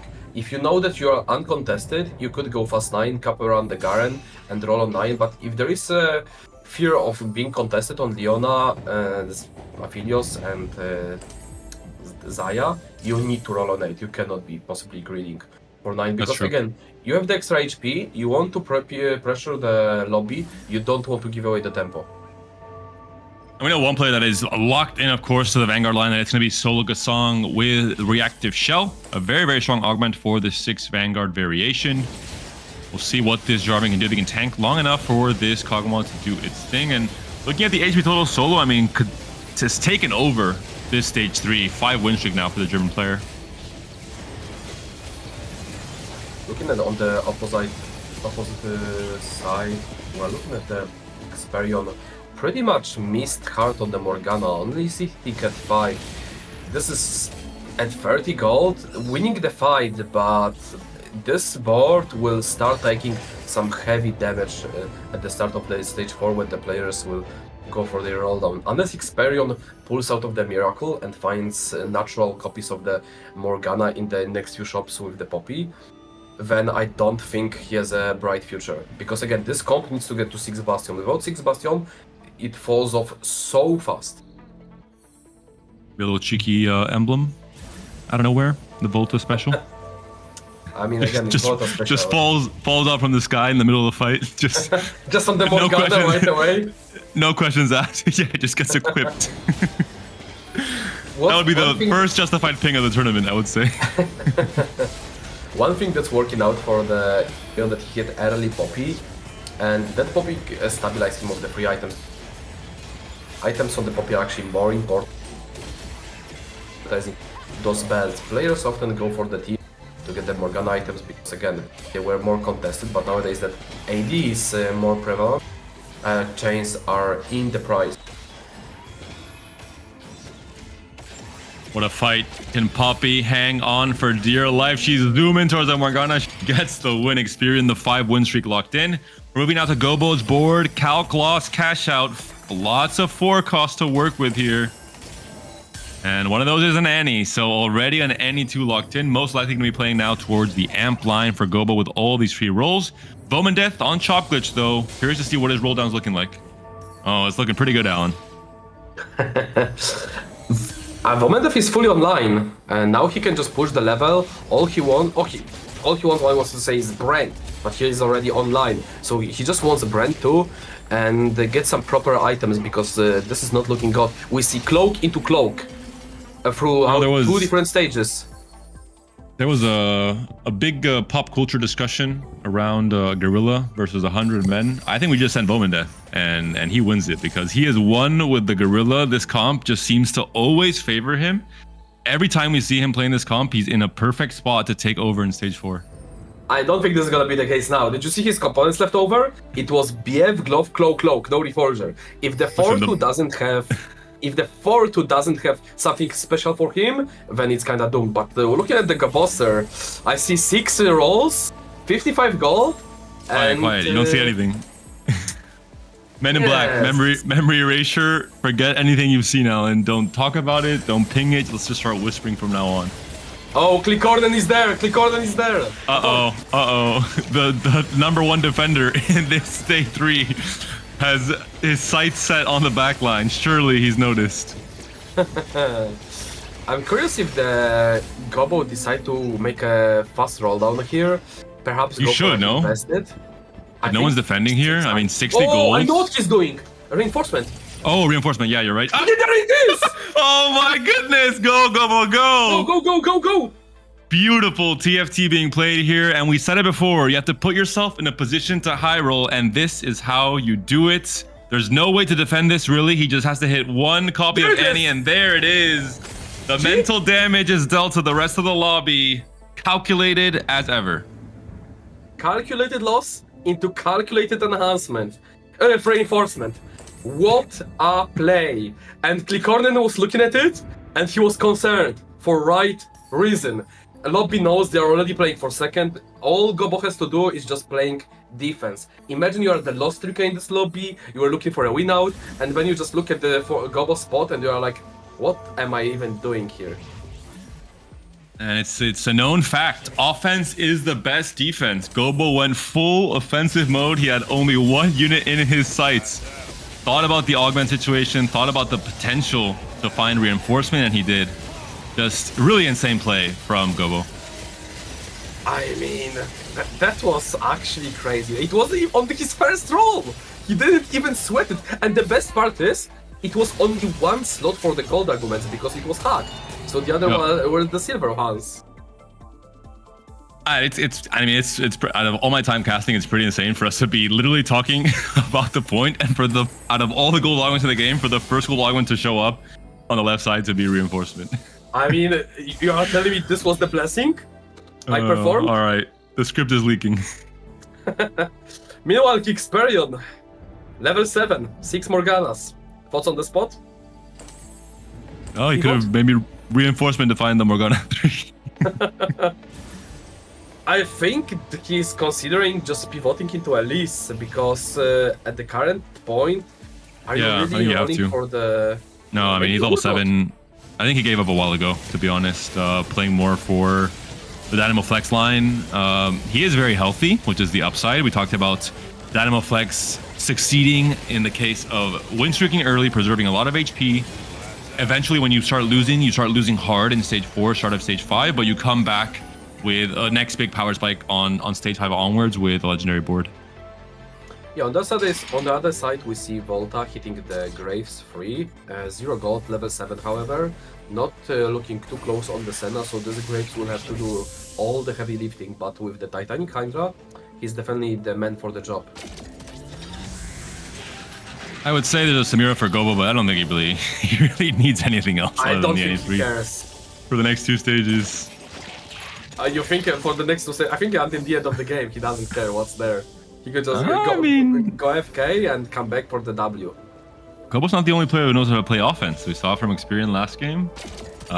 These players know exactly what it takes to win a game of TFT, to identify, hey, I can give up on my initial game plan and just try and go maybe for the 3-star 5 cost in some cases, maybe for another 3-star 4 cost to contest. We'll see.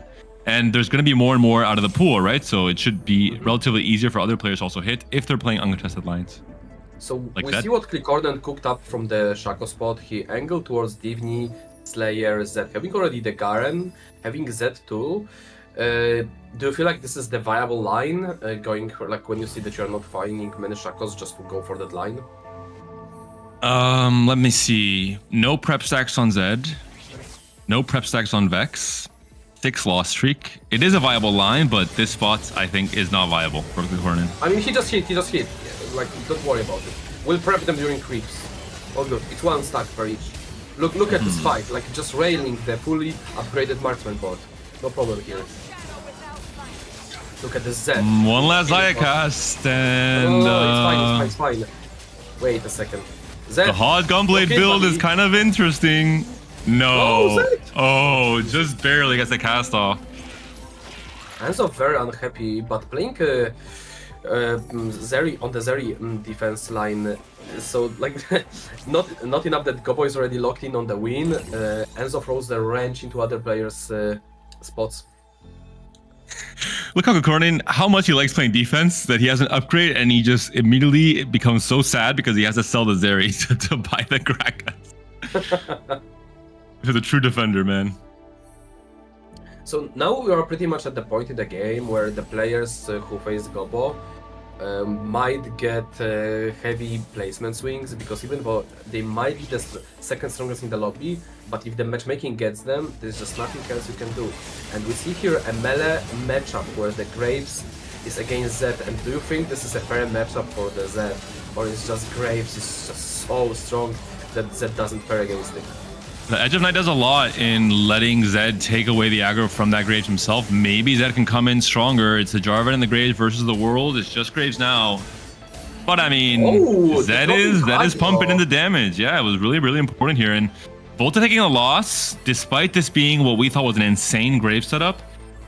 Talk to me, Alan, about Graves, because it's been really underperforming the entire weekend after being the most dominant comp that Raiko used to win Cup number 3. I mean, there is different factors that go together. Obviously, the artifacts being the big one, but then you need a backup. Like, this is not just a solo Graves history. Like, he needs friends, he needs Senna, he needs the Jarvan, and eventually, ideally, some sort of Zac, Garen. There is a lot of cap, even Renekton. You can pretty much pick and choose between the 5 costs you hit, but the stacks on top of that. But you cannot focus solely on the Graves because he will not be enough. You mentioned it with Vomandeth after the Krugs PvE round. Was not blessed at all by the item components he picked up. We're seeing the slams here, Rageblade, IE, Seraphine. Not exactly ideal. And we saw the huge loss of HP, right? He came into stage 4 very, very healthy, now sitting at 14. I mean, this is the outcome when you prioritize frontline items, as you should be in the comp, and when the creeps drops just have no mercy for you. On the creeps before you drop a cloak, then it's followed by another cloak.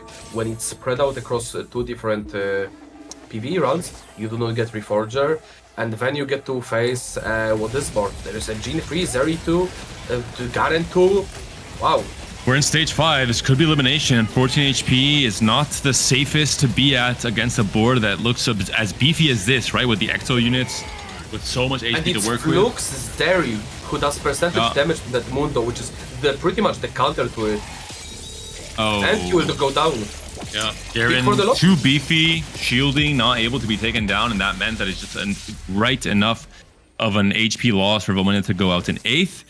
3 games in a row, 3 bot 4s in a row after winning the first 2 games for Vomandeth. Very flip-floppy in his results, and now the field completely wide open for game 6. The players are really thankful for the Vomandeth going bottom here because, as you mentioned, anyone can make it. Anyone can be champion. He was very ahead, having 5 points ahead after the game 2, but the gap closed over and over, and now we're looking at the leveled playing field. And what? Especially if Volta goes out as well, right? Volta was in that top 3 as well with Sologasong and currently sitting on his last life. He's facing off the same board, this extra tech board. Jin 3, the Zarya, but the Zarya is being chased down by the Grave. She's trying to get out of harm's way. She succeeded for now. Can the Garen buy enough time? She gets sniped by Senna instead. The 1-2 punch he did not expect. I mean, when you look at this damage the Graves deal, it just like, that was Garen 2 with the 3 items. And he just got shotgun to left knee, shotgun to right knee, and he fallen over. Also, the healing orbs helping a little bit as well in terms of just getting that little bit of extra rejuice to keep Graves healthy as he mows down the opposing team. Given it's no sustain Graves, just pure value items, having that QSS, having Sterak, Titanic, really getting that extra sustain from the healing orbs does help out. Meanwhile, we're looking at the Enzo board. He good to level 9, and he did find all the upgrades. But again, that will not be as safe against the Goboster Ani 3. And he's at 32 HP, which seems very healthy, but he has a Titanic Titan, right? So he has a lot of kind of fake HP that he's been slowly losing, and his cap will be lower because of it. And he has no real combat arguments. So, like, we're talking about Vanguard against Vanguard, where Clockwork, a lineup, and the Vanguard Shell looks a lot more potent than what Enzo's setup is.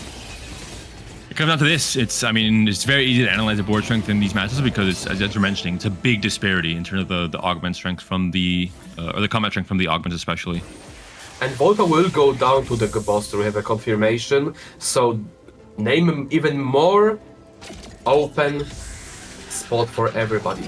We couldn't literally write the script better, where the top 2 leading dogs going into the final game went 7 and 8.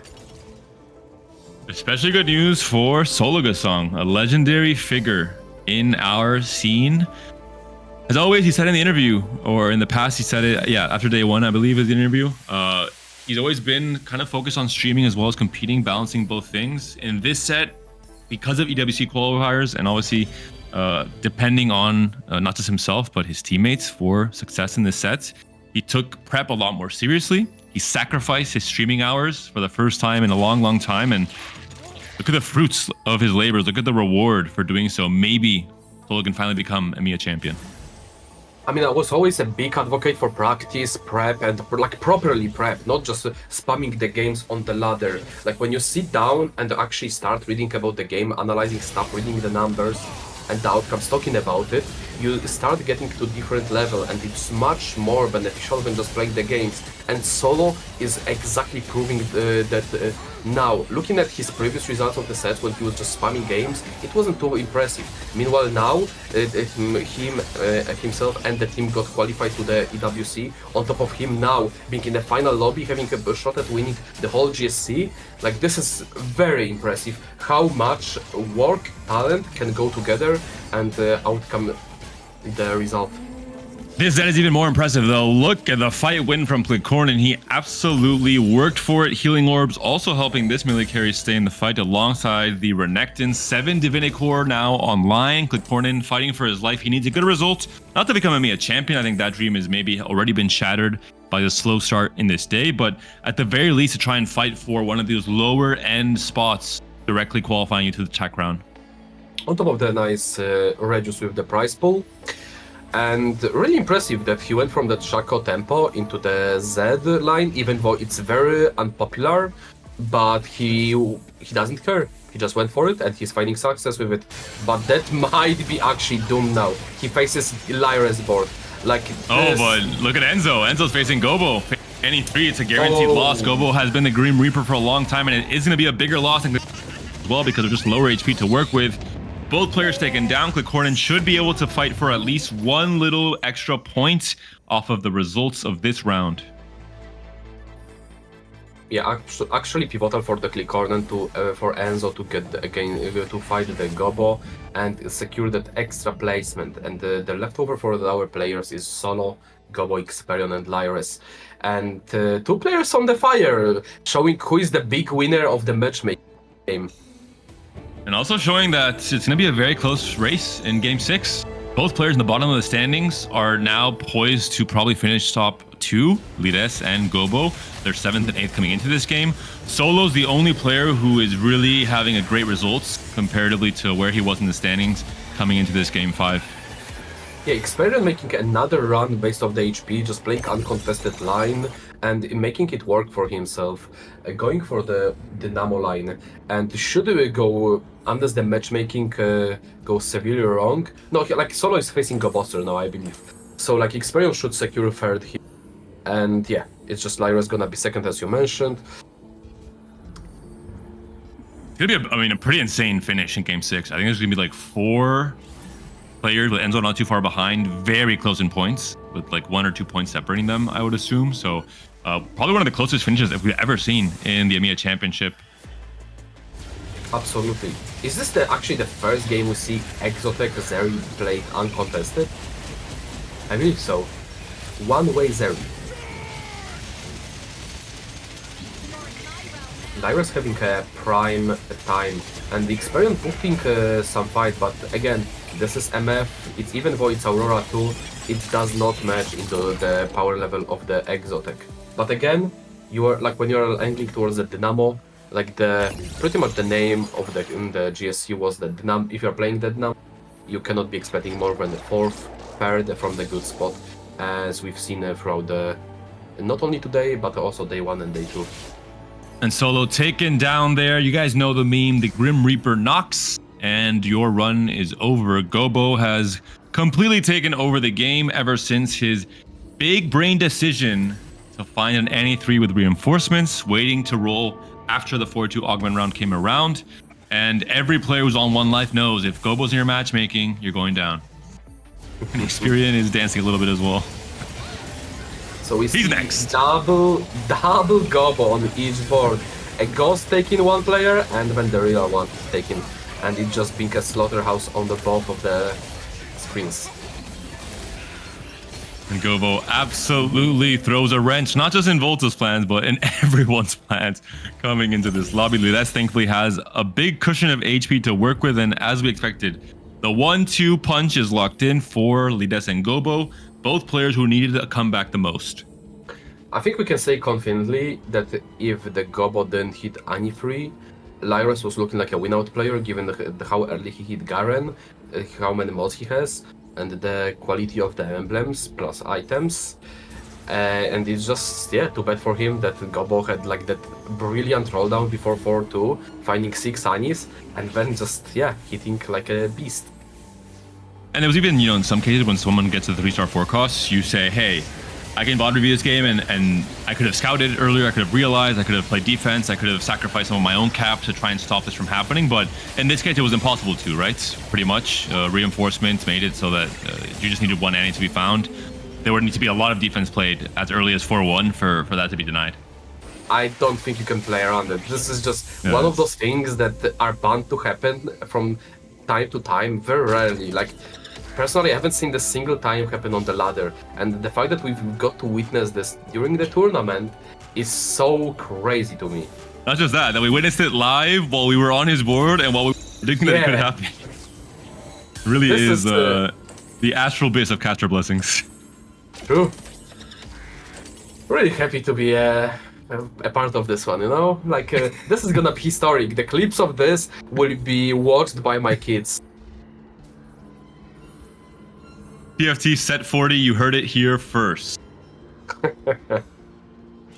We're just waiting for the inevitable to come. Lyra sitting on the last HP, stage 6-5. Gobo is chilling, already thinking about the next game. Might try to replicate the result from this one.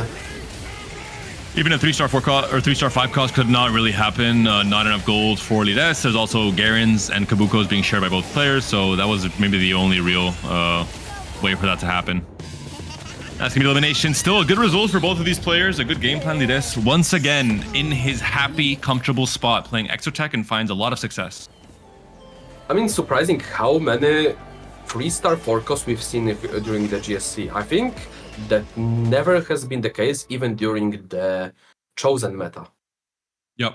Yeah, it really shows how players have just completely optimized this set and really found exact ways to find these key win conditions, either through encounters or through specific augments like we saw in this game. That'll be it for this game 5, though.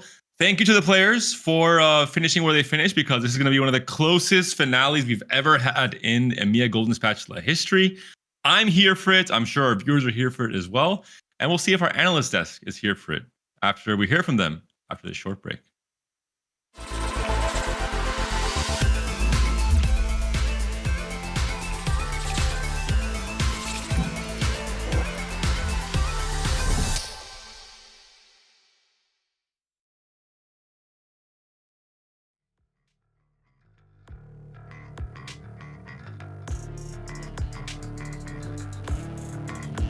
I feel good.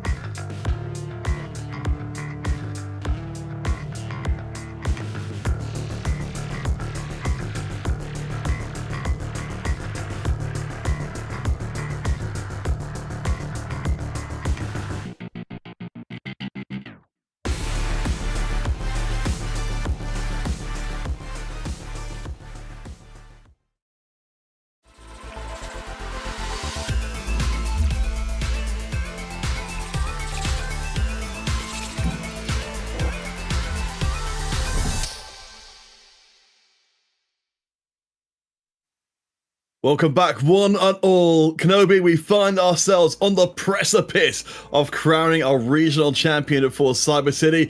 It was looking like it's going to be a little less likely to be Mr. 2-time with Gobasa.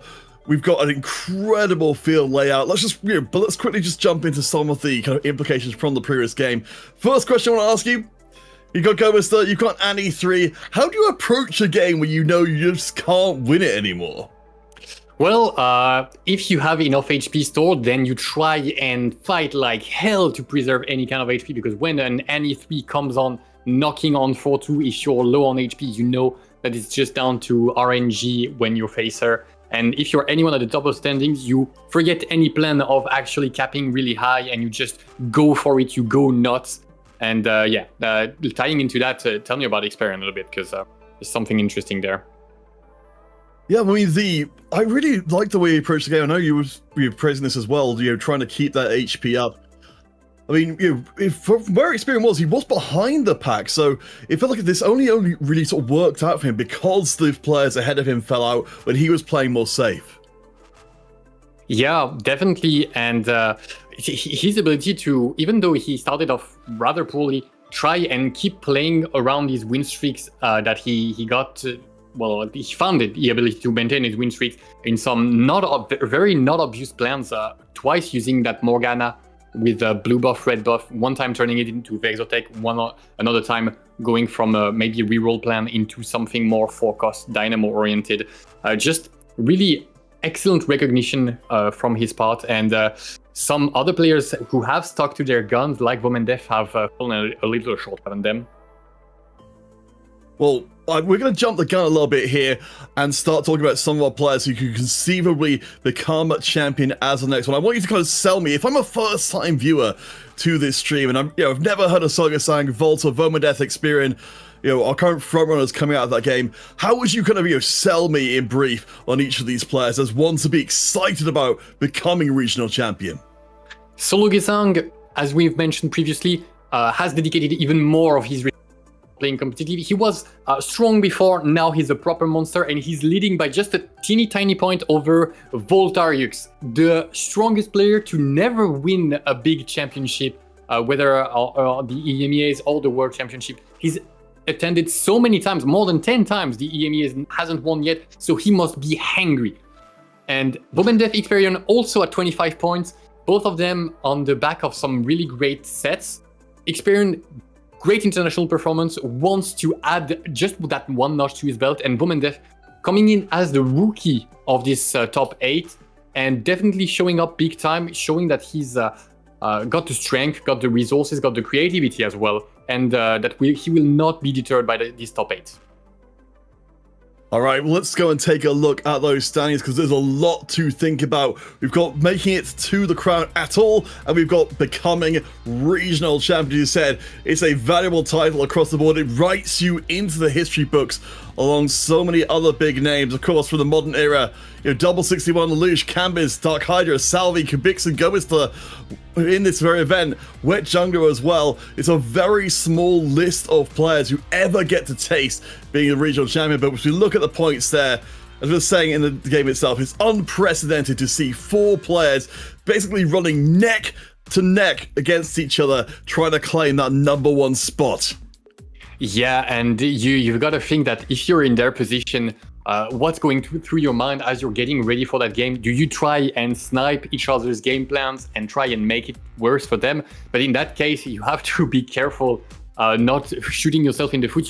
They're going to have to find the right balance between scoping out what each of these want to do and try and reduce it as much as possible without making trouble for themselves.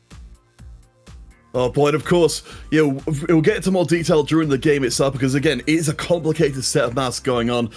From what we've been told, Enzo still theoretically has a chance of making it in and claiming the regional title, but it's very unlikely compared to the 4 above who are almost exactly the same points. I can see you trying to math in your head. I was mathing it out, yeah. You need to go first, yeah. What will happen during the game, viewers, is as the situation sort of simplifies itself a little bit with different players, winning or losing, we'll start to fill in the picture, kind of like a puzzle that's there. Because honestly, to take it all at once is going to be too much to handle. But I think you're absolutely right, Kenobi. For Solo, Volta, Vomodeth, and Experian to come into this final game, within 1 point of each other. I don't think they're necessarily going to have that experience. I mean, we're talking about Vomodeth being a player who's coming in for the first time here. He will literally just not have had this experience ever before in his life to be, face to face with so many incredible players. That doesn't mean that he doesn't have experience in winning tournaments. He has been on the French team for a while. He has won tournaments. And when you talk about winning tournaments against the French players, well, that's kind of the same thing as playing at the top of the EU scene. And it's not even me particularly glazing France. This tournament has proven this very fact that the very best French players are at the top of the region. And because of that, he's never been there, but he's been there, But I do want to take a second to recognize, of course, if we're talking about consistency, we've mentioned it a few times before, but I think it's worth reminding again. Volta, currently in tied second place with Vomodeth and Experian. Just the ridiculous amount of events he's been to. I believe he's been in the final lobby of regionals 6 times, and he's got an incredible record even at the crown level as well. So certainly, if I was looking for a player I could rely on heavily in harsh times, Volta would definitely be one to look at. Yeah, he's like a fish in water here. Highest stakes games, he's the one that has played them the most out of everybody here. Despite most of them being veterans, Volta, you can't really match up to just how many times he's been at the top. And knowing how many times he hasn't won would make that one victory all the more sweeter for him. Yeah, he's only ever been second in place at regionals, and that's gotta sting. Admittedly, I think Volta had sort of built a career around not necessarily being the top dog, not attracting as much of the spotlight as maybe players like Double 61 have across their careers, but still being an absolute workhorse, or workball perhaps he might call himself, and just being, an absolute unit. I don't think that didn't deserve a clap. I appreciate you doing it anyway. But of course, if everything else is equal, the only German player in the top 8 left in the competition, Sologasang, he's 1 point of everybody else. Kenobi, I know you've talked a lot about the study groups and things. Sologasang talked to us, of course, on the previous day, saying he has started to embrace that approach to tournaments, that embrace to the game. The game. He's even said he's paying for coaching. He's cooperating with his Mao's teammates. He's completely changed the way he's approached competitive TFT, and it seems like that's hopefully going to be the difference maker that brings him from being a player who's so close so often to one who can finally get across the line. Yeah, he went from being on the verge of greatness so many times to this time it is within his reach, it is within his power. He even has a teeny tiny point of lead over his opponents, so he's got a tiny head start, and now he just needs to finish it when it counts the most. All of these players will be feeling the heat, the sweat, the tears that they have pulled into the game, and they're going to put it all on the line for this one final game. It's going to be crazy, the amount of the atmosphere that is going to be felt, and we're going to try and do our best to translate that to you and the casters in game as well. But especially as we have a little delay, so the tension is going to grow even more and more. And just like an elastic, you never know when it's about to break. Yeah, and of course, we'll be cutting across your casters for this final game in just a second, but we've also got the other end of this equation going on. We won't necessarily get into the maths of it because it's way too complicated for the immediate moment, but we've got, of course, it's still the spectre hanging over this whole thing. One of these players is not going to crown, so, for Lyris, for Gomester, for Colin, particularly, who are towards the lower end of things, they need to be making sure that while the top players are fighting for the regional championship, they've got to get the good finishes themselves. Actually, Gobostar is already qualified. Oh, so no, of course. It's only Enzo, Lyris, and Klikon. Even in that fight, there are some stakes, and so everybody is going to be playing for a piece of that cake. So one final word before we toast to casters. Ready yourselves. I think it's going to be an absolute bombardment. We could not have asked for the tournament to set itself up better like that if we scripted the whole thing. Our casters are ready, though. Let's start to get ourselves ready. A new champion emerges as of the end of this game, and Petrus Panner makes an Alan ZQ show us how it happens.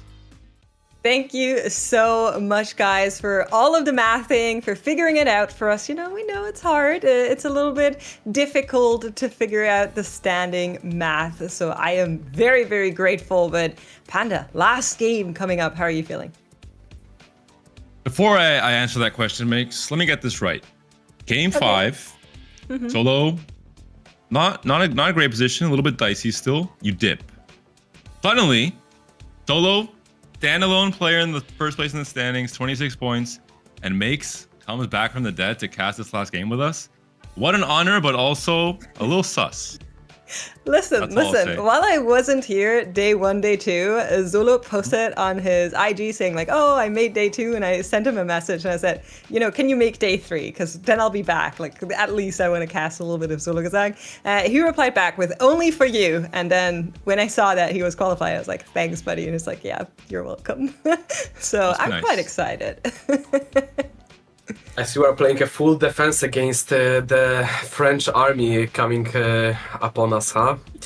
And Solo does pretty well because, again, 1 point ahead, and he's been pretty much locked in. But I think from the altogether performance, the Volta line selection, if the Solo doesn't get the premium spot for the lines he likes, I think Volta is pretty confident to take it down.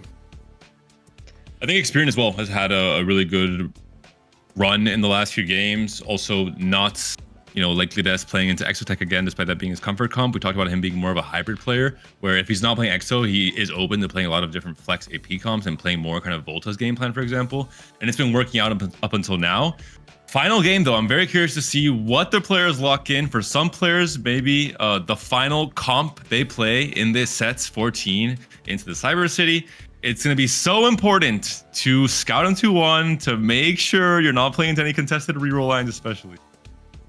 Listen, we have some math coming up from our admins, and let me just break it down very, very simply. As of right now, every single one of our 8 players can still make it to the Tacticians ground, to that global stage. Not everybody can still make it to the EMEA title. Vires, Gobo, and Klikornen are out of contention for the title, but still have a chance to go all the way. So that is where the stakes are at. Everybody has very individual win conditions. We promise we're trying to keep an eye on them as it all unfolds. But I agree with you, Alan. I think we have so many, so great players in today's tournament.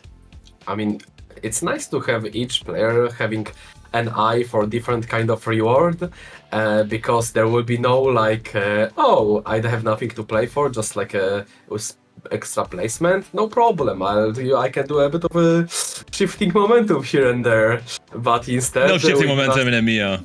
None of that. We're gonna see some proper nice TFT. What kind of encounter would you guys like to see for the final game? I'm not going to answer that question, and I hope Makes will not either, because we have a history in Tech Crowns of literally saying the encounter it's going to be for like 4 games in a row on one of the days. No, especially not on game 6s, because I will have probably like 5 different DMs from this lobby of 8 players tell me, what are you doing, Panda? Hey, I saw you guys casting last game, but that reinforcement was crazy. I don't know. Don't look at me. It was Alan. It was Alan. I'm looking at both of you. I was like listening and like, yeah, reinforcement would be a really good hit, and it's the instant single golden augment that comes up as for it was just crazy. That's very rare in the history of TFT casting. It's like a new version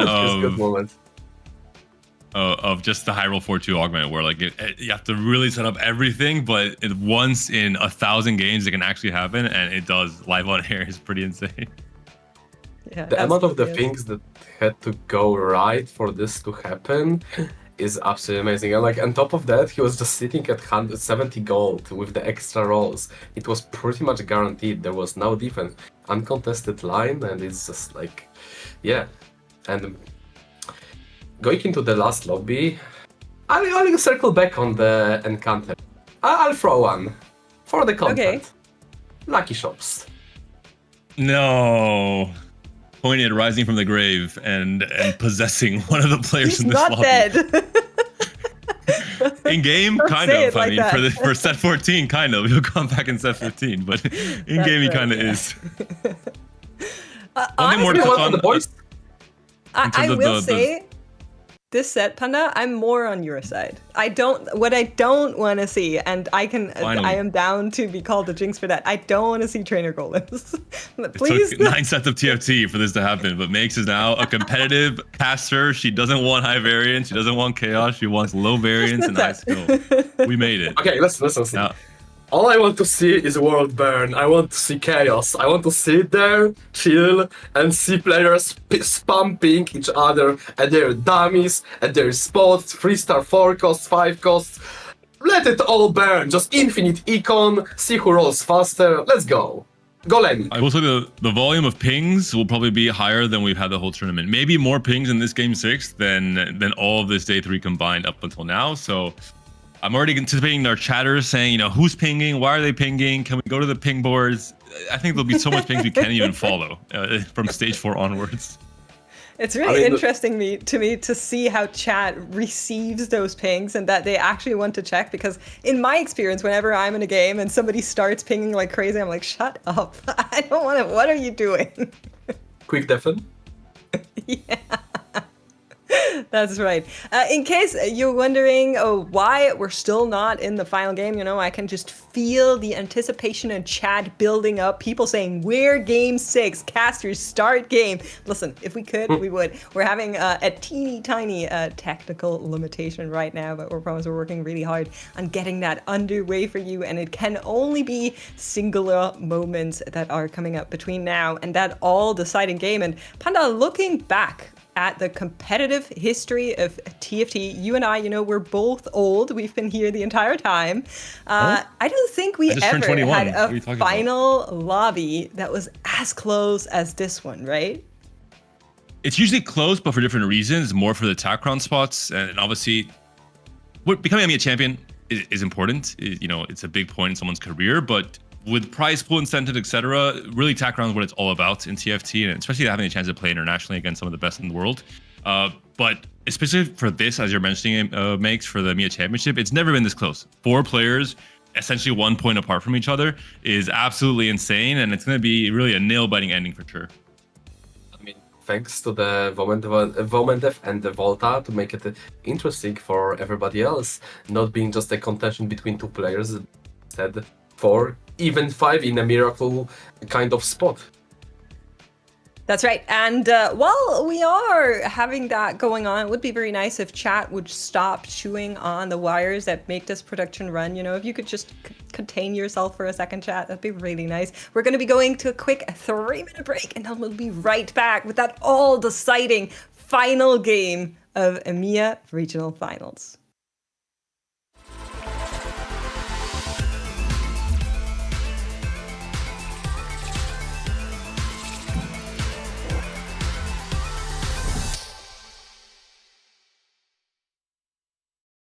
Hey everybody, Spicy Yappies here with Rainplosion, and today we're going to find out what the strongest 3-star 5 cost in set 14 Cyber City is. Yeah, I'm excited to get right into it.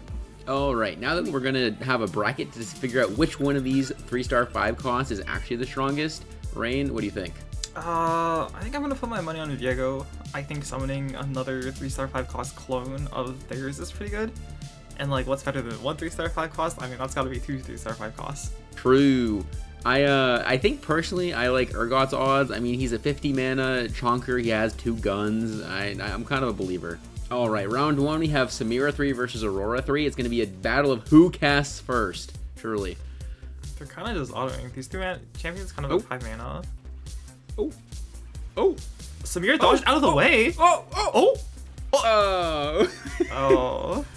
It was so close. That was like, okay, that was actually kind of cool because like Samira actually dodged left first, and then she dodged right.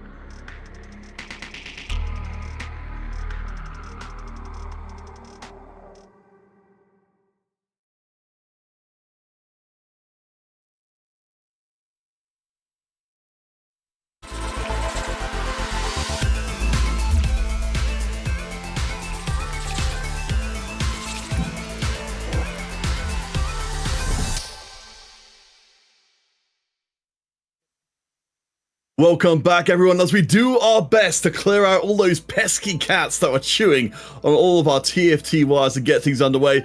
We're just going to be telling you guys a little bit more about the game and the players you're about to see yet to come. Of course, as soon as Game 6 is ready to rock and roll, we will be all over it. But Kenobi, since we've got a little bit more time to play with, I wanted to take a little bit more time, again, just to bring everyone back to front of mind from before. Because, of course, we're talking a lot about our top, our top players, Solo Gasang, Volta, Vomodeth, and Experian coming to this one.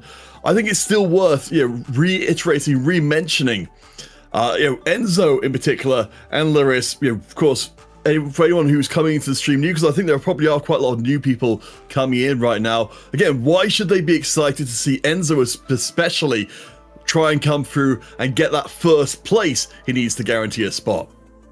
Well, if Enzo gets first place and the other leading players all get just the right amount of bottom placement that they need for Enzo to get there, it would be, first of all, his first, and then sending him back towards. He's such an experienced player. He has experienced quite a lot of heartbreak at the highest level with a bunch of tiebreakers. He now has a reputation for it, and such that he's actively dreading these situations. Yesterday we could see the relief on his face and on his actions as he was winning the final game and standing up in joy and punching his camera in a little over-the-top movement, but definitely understandable.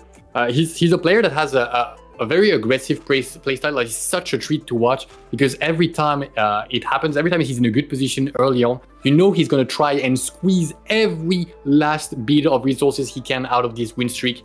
And he's going to be pushing it until he makes his opponent break under his weight and bleed them out as early as he can.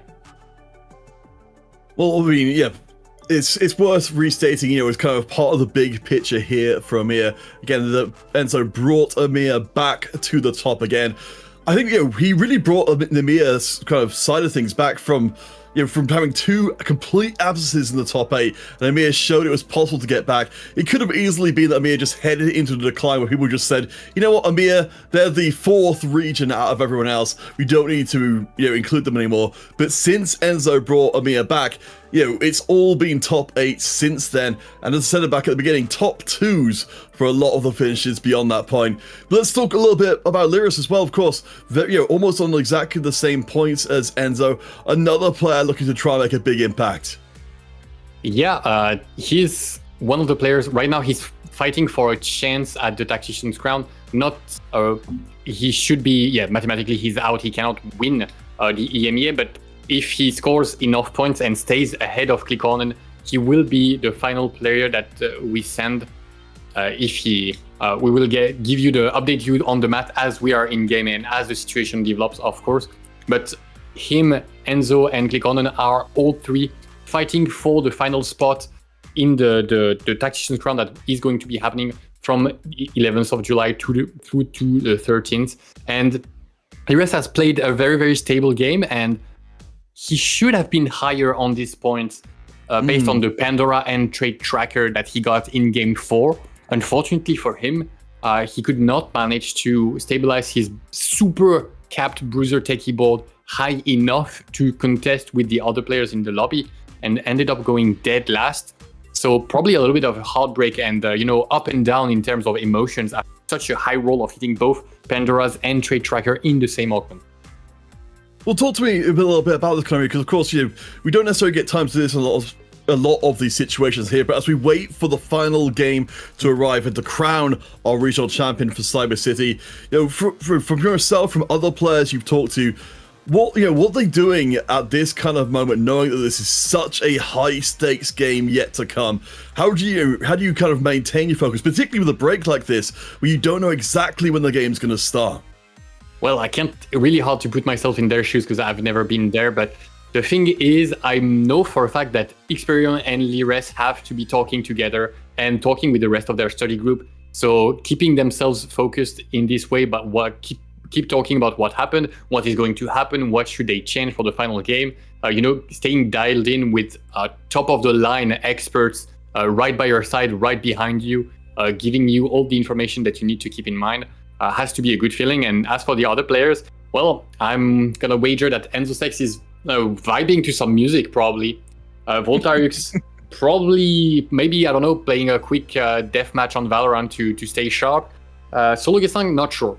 Honestly, I'm lacking knowledge in there. Vomendev, it's kind of hard. In the past, I would have said, well, probably knocking a fresh drink back and just trying to stay hydrated. But now, I don't know. Maybe he's doing calisthenics, keeping his blood flow up. Who knows? Well, I mean, that's the thing as well. You know, when that first part of the game drops in, you're gonna be having a lot of, I think, people, having a heart sinking or a huge moment coming in. I mean, particularly for our players who are fighting to become a regional champion. From what you know of the individual players and things, are there any particular ones of this group who are going to be more or less kind of reactive to it becoming, if we do come in with, say, a high resource encounter rather than some of the more low-key ones that we've seen before? Well, the first thing that comes to my mind when I think about this is that Solo Gesang has not been really playing towards the win-out compositions a lot, right? He's been playing a lot of Marksman Vanguard, a lot of Exotech Exotech, and that's given him really consistent results. But it's lacking in its ability to just take lobbies by storm, something like what Gobuster did, what Vomendev did at the start of the day 3 composition, playing, having the willingness to play towards the Cypher, all the super high cap compositions. We're still yet to see a Urgot, So maybe this is going to be his opportunity. Maybe we're going to see a slightly different shade of Solo Gesang in his final game because he wants to win it all. Yeah, I mean, it's quite a thing for him. Again, it's worth reiterating a few times, again, just to make sure we keep this front of mind as we head closer and closer, inevitably, to that final game of the entire competition. What's going to mean to get across the line. We've got so many crisscrossing motivations coming here, making it to the crown, becoming a champion, and so, just general survival overall. But, of all the players, I think for me, I think it stands out most clearly for Solo Gesang, and for Volta, just for players who've been around for such a long time and been so close, and for Volta especially, who've been in such rarefied air up at the very top, and still not to have that regional crown, it would mean so much. Yeah, it would. As I said before, it would instantly cement him as one of the greatest of all times in the region. Right now, he has the consistency. He's just needing the crown to be in this discussion. And as we're talking about this, let me take a quick look under the hood here. Mm-hmm. There it is, a cat infestation, and we are still struggling with the technical issues. So unfortunately, we're gonna head onto another quick break, and we will, as soon as it's fixed, we will come back and get you into the game. We cannot wait, and we are maybe even more than you anxious to see this finally resolved, to get some closure, get the conclusion that this set deserves for the EMEA region. Don't go anywhere. We will be right back.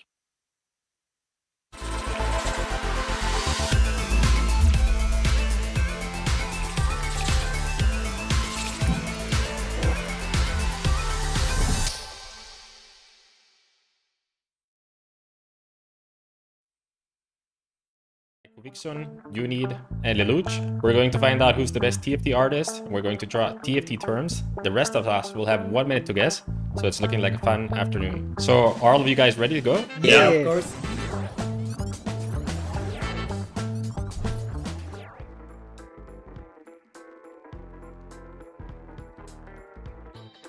Nafiri. Can I say? What? Nafiri. Oh, you're good, bro. Holy. Really? Yeah, that's Nafiri, yeah. Nice. I just try to make a dog, I just saw 4 legs and guess Nafiri on go. Yeah. Let's go.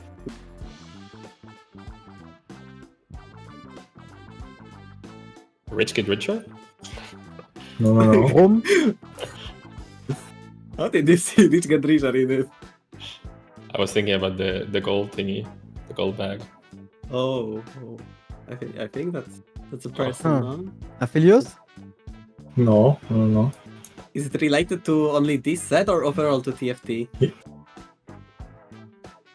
Or we don't know. Headshot? I just didn't remember how she looks, and that was Morgana. I'm not the best artist, I'm gonna lie. No one does. Well, that's a great idea. I'm gonna use that. Yeah, actually, that's a great idea, yeah. Takes a lot of time.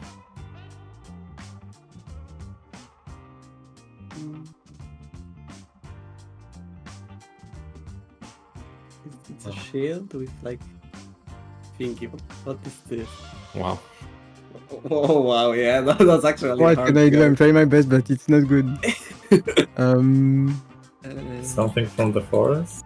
Yeah, I assume that like not like But what's forest in this set? there's no Ivern or something like that. And the shit I is cannot kinda do anything more. interesting. Oh, that's it. It was Nico. Nico. Oh. So I tried like the forest and to draw some leaves. Yeah, but I guess her skin doesn't like really resemblance her basic one at all. In this set. Yeah. So that's why.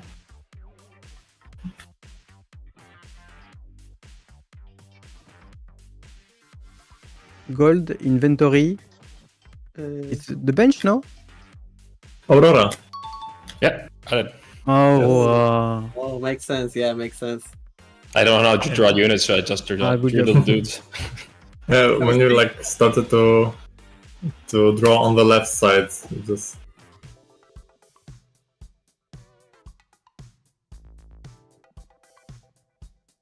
Golden Ox? No. target dummy. No. Or maybe more about this. Syndicate? No. Boombot?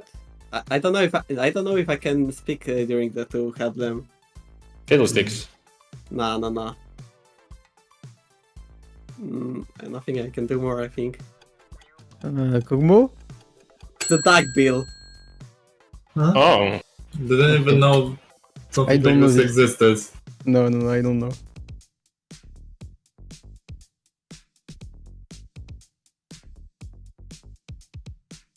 Golden Ox?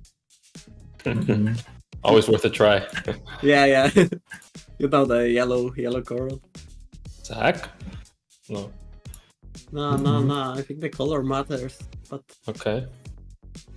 I'm not sure what. And size matters. Size matters. So... Star units? The unit, the level of the star units? What the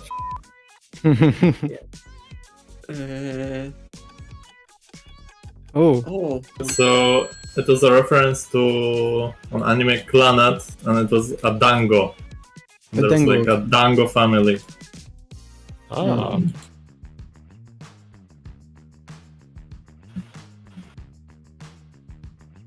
Kraggle. That's actually a good one. Polyhorn. Wait. What was the Polish name? Octopus something. Yeah, octopus something. But Come on, try it.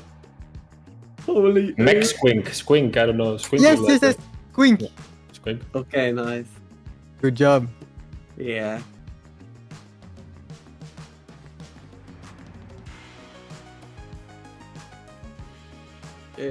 River Spirit?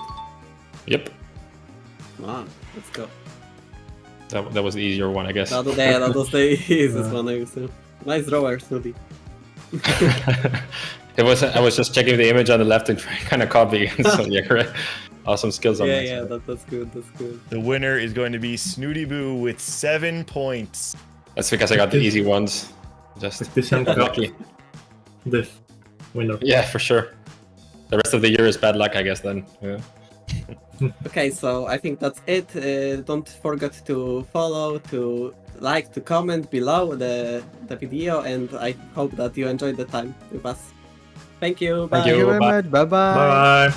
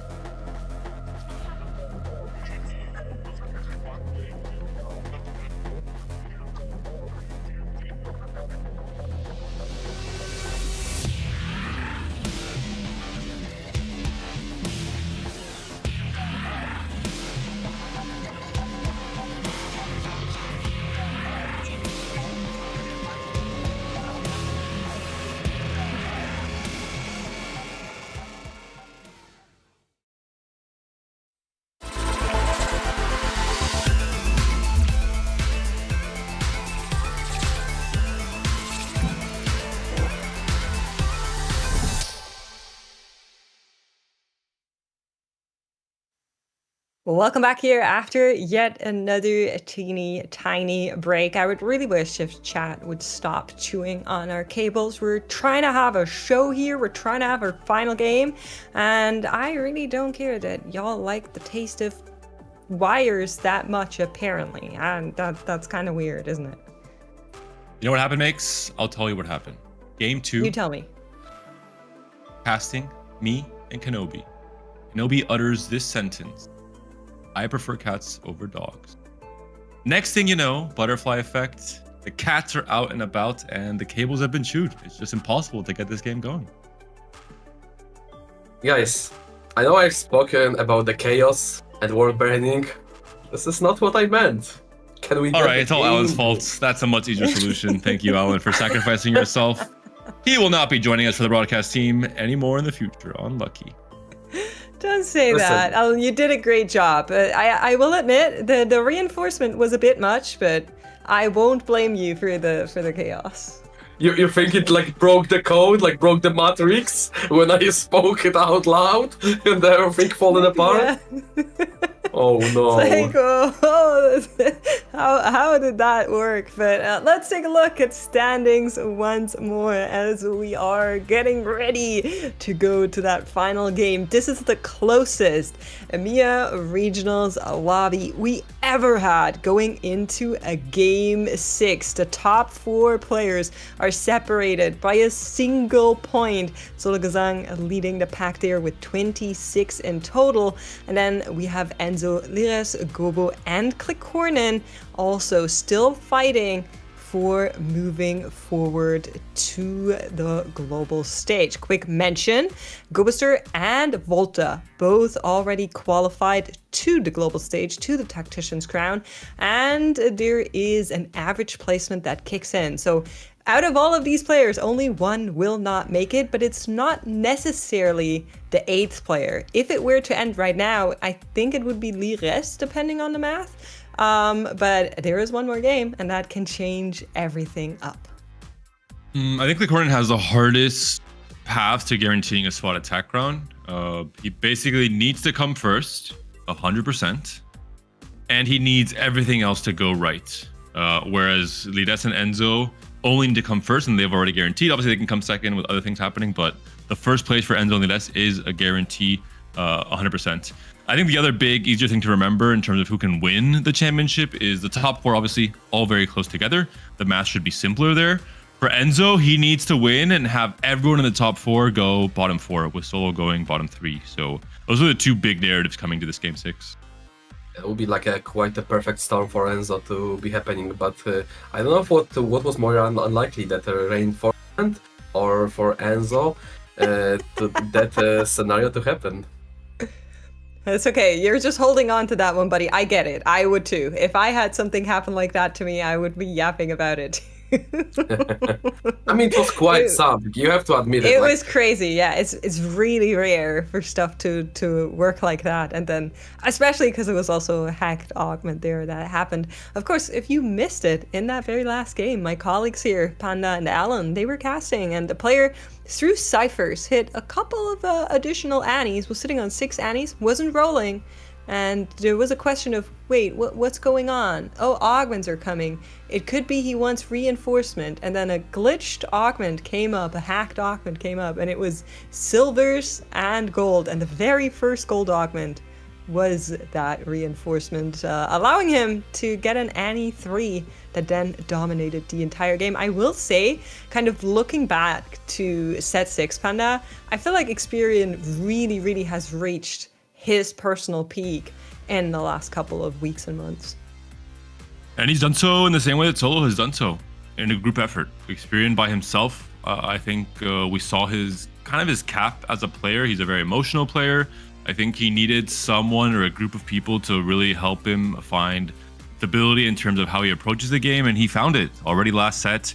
Locked in a spot at Tech Crown, top 16 finish there, with players like Lides and Opal helping that squad of 4 have a great result. And that same prep group of 6 French players has just dominated EU West, the server as a whole, from the very beginning. And they've been taking over. I think 9 of the 10 West spots coming into this EMEA finals were going to French players, including all of these 6 people from the prep group. Lides also being in this top 8 is just great news. The chance to, as Kenobi mentioned, now in this big pause have someone to talk to say, hey, this is what's going wrong in my games. This is what's going right. This is what I should stop doing. Maybe you should as well. Let's lock in for this next game. Let's try and both make it to Tech Crown. I mean, when we were watching yesterday Enzo reaction to him winning out the lobby, like the player that not bubbled once but twice out of the finals, that was something else. If he was on the verge of not making it again, like he was on the 54 points and he managed to score it first, and that allowed him to get into the final lobby. And so happy that his curse is finally gone. One more thing to mention, Alan, with you're talking about players that are bubbling. I have to mention this because I think a lot of people don't notice this. Realize this. Do you know another player who has 2 times in his career finished 9th EMEA finals and missed day 3? Not double. This is a low-key player. You know who it is? Enlighten us. I know, but Yellow Tomato. Yellow Tomato, a player who I think deserves a lot more respect for what he's done in his career, overshadowed by Og obviously being maybe historically the better Greek player, but Yellow Tomato also yesterday missed just barely by 1 point, making this day 3. So a sad thing for this Greek player as well. That's right, but we're not looking for more heartbreak. We're looking for the start of our final game. And while we are working on solving the issue, bear with us, please. And thank you so much for your patience thus far. We're going to be hitting another break here. And then hopefully everybody can stop chewing on the cables and we'll be right back with the very last game.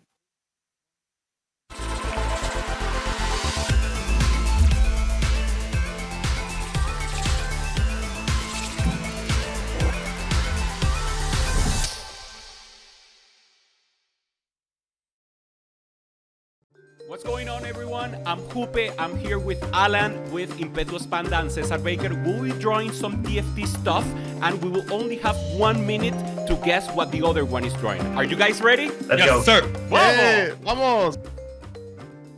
Where? Kobuko? Shop. Buried treasures. Arguments? Hacked argument? Oh. This circle stuff I did not expect. I thought you could be doing normal drawing. Hold on. Andreas bench. This is... Cyberboss? Is this a big Look at the colors of the face. Holy, he's locked in. I am so lost. This is abstract work though. Very good. Very good stuff, Jupe. This is supposed to be TFT related? Elise. There's lots of legs. Elise? Está muy difícil esto. No! It's What happened to the old marker, man? It's too tough. I tried to do the items, and this was supposed to be an Archangels, and this is Fiddlesticks. Oh no!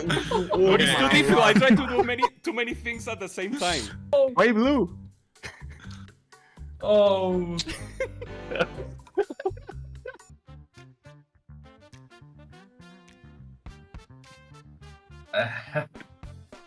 Chill. Unit. Relax. Miss Fortune. Miss Fortune ult. Kaboom. Syndicate? Golem. Kobuko? Cyberboss? That's it. Oh. You got it, Jupe. Vamos! I cannot draw, but I can guess. Wait. Vagar. Kobuko? I think looks like Kobuko to me. Vex. Tivers. Ooh, Vex. Pew Wait. Pew? This is not Annie again. Cyberboss. Misfortune. Zix. Aurora. Yeah, 6. Oh man! Yeah. Good, the plus. Yeah. The plus is good. His ability is like this, you know? Yeah. Like That's perfect.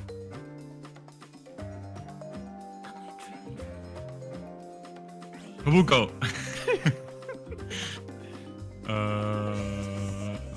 Sunflowers. Wait, are there any flower champions? Uy. It's not a flower. Garen. Ribbon. No? Diego. Yes. Oh. Yeah. Diego. There has to be one more sword wielding unit in this set. That's Diego. That's not Garen.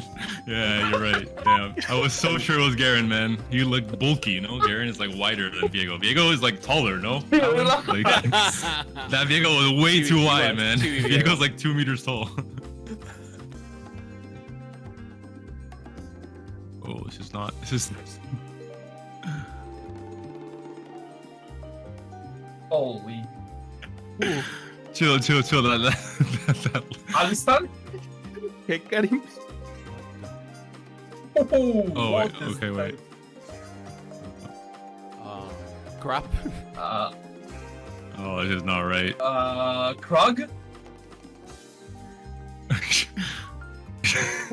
Raptor? This is not right, man. Dump. Is this Raptor? No. Top 8. No numbers. Oh, I can't do anything. Low round. Nidali? Nafiri? Caca pupu. The term was donkey roll, and I can't even draw a D key because you're rolling. It's like a roll, you know, and you're pressing it the whole time. It's a fucking donkey. I think it was, you know. You should have just pasted there your own face and then the D and boom, it's done. Surely.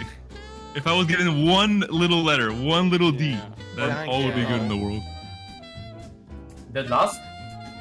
Okay, hot overlay, synergies, client, Traits, double up. shop, Lucky shop. Okay, this is board, Uy. Final reserves. panel, overlay, card, and beat. Last stand. Final reserves. Chibi. no scout, no Finisher. pivot, Finisher. hexagon,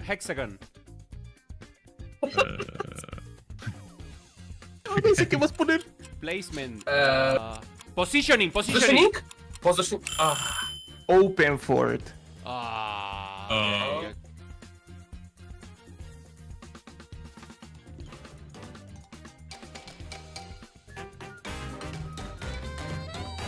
A bush. Fast 9. Final reserve. Pass 8. Clear mind. Clear bush. Fast end. Meditation, Saturn mind, Clouter mind. Money goes up. Calculated loss. ¿Cómo se llama? HP loss. Comeback. Scratchered boards. Oh, Kingslayer. Winner, top 1, victory.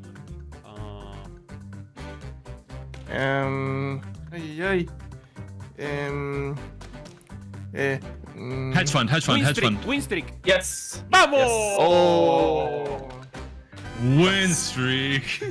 It was supposed to be flame of the win streak. No. We got some real issues here, Alan. The winner is Alan DQ. Let's go! Oh no! Railed, baby. Thank you all for watching the video and our drawings. Remember to comment if you think someone else should have won, but Alan made a great, successful drawing. So, see you in the next one. Like and comment. Vamos!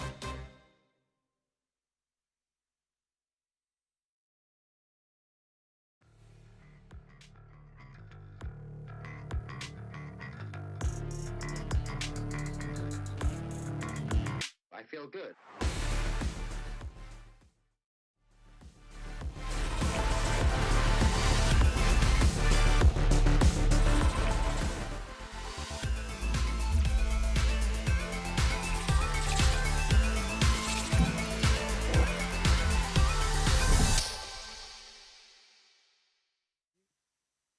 Welcome back, everyone. Thank you for your patience. We can guarantee this final game of the Golden Spatula here at EMEA for Cyber City is one worth waiting for. Kenobi, we've been digging you through the TFT mines to try and make sure we clear out all these cats and reconnect all those wires. From what I've heard, there has been some progress made towards getting this last game underway.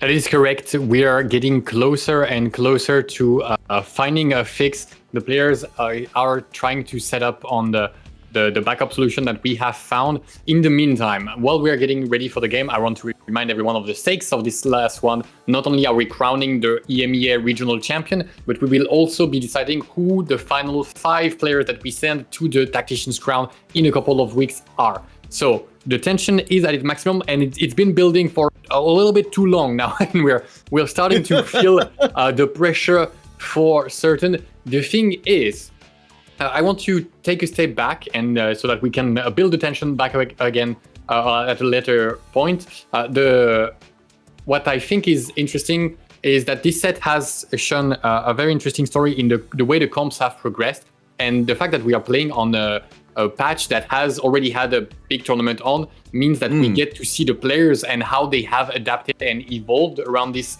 meta. You can see all the knowledge that the players have accumulated around some niche things like artifacts, like some niche reroll compositions as well, the way they can position.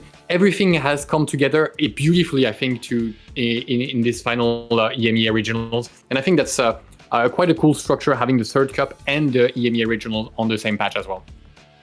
Well, I mean, certainly with looking at the patches yet to come, of course, if we could take a moment to step beyond the regionals and towards the TAC crown in a couple of weeks, there's still not, massive changes will be coming in down the line. So, our players getting a chance to really narrow in and works really well here. Admittedly, some of those texts you're talking about may not work fully. For example, I think a big one is going to be the Graves artifact interactions, which are going to be no longer an option for some of our players. But honestly, based on what we've been seeing from the Graves boards in this tournament at least, perhaps that's not necessarily an awful thing.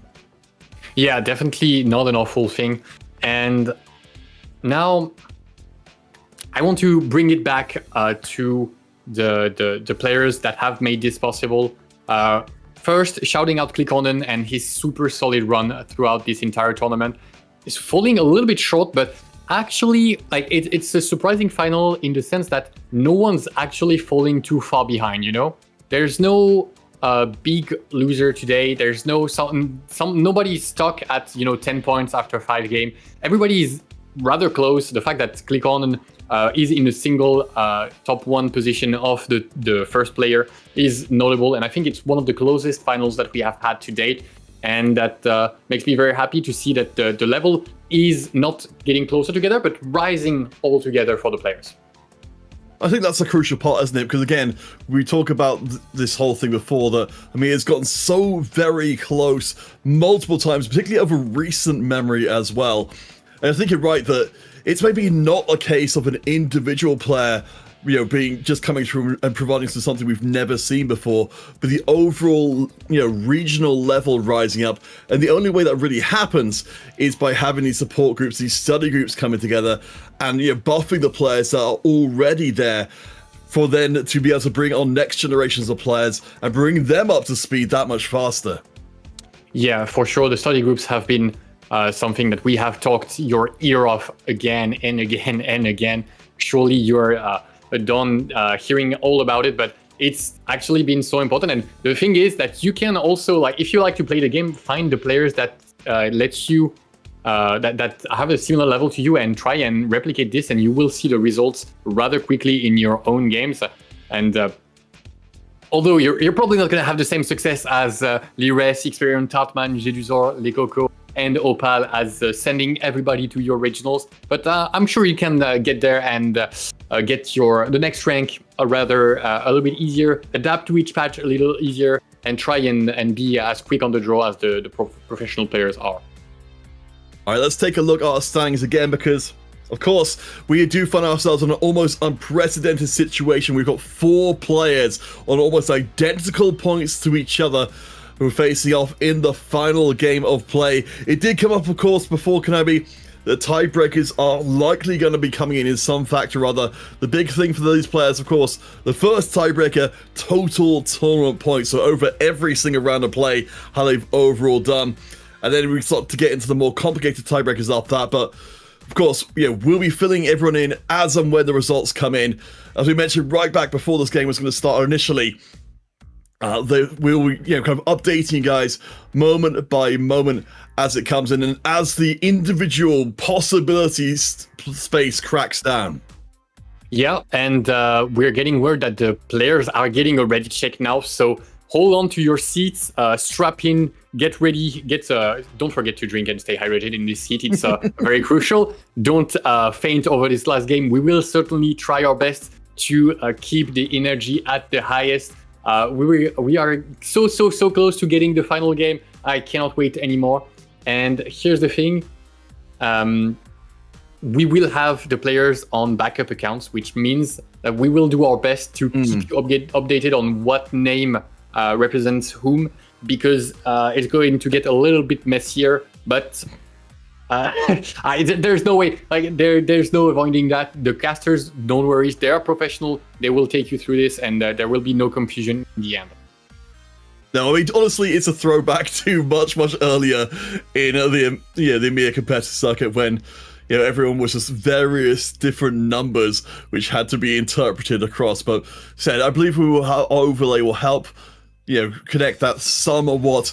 But it looks like, as we can see on our cameras, our players are getting ready. Of course, Kenobi, they've had the big thing here of trying to maintain their focus heading into this last Death, rubbing the sweat from his brow as it comes in. So I don't want to take any more time.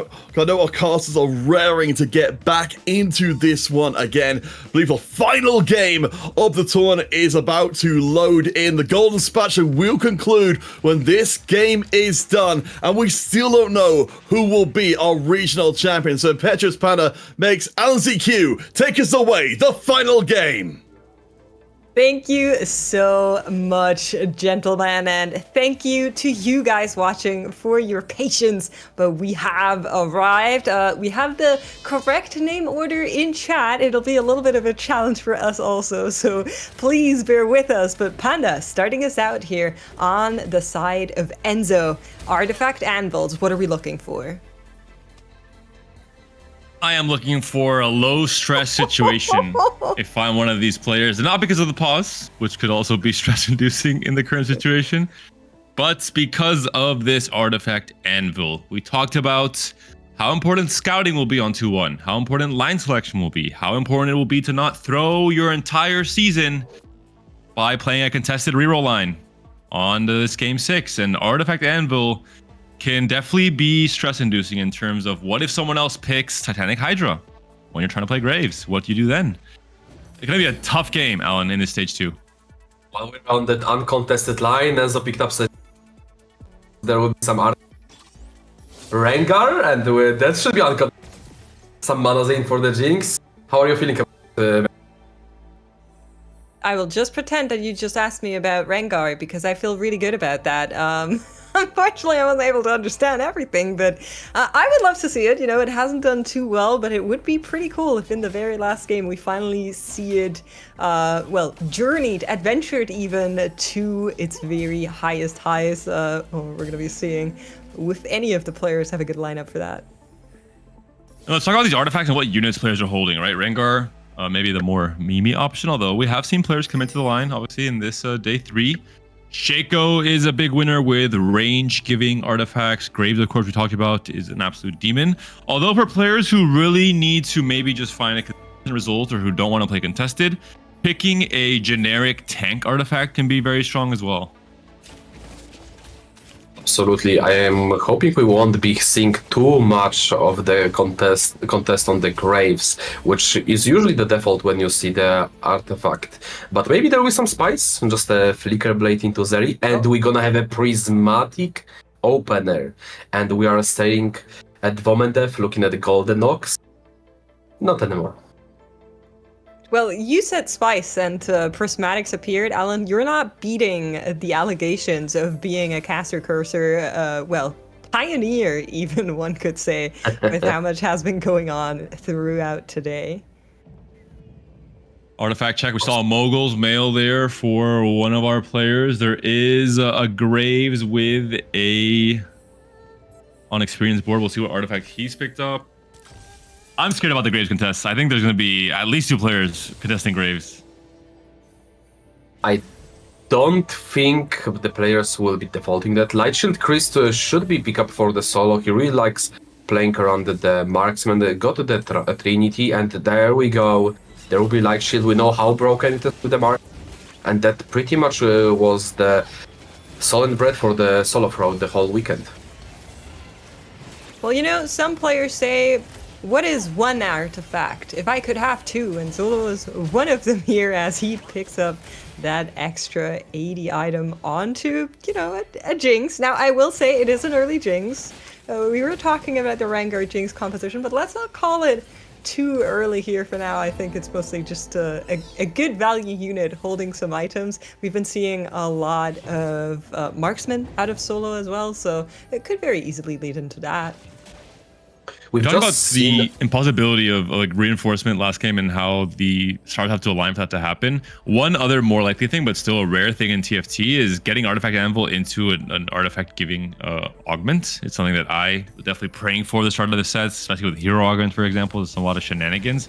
3 players hitting Living Forge means that it's going to be an absolutely insane final game in terms of what some of these units will be able to do with maybe 3 artifacts on them.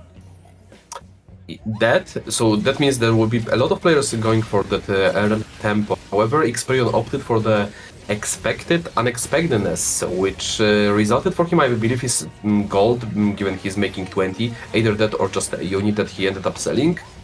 So we'll opt for perhaps that more of a loss streak, see what nets him on the next stage and the stage 4. But when you get that much extra econ, you're looking at either for the premium level 8 line or just fast 9. I like your point of the Living Forge because, you know, sometimes with these portals it can feel like you're maybe not getting the most ideal artifact, of course, and with something like a Living Forge you are alleviating some of that pain, but if as many players are picking it as we are seeing right now, it could also be that you just get 2 really good ones and then suddenly you're way ahead of the pack.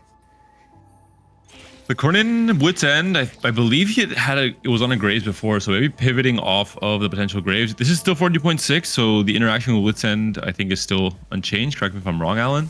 As well as Hydra with the auto-attacking for Graves. So it would be a really strong setup.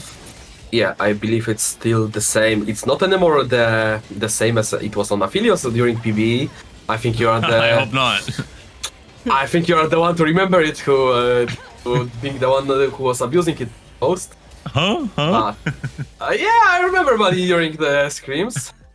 I will not forget.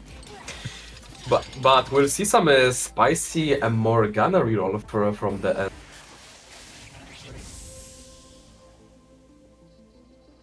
Here comes our first carousel. We have a Mordekaiser here with a crit glove. Could be interesting for the players that are looking for maybe a little bit of an exotech angle. Liras, of course, with that extra emblem, is going to be the prime target for that composition, but I'd be surprised if he's uncontested. Looking at the bottom, we see a bigger picture of what artifacts have been selected and what lines and ideas players have. For many of them, most of them, I would say, the idea of picking a generic tank artifact seems to be the less stress-inducing option. We see, I think, 3 Light Shield Crests, 1 Mogul's Mail. The Wit's End from Cornin is one of the more warping ones. There's a few Indomitable Wills as well, and an Unending Despair on a Vi, which, Alan, is one of the enablers potentially for a Kog'Maw reroll. Kog'Maw reroll, that's right. But do you really want to go that the Prisma? We are seeing 100 HP. Vandeliona when picking up the Light Shield. Already having that Rage Blade slide. The Vanguard. I don't think we've seen it just yet. Pretty insane forecasts have been found already. Leona on the board here for Volta. We saw a Zed earlier as well. So truly an insane start to this stage 2. It absolutely is, and we are obviously working on getting that mic fixed there. I promise you, Alan is doing everything in his power to reconnect with us and actually spit out full sentences. We have to sacrifice something for the games to start. The cats have to go in a different direction. Alan's it's mic right. is It's the right. victim. It's chat. They also chewed your wires, man. They went all the way to my place as well. Who let them in? Help! But look at this setup from the Gaboster. I'm hoping I'm not getting anymore, right?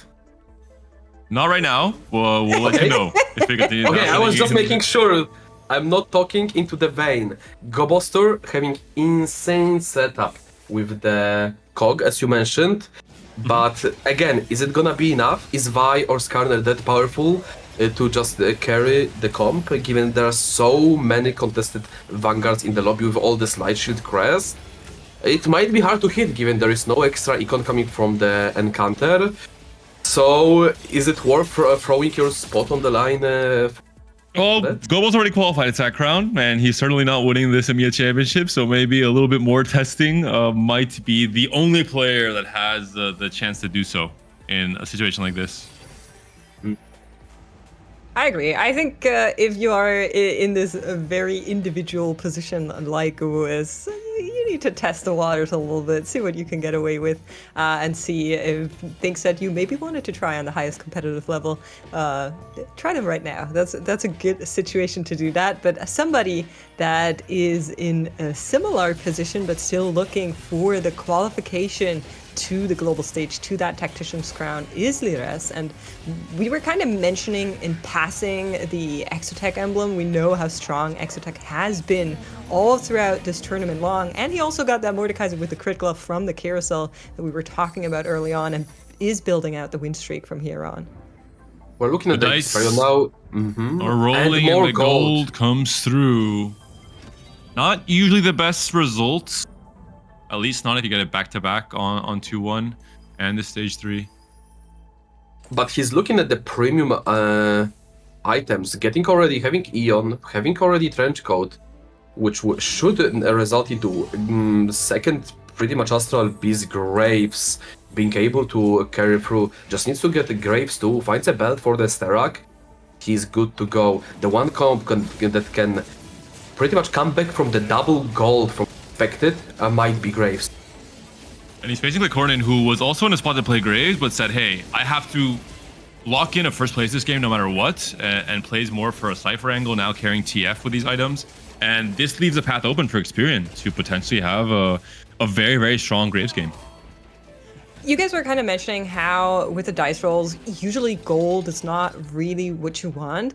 I will kind of say, since he is also having that golden ox online very early, he can make use of the extra gold quite early on and start stacking that up, which is going to give him a little bit of a more stable time until he's actually able to find that Graves 3 and get the entire board to a state where it's going to be stable.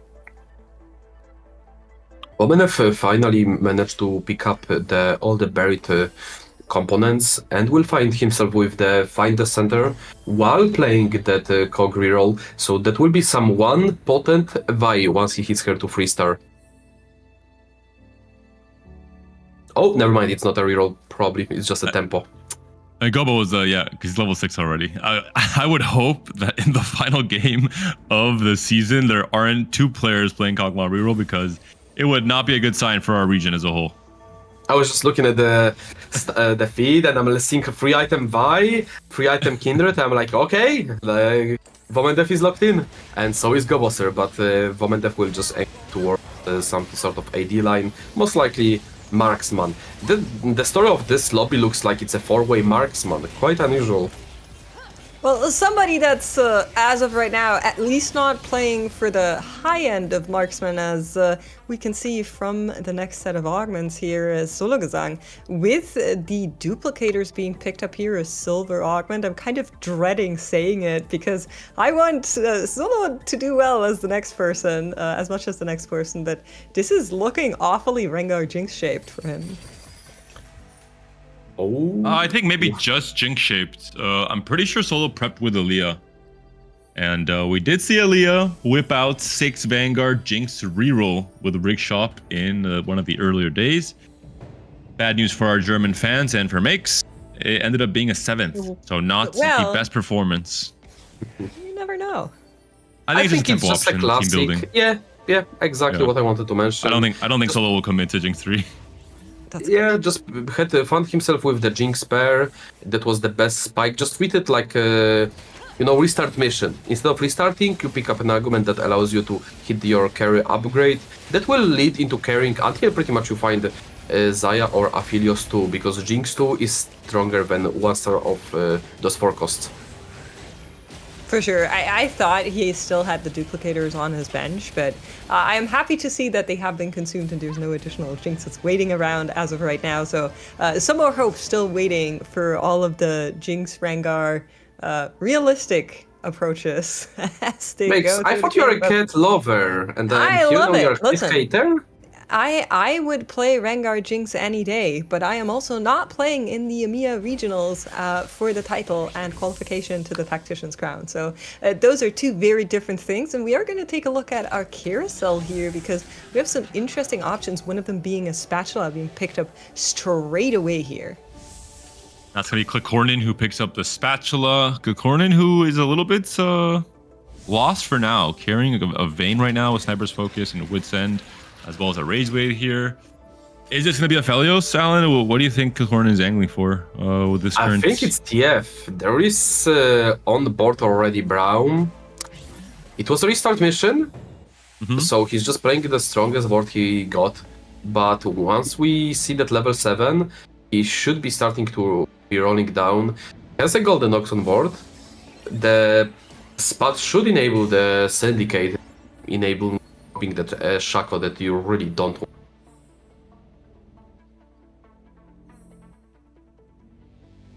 What if it's Amp? Widsent is not very good for the Amp. Like, if you think about it, it's not good on Ami, on the Yumi. She doesn't He needs really to want win. the attack speed. He is not winning with TF, Alan. You and I both know this. Yeah, I think if you are looking at the stats and you know you have to get a top 1 placement, saying, oh yeah, I'll just play TF feels counterintuitive. Fair. If you're looking for the top 1, cup number 3. And this is too low HP to even consider TF, this would be just a disaster. However, he's looking at the strategies emblem.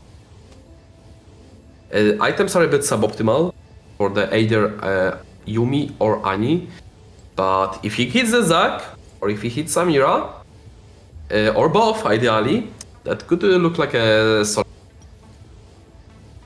Small pause. We're seeing the players. Hopefully they remain locked in despite a little hiccup here on the technical side. For Bowman Death, I mean, he's definitely hydrated at the very least. Just knocked back some water. I'm gonna hope. Let's say knocked back. What the? We do have disconnected, seems to be. So we're waiting for the player to reconnect, and then the game is going to continue in the immediate. As you can see, we are back. Nothing to worry about, despite the constant sabotage coming from cats and chat alike as they're trying to chew through cables. We are still running. I mean, look at the spot from the Volta. Level up. Looks like cash out 290. Pretty healthy. I think he's the player to look out for the win out spot because I'm looking at the other players and it's not looking like anybody as remotely close to have a good spot as Volta here. Not just that, but we talked about the potential angle towards Marksman, towards Anima Squad, towards Leona. And these are 2 copies of Leona already. We're in stage 3-6. So a very early start for the key tank that will hold up the entirety of the comp, basically. Oh, well, but we also have Pandora's Bench here on the side of Gobo, which is the one thing I think Volta would really like. If he could pick any augment in the world, probably would be Pandora's Bench, always on his board. So that is going to be another option to maybe unlock a comp that's not as frequent like the Vexotech we saw in the previous game. If you are able to get a 3-star on the forecast, and it's very much possible to get a very high finish through that Pandora's Bench, so something to look out for. But we were kind of talking about the possibility of a Kog'Maw reroll and how surely no one would be playing that in the very last game. Pana, you want to comment on that? Gobo's already qualified to attack ground, that's all I will say. Before we analyze potentially his next artifact anvil. We talked about makes across the entire weekend that there will be a small delay in opening his artifact anvil to from stage 4 onwards. You eliminate all of the gold generating basically from the pool of potential hits. So we're on 3-7 already. Anyone on Living Forge will be waiting at least one more round and then trying to pop and find the most suitable artifact for their current comp. Important note for the players, when you're rerolling on the bench costs, and in the spot now the Gobo is, you don't want to roll stars, because it lowers your odds of star, and that you are taking out the extra unit from the pool. And the bench does respect pool, so it's important to keep rolling only the 1 star. Yeah. We will need to check in with our Living Forge players to see now that we are, as you mentioned, Panda, on stage 4, what they actually got here. If there's any more crazy options coming on through from our Living Forge players. On the opposite side, though, I am seeing already an Aphelios 2 and a Zaya on the board, as well as 2 Leonas for Womandeath. In the contention of everybody's playing Marksman all of a sudden, this is a pretty good start, I would say. He has to be very happy because it's not just he's rolling down, trying to tempo out the lobby, trying to continue this 7-win streak, and you know, he's an 87 HP still. It's the fact that a lot of his direct rivals are also playing Marksman, so if he can send someone like Volta towards the bottom side of the standings, someone like Solo, who is also angling Marksman with that Jinx in stage 3, he has a very high chance of winning this tournament. It does, and we are getting another set of augments here on through. It is going to be choice between 1 golden or 2 silvers, and a lot of the players are leaning towards the double silver over the golden, waiting for Womandeath and Solo to pick those finals up. How are you feeling about Enzo's board? We're getting a glimpse of the Morgana Bastion, I feel like for the first time today. I mean, the problem for the Enzo is that he doesn't have the Poppy 3-star, which is pretty much mandatory for the comp due to the fact that it can snipe backline together with the Morgana. If you rely only on the Morgana, it might be just a bit too slow. But with the double artifact setup, which both benefit of the mana generation, might be just good enough to carry off that Morgana. And no brambles as well, no backline snapping from the Poppy, helping the Morgana clutch up some key targets. We've seen it, I think most players that are angling Morgana, they're doing it from very good spots, and it's why it's had success. Players are not just trying to blindly reroll Morgana, as we saw a few patches ago, because it was just that much stronger back then. And we're seeing it here. Most players rerolling Morgana are entering stage 4 with over 70 HP and usually bleeding out to a third in most cases. I kind of want to direct our attention towards the bottom ends of the standing, because we do know a player like Klikornen, in order to make it to the Tactician's crown, needs to come first and then needs some other stuff to go in his way to maybe get that in still. He's currently on 21 HP. Look at this roll down from Volta. He's trying to make this Urgot flex board work. Has the Cho'Gath 2, only Zac 1, gonna item swap back to the Cho'Gath main tank and level up. Inspiring Epitaph is what it's all come down to for Volta. Fish bones on the Urgot. Hear me out, this is not the Volta I've known. This was actually very quick level and roll down and item distribution. He did improve so much since last time I remember Volta doing roll down. This is not the person I remember. This was absolutely beautiful. And now we are watching Vi solo the whole legendary board? Oh no! Oh no! Oh my god! No! I don't believe it. I do not believe it. I do not believe it. Unending Despair is so broken on Vi. Oh, we're getting another hack here as component anvils roll around on this carousel. One of them is also a pot, so that needs to be something we look out for as players are assembling their boards. And Volta, of course, has that ticket already. He is going to the Tactician's crown in 2 weeks, but he would very much like to boast his record with finally getting the title of EMEA champion, and he is rather close. He needs a higher placement than Zologazang, Womandeath, and Experian. If he can outplace all of them, then the title should be his as he goes into the Tactician's crown to represent EMEA. The scary spot though, 1 life. It's Zed artifact anvil encounter where there's just some scary stuff happening with some of these units. The combination of certain artifacts makes it so that augment strength, board strength it's not really comparable to a normal game of TFT. So I would be really scared if I was Volta at 11 HP here.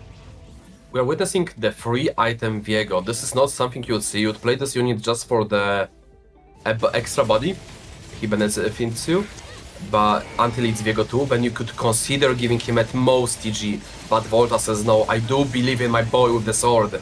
And he will be looking kinda rough on the fight, because again, there is just a bit of the damage missing. Okay, he can get Urgot's through ramping. the front line. His Farmed a component as well. No. It's gonna be a small enough loss. Volta's fine. We're in stage 4 still. He did farm a component, but it's a big big moment now for Volta on his absolute last life. Needs to win every round from now on to become a EMEA champion. Sitting at those spares, just missing a crucial spike. Like Garen 2 would be so big here. Moving the items from the Viego to Garen, I would consider selling here Viego just to try to find it for that Garen spike. Or that Vex you are not upgrading, she's itemless. So like perhaps sell Vex, roll twice, and rook for the Viego or Garen upgrade. This is actually so rough. Can he get the win finally? And on the opposite side is Experian with that fully upgraded Graves, trying to put the nail into the coffin. If that Graves makes his way towards the backline and takes out the Urgot, I think chances are basically impossible for Volta to take this one home. Urgot down. Urgot might have done enough. Viego's still alive. It's just a split grade. It's not as strong as obviously the base version of the unit. Viego, one more cast could maybe clutch it up. Maybe Garrett can help with just a belt on the unit. I think it's gonna be enough. Graves taken down. Volta survives. Holy, the Epitaph scaled up enough attack speed where those units, even itemless such as Kobuko, were outputting enough damage to take out the Graves copies. That was actually pivotal for the Volta. Just live long enough to hit a bit more gold spike from the creeps and an upgrade or two. He might be back. Hopefully, but it's not one just yet from that very single round. He needs to keep on doing that, and it looked awfully close for Volta in that round there. We're going to be checking in with Klikornen, a player that also seems to face a rather impossible puzzle right now. Has been winning the past couple of rounds now that Zeri is online. Bad news for players like Lires, who are also going down that Exotech line, but is it good enough to stay in here? 21 HP. Zolo, currently the highest point leader, also on 22 HP and has been bleeding. I think this lobby is moving really fast right now.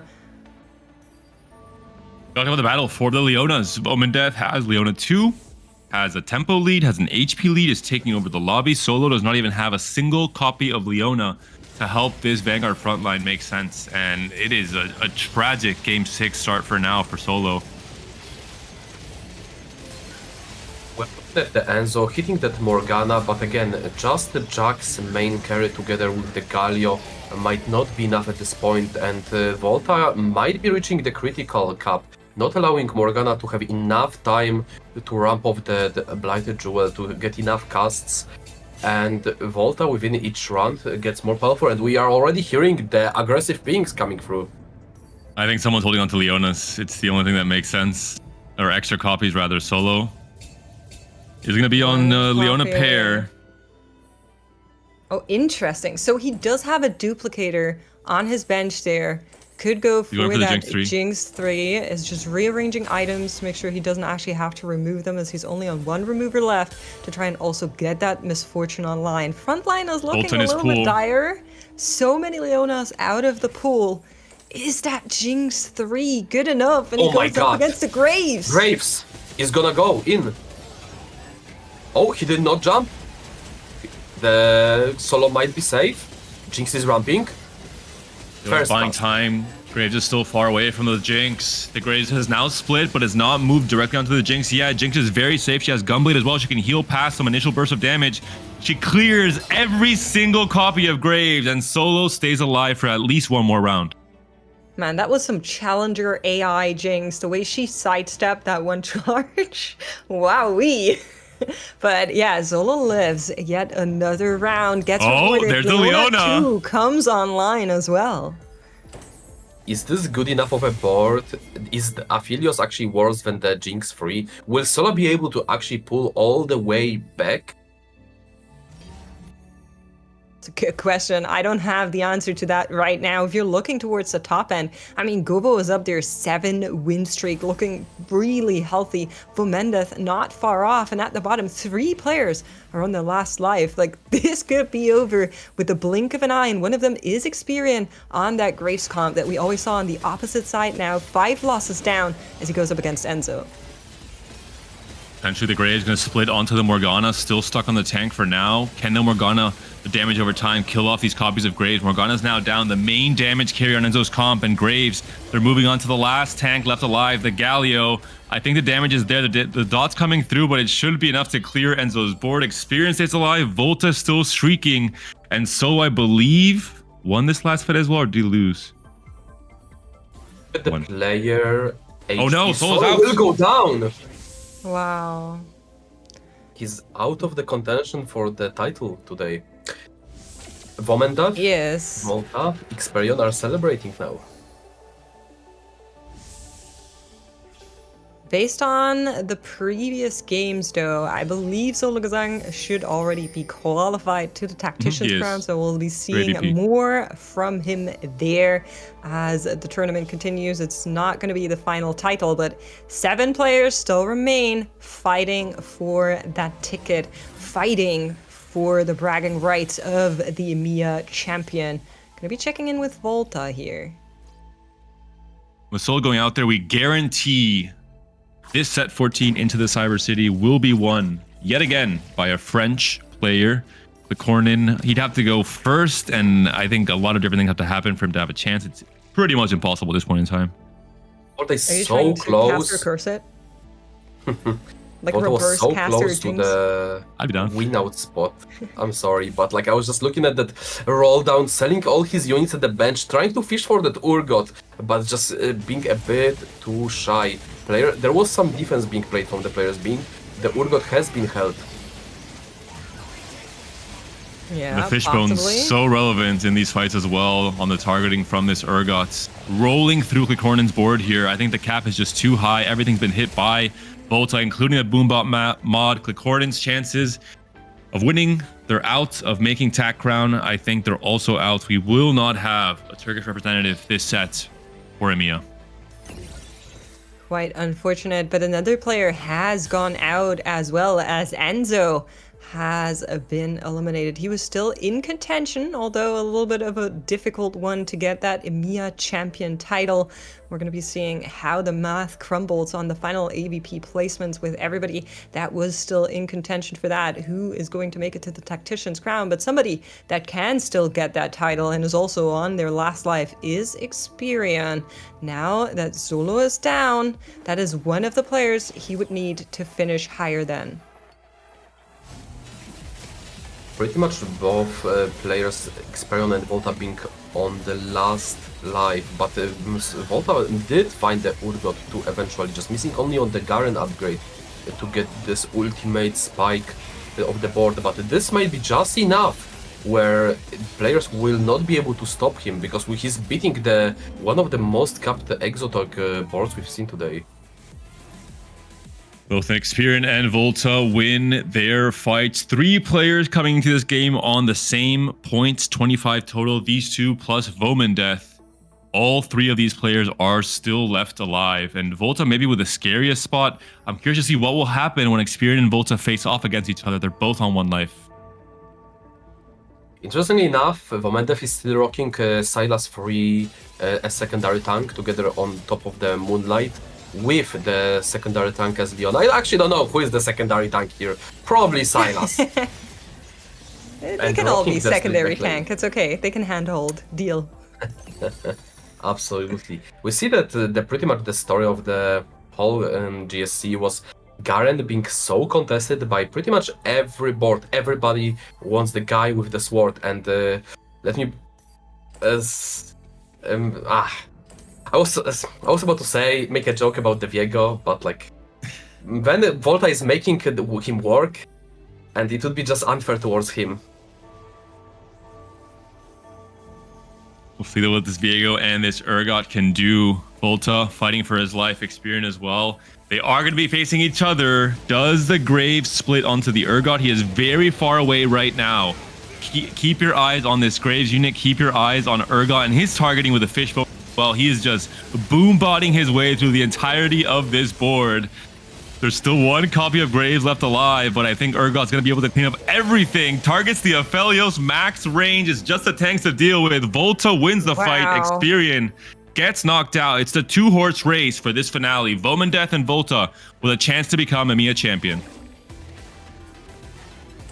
Just to remind you of how it crumbles down. Vomandeth needs to be higher than Volta to win, and Volta needs to be higher than Vomandeth to win now that Zolo and Experian are both out. So whoever ends up on top of the other should be able to claim that title, the glory, the bragging rights of being our EMEA champion representative. 2 players remain on their last life. Vomandeth now in stage 6, probably also on his last life. And Gobo, with the extra round of just showing off here, already qualified, is going to throne at the very top of the leaderboard. But here we go, one more time. Lyris on the opposite side as Vomandeth tries to take apart this marksman board. Yeah, and we're looking at pretty much the pinnacle of the meta. Just Vanguard, Marksman, and Urgot Flex being pretty much across all the boards from non-extra Regius, and Vomandeth will be taking down. Yep. We're in stage 6. Vomandeth is out despite being at 15 HP. His tournament run is over. Volta places above Vomandeth. Lides and Gobo very far away in the standings. I'm pretty sure this locks in Volta as our EMEA champion. I think it does so as well, and we're just kind of checking in on his player camera here. I'm not sure if he knows that already right now, but of course, a player of Volta's caliber has been to the global stage 5 times, going a 6th time in 2 weeks, came so close, so many times, so many second places at a championship here in EMEA. This time around, he takes it home for France once more, and I think that is going to be a lot of Volta Disco emos in chat. The Sangliers are going to be having a party tonight. I think this game in particular is very important for Volta because he showcases that he is not just a reroll player. He just doesn't play like this very straightforward TFT from like picking the line on 2-1 and then going all the way through it. He can also play a fast TFT, can go fast 9, can make a proper roll down and make a full pivot, and that shows in this game perfectly. And we saw his spot going into stage 4. It just looked so good. Level up, so much gold to work with, great item slams. We saw he was going to be angling towards this Urgot Flex board, which has overtaken AMP as really the highest cap board to play for if you have just enough resources to work with. And we're seeing what this board looks like now, just full of 2-star legendaries, artifacts on the right units, Urgot's just dragging in units and killing them off from across the board. An insane setup here from Volta. And remember how close it looked when he was trying to put this board together, how long it took him to finally get the upgrade on that Urgot, even longer than to get the upgrade on that Garen, to build out that front line and buy himself some time as he goes up against Gobo. And, you know, we were kind of clowning on that Kog'Maw reroll Gobo with just showing off. It couldn't be in contention for the title anymore, is qualified already. Both of our players handshaking here as they finish out this game. Okay, is this really Cog reroll? Isn't this just I was gonna say the same thing. I refuse to call this Cog reroll. He almost won! Isn't that crazy? Gobo almost beaten this board because of the Vi specific item combination. The Despair, Sterak, and the Will just being immune to the CC, having so much stats, and Despair doing all the damage that comes off the shielding. Pandora's bench as well to just try and lock it as many golden units on his board as possible. We're seeing Itemless Braum 3-star as well. Jarvan, Vi, this Kog'Maw. We saw a taste of what the Vi can do, obviously, in that pivotal fight near the start of stage 4 that put Volta into what was essentially 1 life. And maybe we see the same thing happen again. Some upgrades have come through onto the Zac here from Volta. I mean, this is the board where once it reaches the critical mass, it's all Ogre. Like, this is extremely hard to beat. Maybe if he wasn't able to hit that Urgot too, then there would be some fire standing chance for the Gobbo, but now after reaching the critical mass together with the Zac, it will be over. Well, one more round between the two of them. We're going to be going into PvE once more. Another chance to maybe get an additional upgrade. Maybe another crazy hit from that Pandora's bench, although I don't see anything in there that would maybe change the trajectory too much. But for Volta, this really is the victory lap as he's just showing off. And what a win for Volta as well. He's put in obviously so much work. One of the players who has been around since the very beginning, not just around in a participant kind of way, but in a way where he's been dominating, right? In tournaments, in the French tournament scene, in the EMEA tournament scene, even internationally. He's made it to so many TAC rounds, among the most of any player, really, alongside players like Double. And has never won a big tournament, has never won a regional championship, has never won a world championship, obviously. It seems like he is always the luckiest player of all time until it matters most, and then he just never is able to win it. So I am so happy to finally see Volta have a crowning moment. Yeah, me too. It just feels like, you know, it finally clicked into place. And I am honestly not sure if I could mention any player that is, if you look at the competitive TFT history, more deserving than Volta, based on results, based on the improvements, the time, the effort he's been putting in over time. I mean, Alan, you were just calling to it how much he improved as a player on things people have been criticizing him for years at this point. As he goes up against Gobo one more time here, the backline has already crumbled, and the rest will follow suit as Volta is going to take home this very last game and the championship title for himself. I mean, we've never seen Volta play that well. Across the whole 3 days, this was some exceptional TFT performance by the man himself. And we see a glimpse of a smile on his face. He's already so used to the success. That's we'll take what we can get, and I think Volta inside he is definitely very what a set from him as well. Qualified to EWC through a very grueling and very tough qualifiers with a team that on paper did not look like an S-tier French team at all. Where other S-tier French teams failed, Volta's teams made it through with his leadership being, I imagine, a very pivotal role of that success. And now individually, he becomes a EMEA champion, locks in his 6th TAC round appearance as well. Just an absolutely historic set 14 for this player.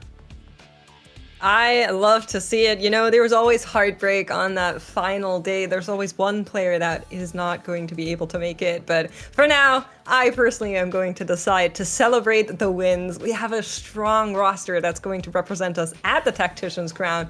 And it's been our absolute pleasure to cover those games for you guys at home. Unless you guys have any more call outs, I think we should throw it over to our analyst desk and see what they have to say about how it all crumbled, how it all came to be, and what led to Volta's victory. Thank you so much, and we'll hear from our analyst desk next. Oh boy, Kenobi, what a time, what a place to be.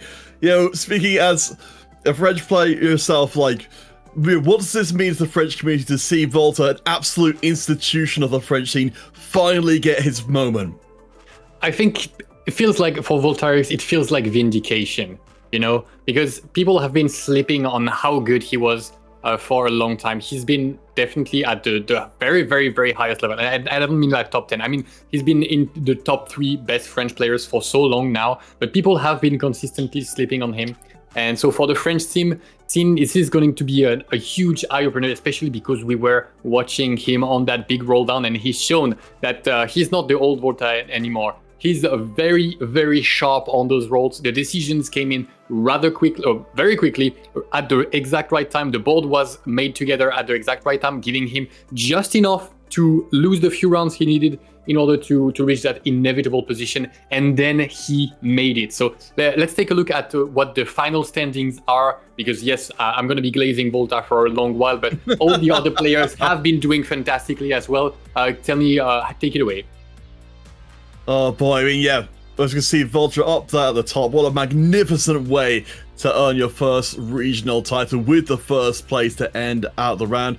unfortunately, we have got some bad news to go along with this as well. We said at the beginning of the day that not everybody playing in the final day will be able to make it to the crown this time. Unfortunately, the Poison Chalice has fallen to Enzo in this case, though I know that that has already gotten through the chat already, that people are somewhat aware. For everybody else, though, it's a journey further forward.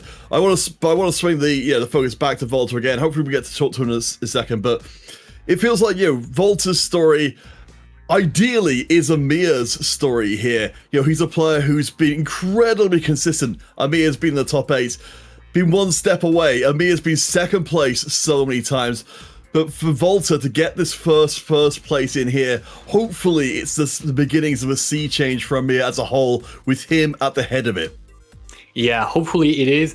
And he's obviously won, but I want to point out that while you might have seen me this entire day with this cute Pengu shirt, what you might not know is that one of these Pengus actually represents Experian, from when we were coaching together. This is Experian, and him getting a 3rd place here, especially after that very rough start, is super important to me and to him. Going to the Tactician's crown back-to-back is going to be great for confidence long-term. Any player that manages to go several times is going to be building that confidence in the long run, confidence that Voltarix has had for a while. We could see him winning with just, what did that? He did just a...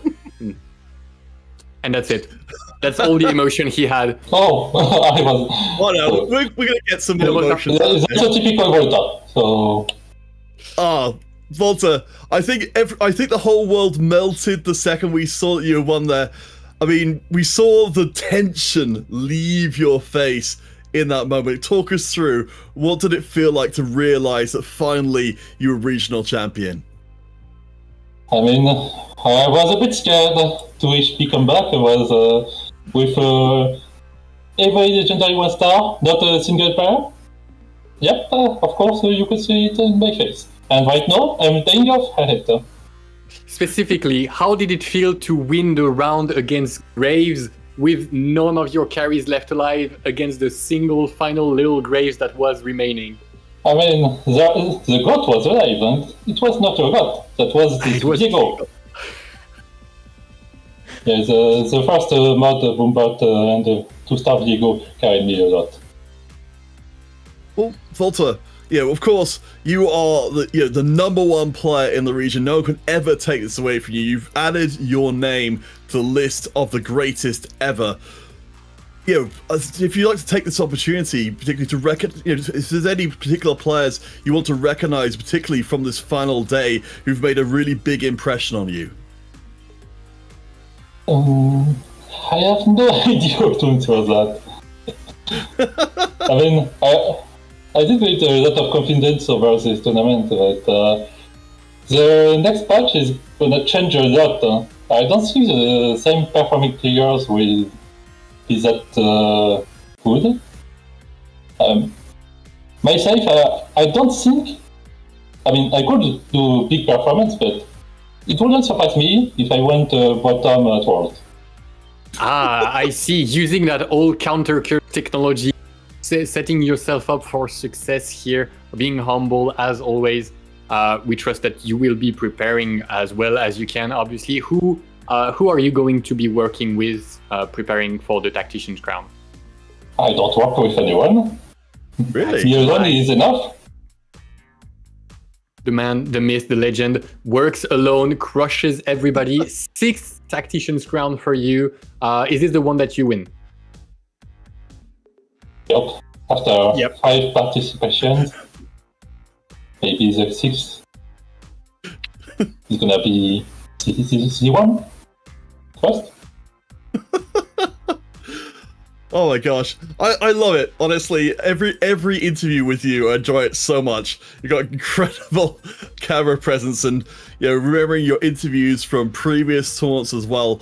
I can really hope that things go amazingly for you at the crown in 2 weeks' time. Oh wait, I mean, so I want to just before we let you go to celebrate. I'm just curious, before this tournament, how were you feeling? Right back at the beginning of day 1, did you feel like there was something special coming, or was it just another day? So since set 11, after doing a good day one, I tell to myself, don't do that again.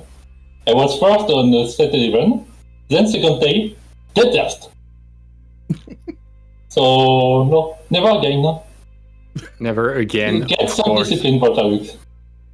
And we could see the discipline. The roll down on 4-2 was impressive. I'm so glad to see that the haters will be silenced, saying, "Oh yes, Voltarix, he's so slow." No, you're not. And you showed everybody when it mattered the most. You had the steady fingers. You had the roll down. Everything was done on time, and came close, but that was not due to the rolls. What due not finding the legendaries early. But it's been so great. Do you have any final words that you want to be saying to the people watching you, the people supporting you? Thanks everyone. Finally we did it. After 6 years of TFT, I finally won the Open Finals, and I hope this won't be the last one. Wonderful. Maybe Thank you so another time. Well, thank you so much, Volta. An incredible performance from you. Can only hope even a tiny bit of that momentum carries forward. As much as you're being very humble here. Congratulations once again on being the Cyber City champion, and heading, of course, to the crown as the leader of our group and an inspiration to the EMEA players to finally take back the crown from all those other regions who've been keeping it from us this whole time. Thank you. Bye-bye. Oh, all right, guys. boy. You now have 2 weeks to recover from that grueling EMEA finals. The Tactician's Crown will be held from July 11th to July 13th. It will be bringing the best tacticians from all around the world. You can see who qualifies from the Americas. That will be starting a little bit later on. And at the APAC region as well is holding their own regionals at the same time. So a lot of the contestants are going to be qualified right there. And then I believe a few regions are going to be qualifying their own players in the coming days and weeks. So keep an eye out for that. The competition that Voltarix and all the other players that we are sending there is going to be incredibly fierce. And we count on you to cheer them on. And speaking, of that, we want to be entirely clear as to who the 9 will be. So, formally speaking, let us introduce you to EMEA's representatives at the Cyber City Tacticians Crown starting on July 11th. These are our players. These are our hopes to finally bring back the crown. Kenobi, I'm feeling pretty damn optimistic. Yeah, well, so am I. We're sending, in the end, 7 French players, Solo Gesang, and Klikkonen. So my hope is that they all come together and bridge the gap between all the study groups, and for just a little while pool their resources together to advance the region further and finally wash away this bitter taste that we have had in our mouth since we haven't managed to get the victory again after Double 61 did it in set 3.5. Yes, nearly 5 years away from here, but it seems like it's gonna be happening soon. Again, please do take your time, if you haven't already, to go and support all of these folks on social media and the streams as well, because they're going to need every drop of your support. That any of you in the chat at the moment, the thing you say to them could be the thing that resonates through their heads as they are backed against the wall in the crown with only one way out. For now, though, sadly, that brings the Golden Spatula, in EMEA at least, to a close. Kenobi, of course, if the folks want to be able to follow along on social media and make sure they don't miss a single thing, where should they be looking? You can, first and foremost, for all of competitive TFT information, look on X at Compete TFT, on TikTok at Teamfight Tactics, on Instagram, Facebook, and YouTube at TFT. And as well, you can find a bunch of information from the casters at Impetuous Panda, at AlanZQTFT, for yourself this side, I will get it right, at Counterfeit Cast. Myself, you can see it on screen, and as well at makes_. And that's everybody that brought you the action today. Thanks to everybody working in the shadows, making. Thanks to the players for giving their all throughout the weekend, and even if the final game took a little while to get rolling, they stayed strong for the entirety of it. As our producer is now making me giggle.